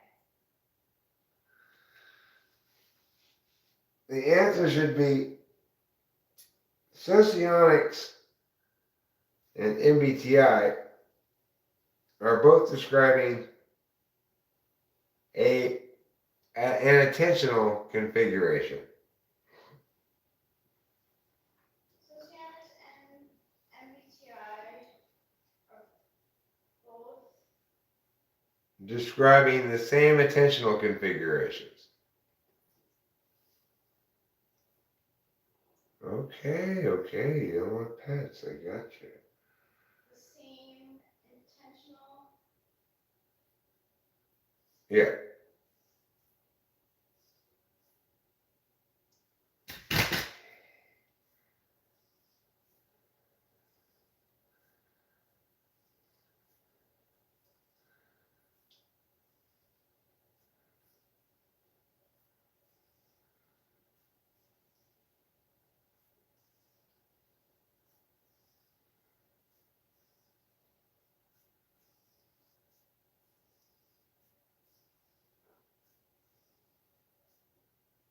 Okay, so then the next sentence is just that if you type as different types,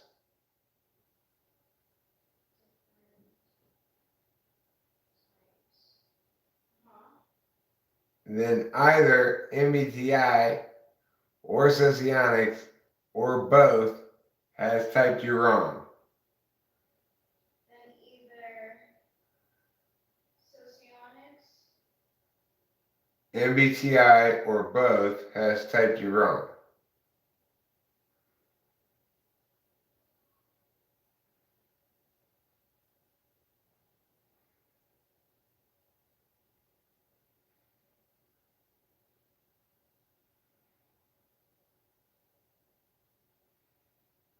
Have what you wrong? Typed you wrong. Typed you wrong. Thank you. Mm-hmm.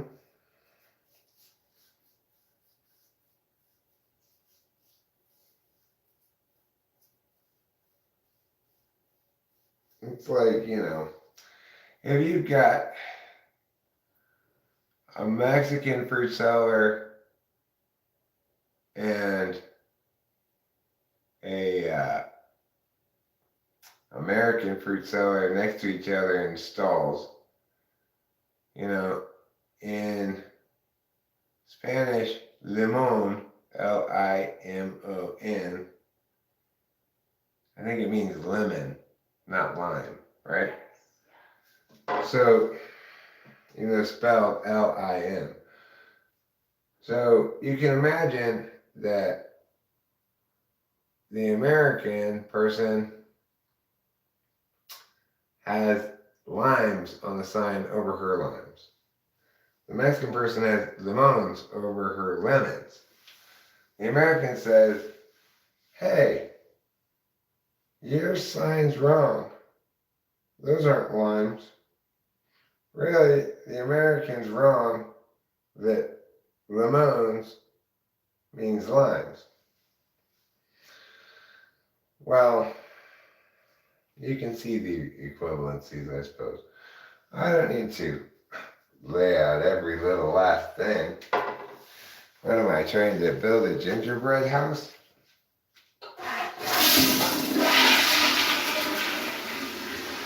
No, and the reason why I'm not is because building a gingerbread house requires a level of attention to detail that I'm not ready to bring to this party. Ah, I understand. Okay, I'm not that meticulous.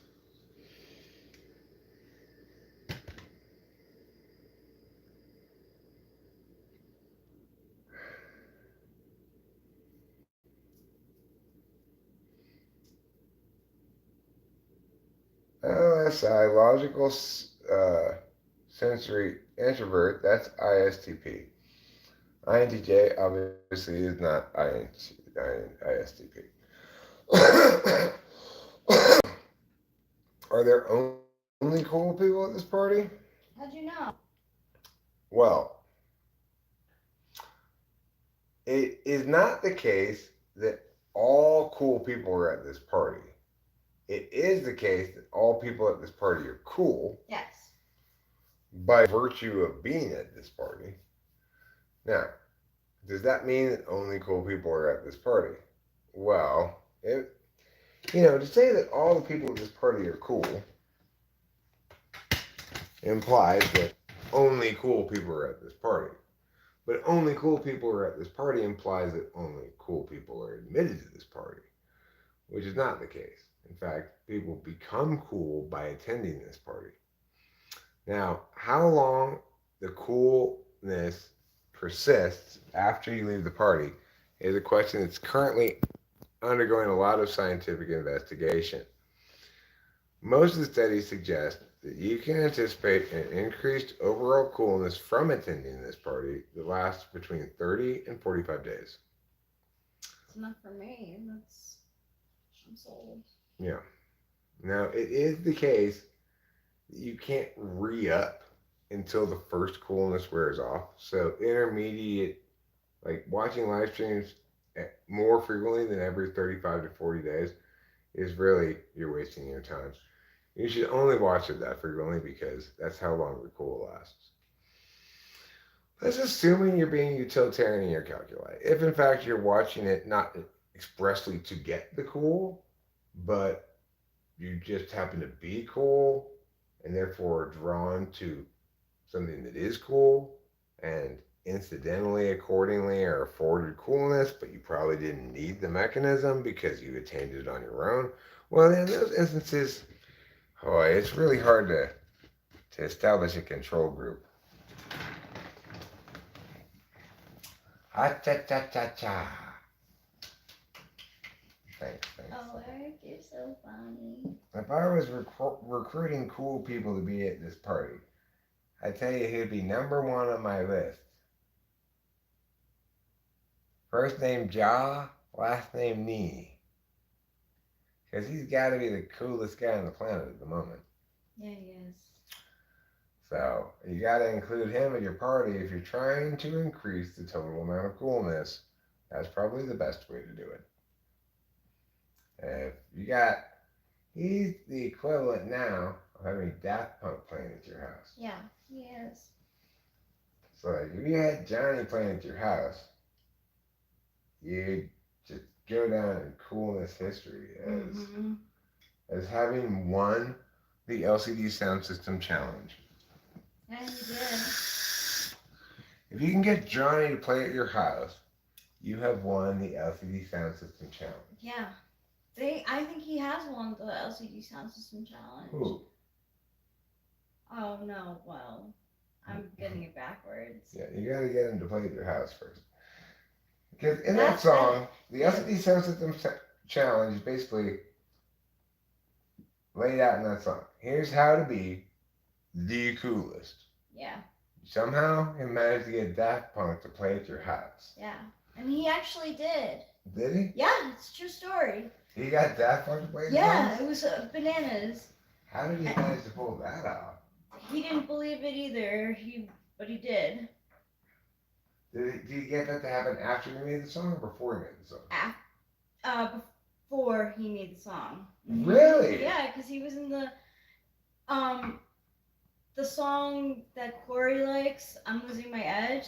It's all about how he used to go to these like shows and stuff, and he was on the scene for a very long time. And I don't know how or when he asked Daft Punk to play at his house, but yeah, it happened. Maybe Daft Punk even approached him and said, in response to your losing your edge, we're going to play at your house. To prove that you're not losing your edge. Maybe. Just get some guys to wear the hats and hit play. No, we want the real thing. Because if James Murphy can do it, we can do it. Yeah. Right. Of course, I was like, how many people would make it to that show? I don't know. Because it's at our house. We wouldn't be like able to sell tickets. We just have to invite people. Like, maybe we could conceive of this something happening. Like, you'd have to give away tickets to people who could make it here. Something like that as invites. I mean, it'd be a small number of people. How many people could we have here? No more than like 200 people max. Maybe 100, really. Probably more like maybe 100. Yeah. So,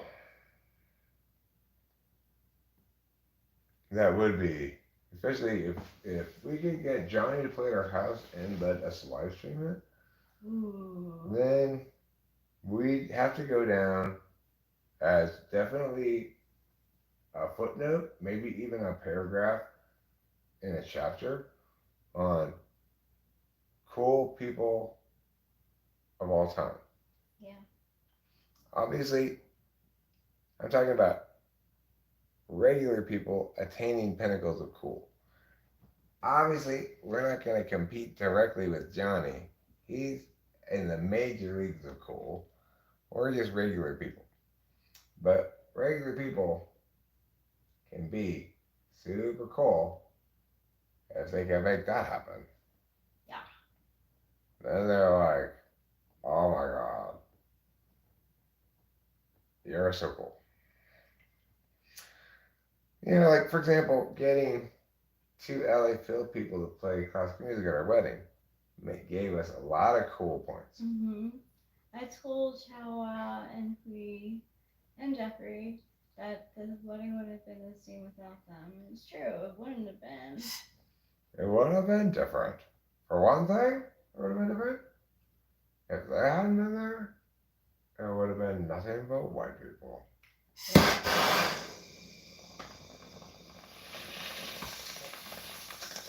And then everyone would have said, oh my god, you're so racist. I would have been like, but I invited a Mexican and a Korean. They didn't come.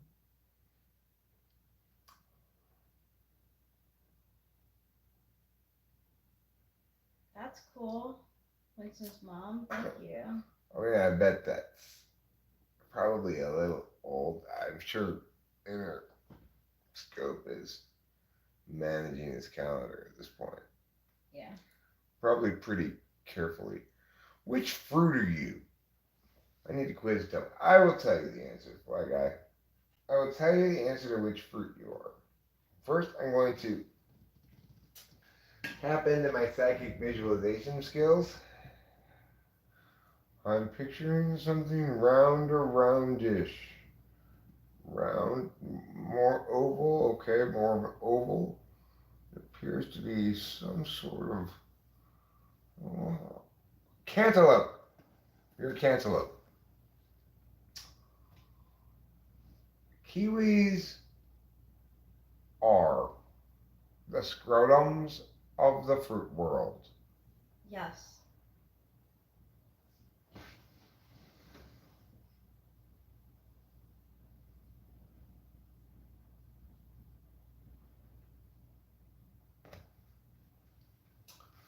Listen,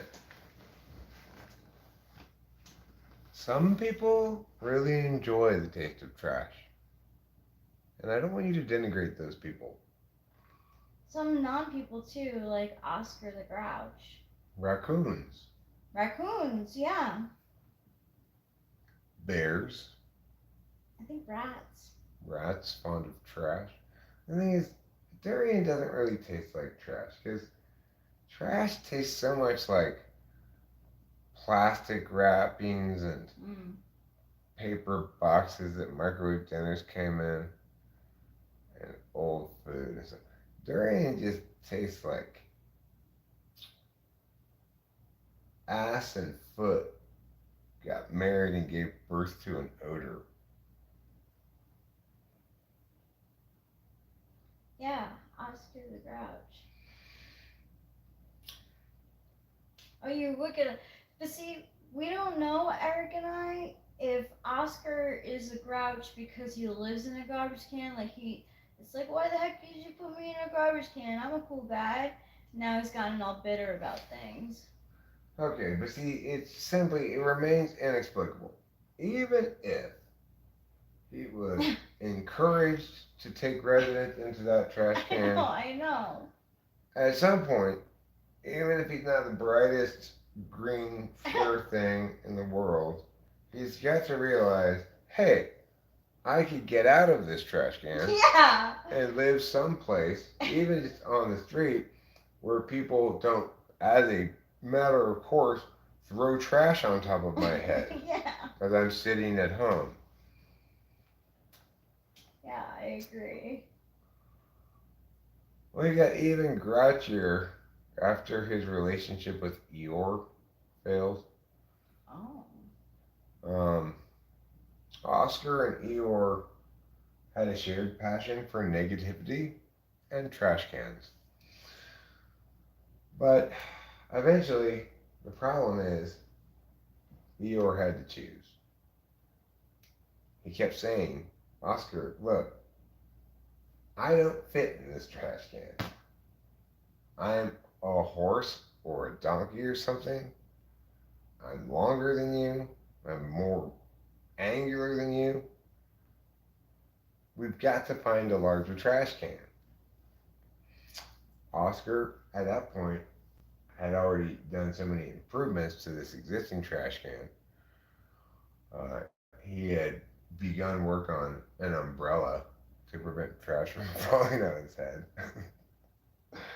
And he had begun raising a small garden in one corner of the trash can from some bean sprouts that somebody had thrown on his head at one point. He wasn't ready to leave that place yet. So Eeyore went back to Christopher Robin's forest. And after that, he only became more negative, more mopey. Started drinking heavily. Stopped even minding his language. Christopher Robin would be like, "What's wrong, Eeyore?" Shut your fucking pie hole. Life is shit. Having my whiskey. And he became a darker Eeyore in the later years. But Christopher Robin never abandoned him.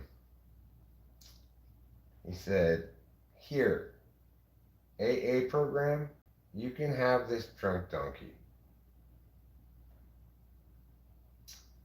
The AA program, of course, took no responsibility for the drunk donkey, and he died shortly thereafter from a variety of diseases, including all letters of hepatitis. But the important thing is that Christopher Robin walked home feeling as though he had solved the problem and never thought about it again. Wow. Yeah. Piglet was worried, naturally. Naturally. What about you? He's a good example of an Enneagram 6. And And Christopher Robin responded to Piglet. He just said, "Well, look, when I last saw him, he was 12 steps away from heaven." Pretty cheap and easy answer, huh? Yeah. Really makes you lose a little bit of respect for Christopher Robin, I think. Not that you necessarily had a lot of respect for Christopher Robin in the first place. I think we all respected Kanga, obviously. Mm-hmm. She was a good mother, Mm-hmm. protective, or seemed responsible, Yes.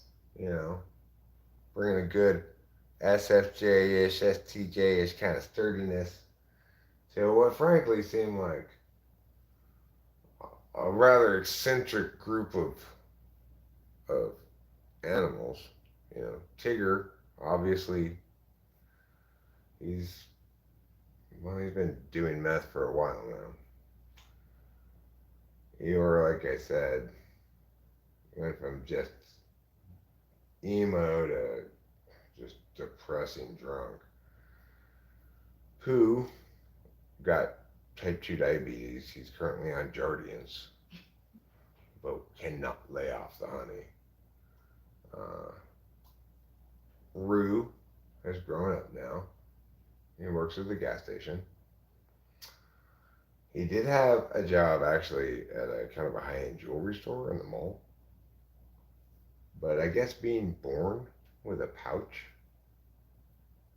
tends to make it difficult for some young male kangaroos to avoid stealing from their employer. He's lucky to have gotten the job at the gas station. He seems to have learned his lesson. But last time he came over here, well, I think that's probably where our ladles went, Rachel. Yeah. And who's the shadowy they behind it all? Well, the one that nobody believes in, Snuffleupagus. Why do you think Big Bird had such a hard time showing Snuffleupagus to his other friends on Sesame Street?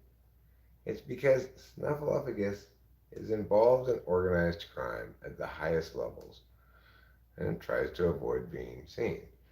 Apparently, only one picture of him exists.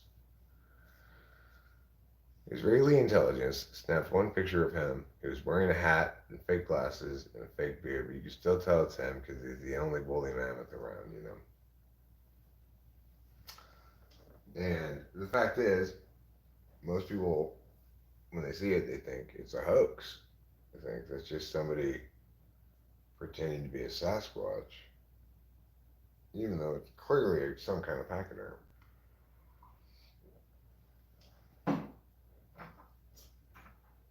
Regardless, a single photo from a sketchy, secretive intelligence agency isn't sufficient to convince anybody. And so, kind of the Kaiser Soze of puppets, he remains both an urban legend and a hard truth. Why is it the case that people don't ever see woolly mammoths? I would like it to be the case that there was a secret population of woolly mammoths that nobody has seen enough of to really get evidence of. But they've found some pachyderm tracks. They've got some blurry photos of woolly mammoths or things that look like woolly mammoths. Mm-hmm. Could be regular elephants, but why would there be a regular elephant there, right? You know, could be a regular elephant with a skin condition, I guess. It makes it look like it has dreadlocks. No, I want to see living woolly mammoths, Fly Guy. First of all, wouldn't you like to have a coat made out of woolly mammoth wool? If you think sheep wool's good, sheep wool is sheep wool compared to woolly mammoth wool. That wool is so rich and supple and insulating, water resistant. It both breathes and insulates at the same time. It's known as the wool of the gods, sometimes Wool of the called, gods. yeah, sometimes called the, the fabric that makes cashmere look like a hair jacket. Oh wow, Mhm. that's luxurious. That's how supple it is. When you wear any garment made of woolly mammoth fur, also, you begin very slowly to grow tusks. And, of course, periodically you can harvest those tusks and use the precious ivory contained within. If you're persistent enough over enough years, you may collect enough ivory to make your very own piano.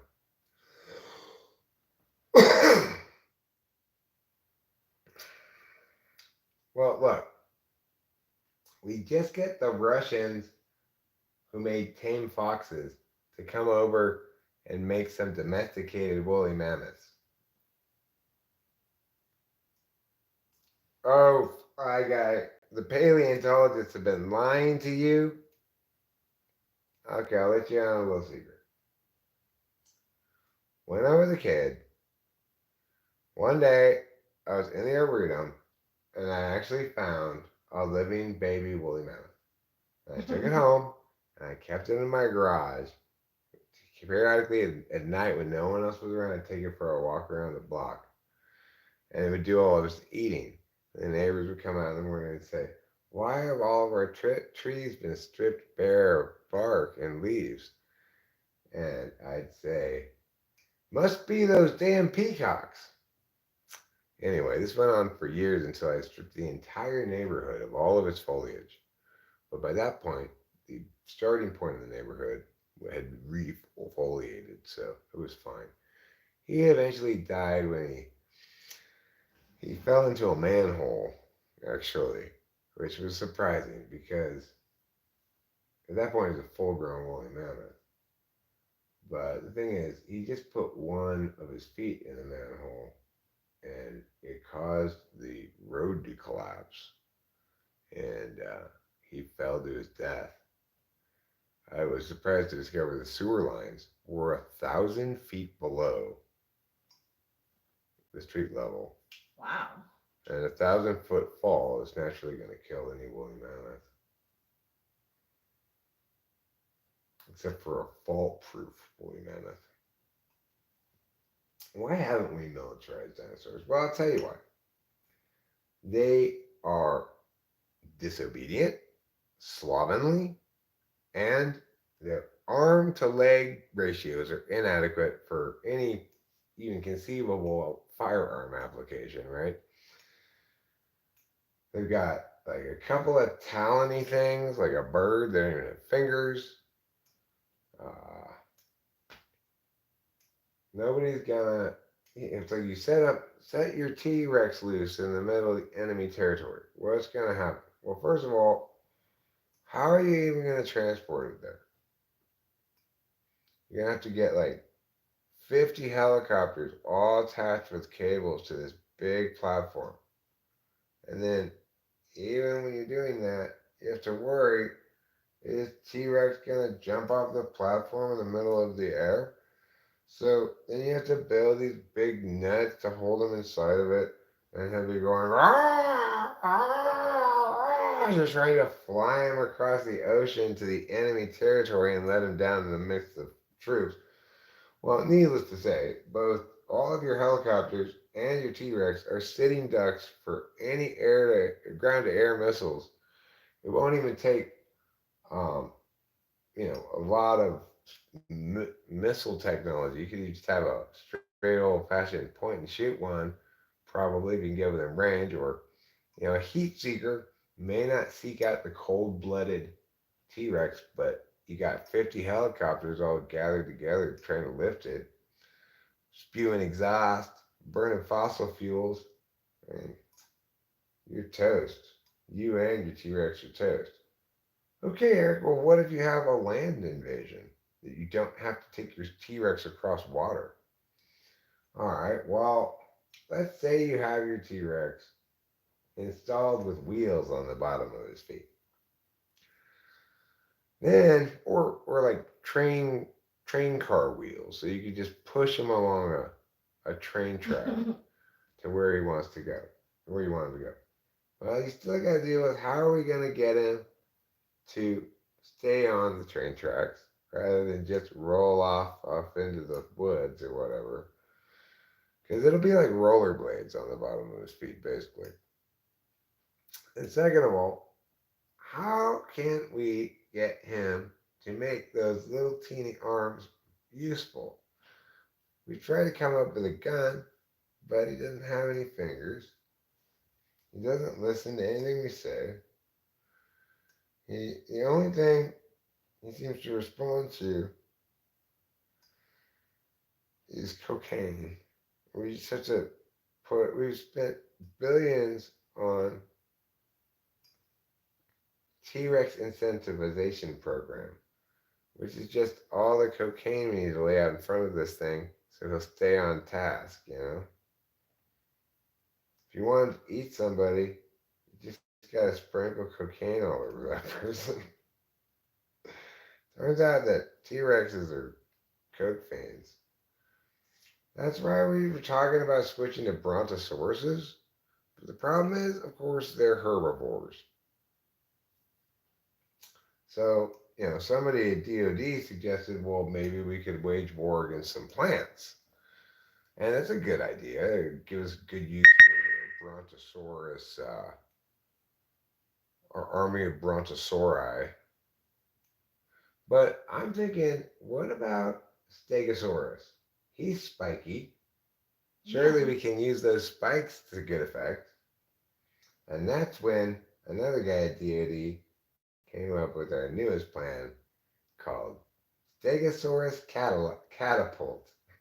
Ooh, Stegosaurus Catapult, catapult. I right, love yeah. that.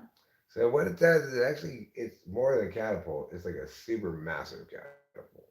So we can shoot a Stegosaurus away from America to like say China.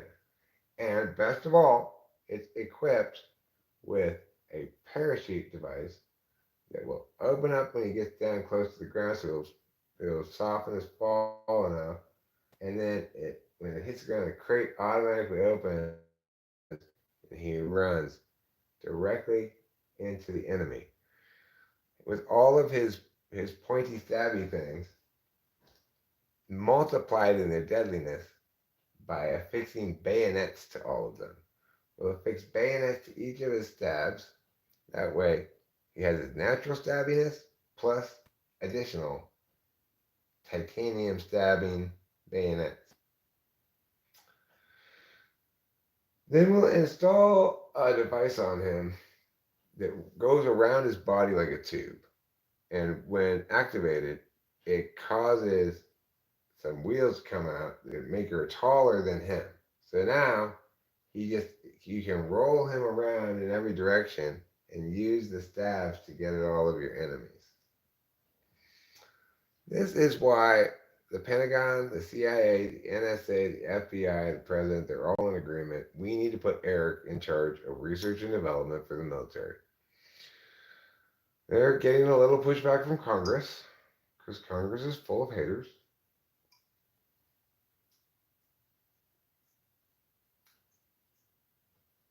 Yeah, well, Stegosaurus, look, we love your ideation here with all these stabby things, but as military people, we are experts in this field. We can make your stabby things a lot more stabby.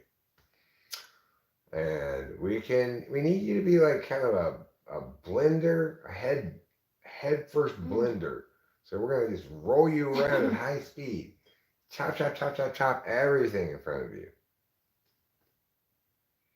When That's you're done, we'll give you a medal to prove that we Wow. value your contribution.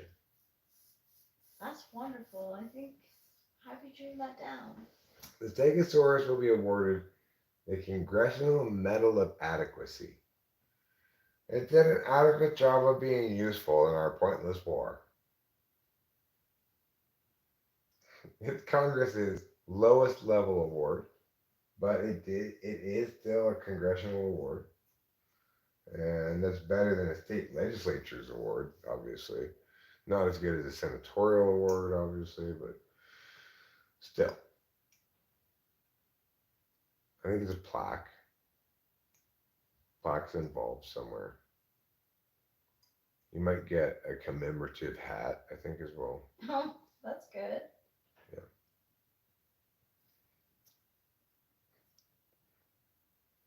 I visited Congress and all I got was this mediocre award. As far as the t-shirt says.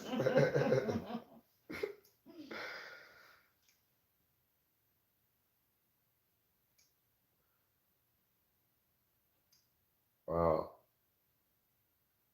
back in dinosaur times, there was a tiger that was actually just like a snake. Because it was just like a tiger, except it had venomous pointy teeth. And it swallowed all of its prey whole. It was called tiger cobra and tiger snake.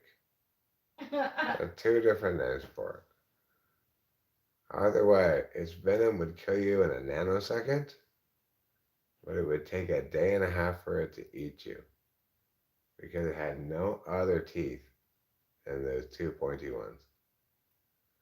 It couldn't chew with those without taking the risk of breaking them. That's why the tiger snake went extinct. Because, while it may have been as fast as a tiger,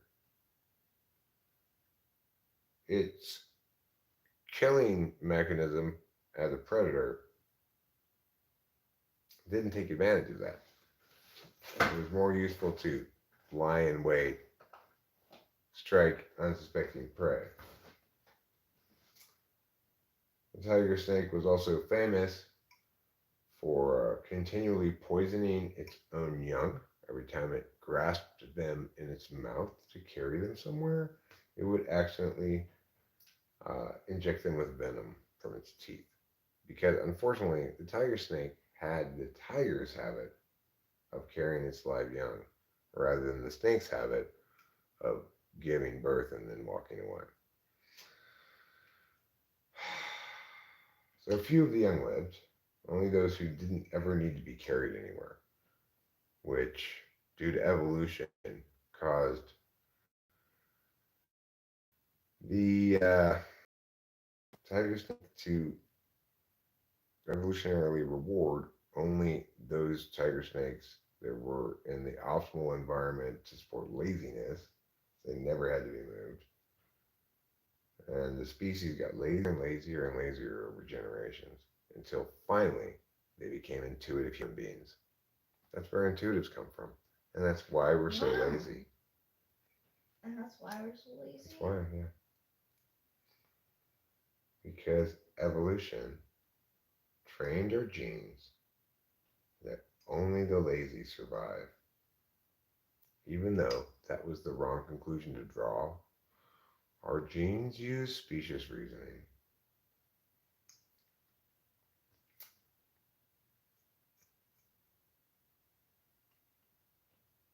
Okay, here's what's coming now. Now that you've learned so much tonight about so many different things, and your wisdom has grown by at least 7 to 8 points, it's time to let all that percolate. I want, after the stream, which is going to in a second, I want you all to spend the rest of the night, do not sleep, reflecting on what you've heard here, watching and rewatching and rewatching and rewatching this stream. I want you to put together a notebook full of notes on things you can do better next time. Okay, because not every one of you was exactly perfect in everything you said about everything.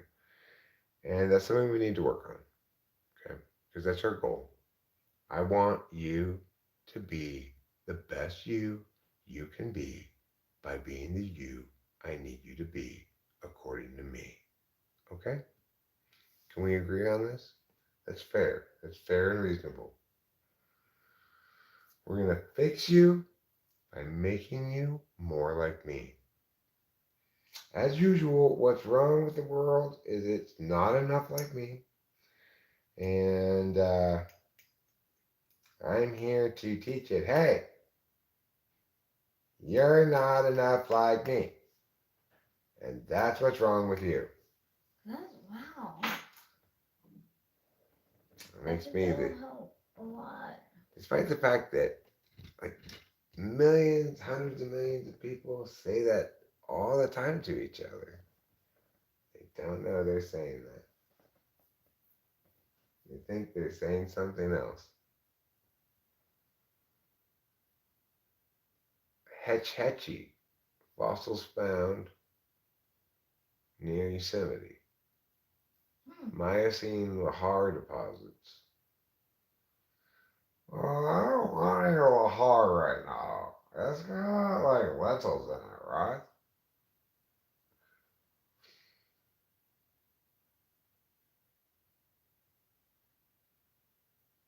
My mom wanted to know if us staying at the Madonna Inn was is for our honeymoon because she wants to, put more, like she wants to put money toward it.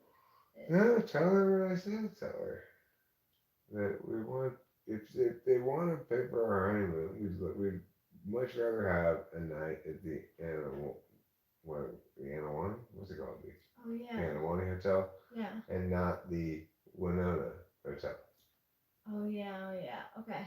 Right? Tell her that. Okay.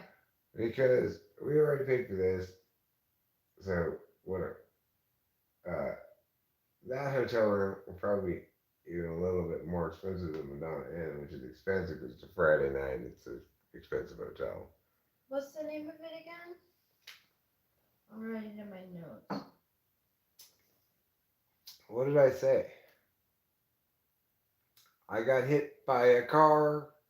Oh no. Hit by a car. Oh no. Winona, not the Winona, the what? Anawani. ANIAHW.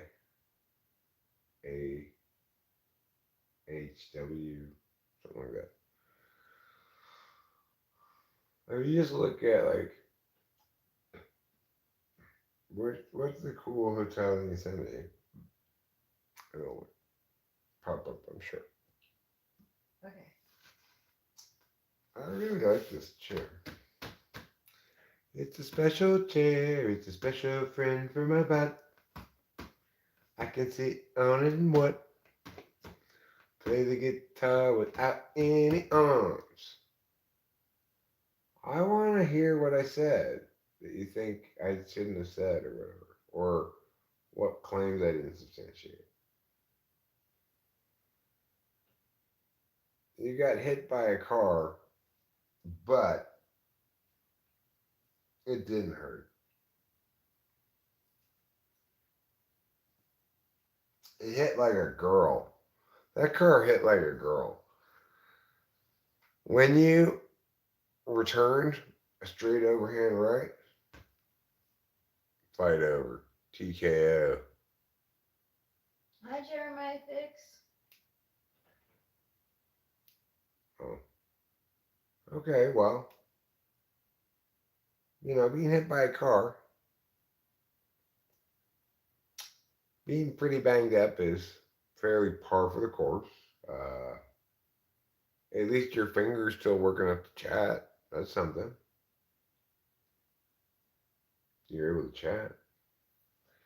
But what did I say that you're saying that about? Nobody is answering my questions because they don't want me to know.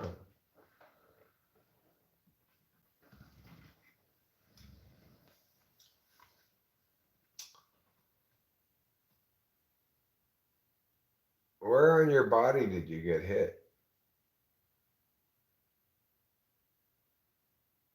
As long as it wasn't in your penis, you should be fine. If you got hit in your penis, then it might no longer qualify for things that often change size. Oh, I wasn't saying that seriously. That was irony. That was another instance of irony. I was saying that's what everybody else is saying. Be more like me. I'm saying, like, we should delineate areas where be like more like me is appropriate for each type because the dominion of the thing in hand is appropriate for that attentional stack. And it can currently delineate areas that are not appropriate for that attentional stack. You might say, well, that's just being more like you, Eric. And I'd say, yeah, I know. But the alternative is to do the exact same thing without any awareness. Like to project your frame bias without even conceding that there's any possible way to make it less of a problem. One way to make it less of a problem would be to have people frame it through this idea of every attentional strength has a corresponding attentional deficit area, and certain things in life are more conducive to certain kinds of attention than other things in life, right? Certain kinds of things in life are conducive to an SE kind of attention. Certain things in life are conducive to an FE kind of attention. Certain kinds of things ought be known with intuition. Certain kind of things ought be known with SI for optimal functioning as a human being, right? If you could imagine a world where you could always apply the right cognitive function in the right context, you would be free from this trap called your attentional stack and the projecting bias that ensues therefrom necessarily. So the problem is you can't, of course, just willfully apply your unconscious and deficit functions in effective ways just because the context calls for them. What you can do potentially is uh, bow out as an active member in this kind of problem, area, situation, whatever, because you know that intentionally is not your strength. Heretofore, you've encountered instances of you struggling in similar situations, but maybe you're not an SI type, so you've not projected from there that there's something wrong with those situations necessarily. Um, Now you have an explanation that says, oh, well, these are hitting me in my attentional deficit area. I shouldn't expect that of myself, and that I should reasonably expect failure in certain areas and not attempt to be responsible for things that require attentional manners that I am not endowed with as strong areas, right?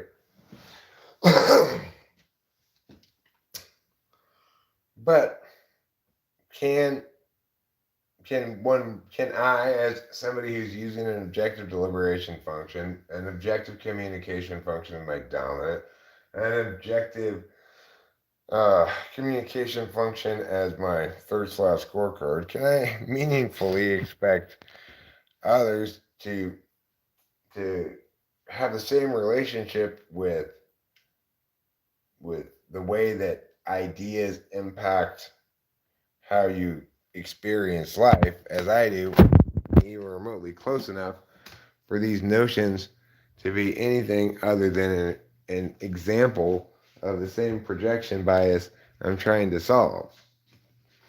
You can see how Eric might feel periodically baffled by a conundrum called this complicated bundle of catch 22s.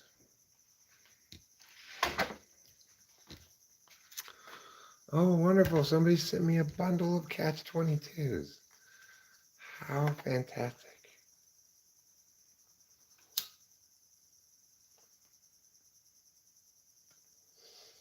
I get it. It's like tic-tac-toe. As soon as you fully understand it, you realize how pointless it is.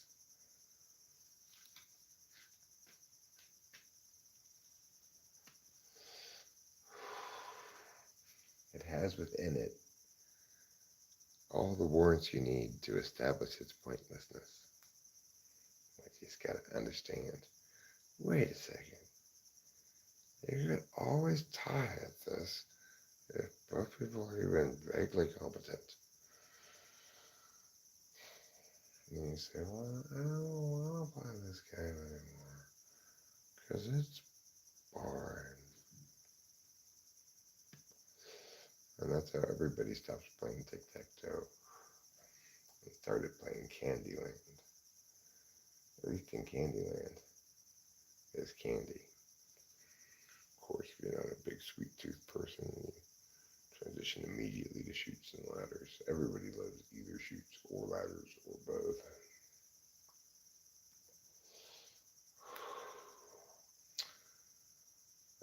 Men especially are known to love chutes.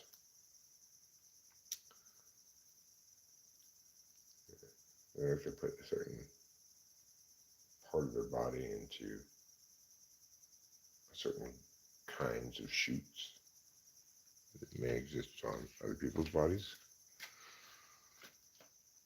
You could call a woman's vagina a penis chute.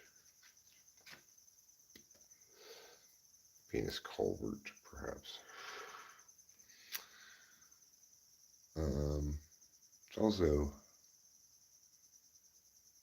a baby incubation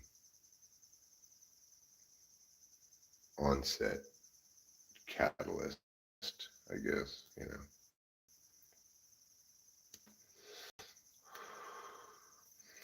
A cat is an agent that catalyzes baby incubation.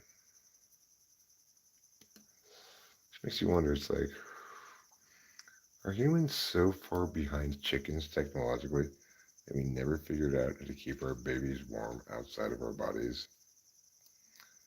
I mean, chickens' level of technology is like shit on everything. It's like their only technological advancement in their whole history. They were the first creatures to say, hey, let's try to shit on everything.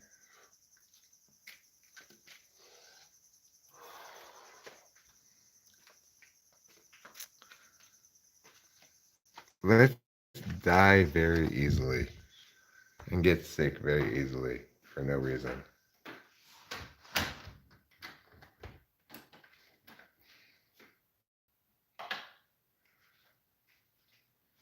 Let's eat everything that anything could possibly eat and replace it with shit. You have plants? Now you have chicken shit on the ground. You have sticks? Now you have chicken shit on the ground. You have worms? Not anymore. Now there's chicken shit on the ground.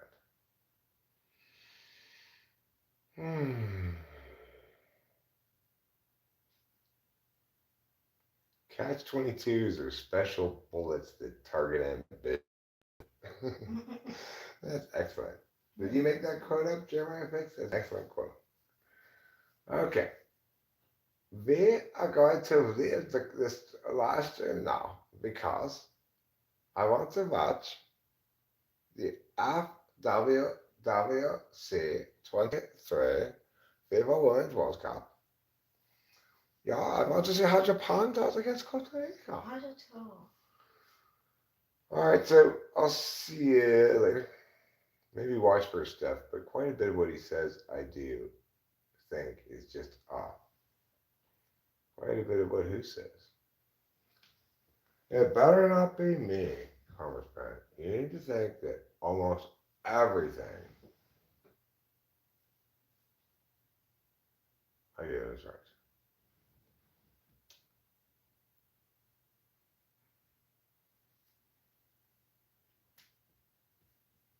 Well, yeah, I wasn't actually making that affirmation. I was making fun of that affirmation and demonstrating at the same time the extent to which we're all trapped by our function biases. I was not actually making that as an argument. Okay, so see you later, everybody.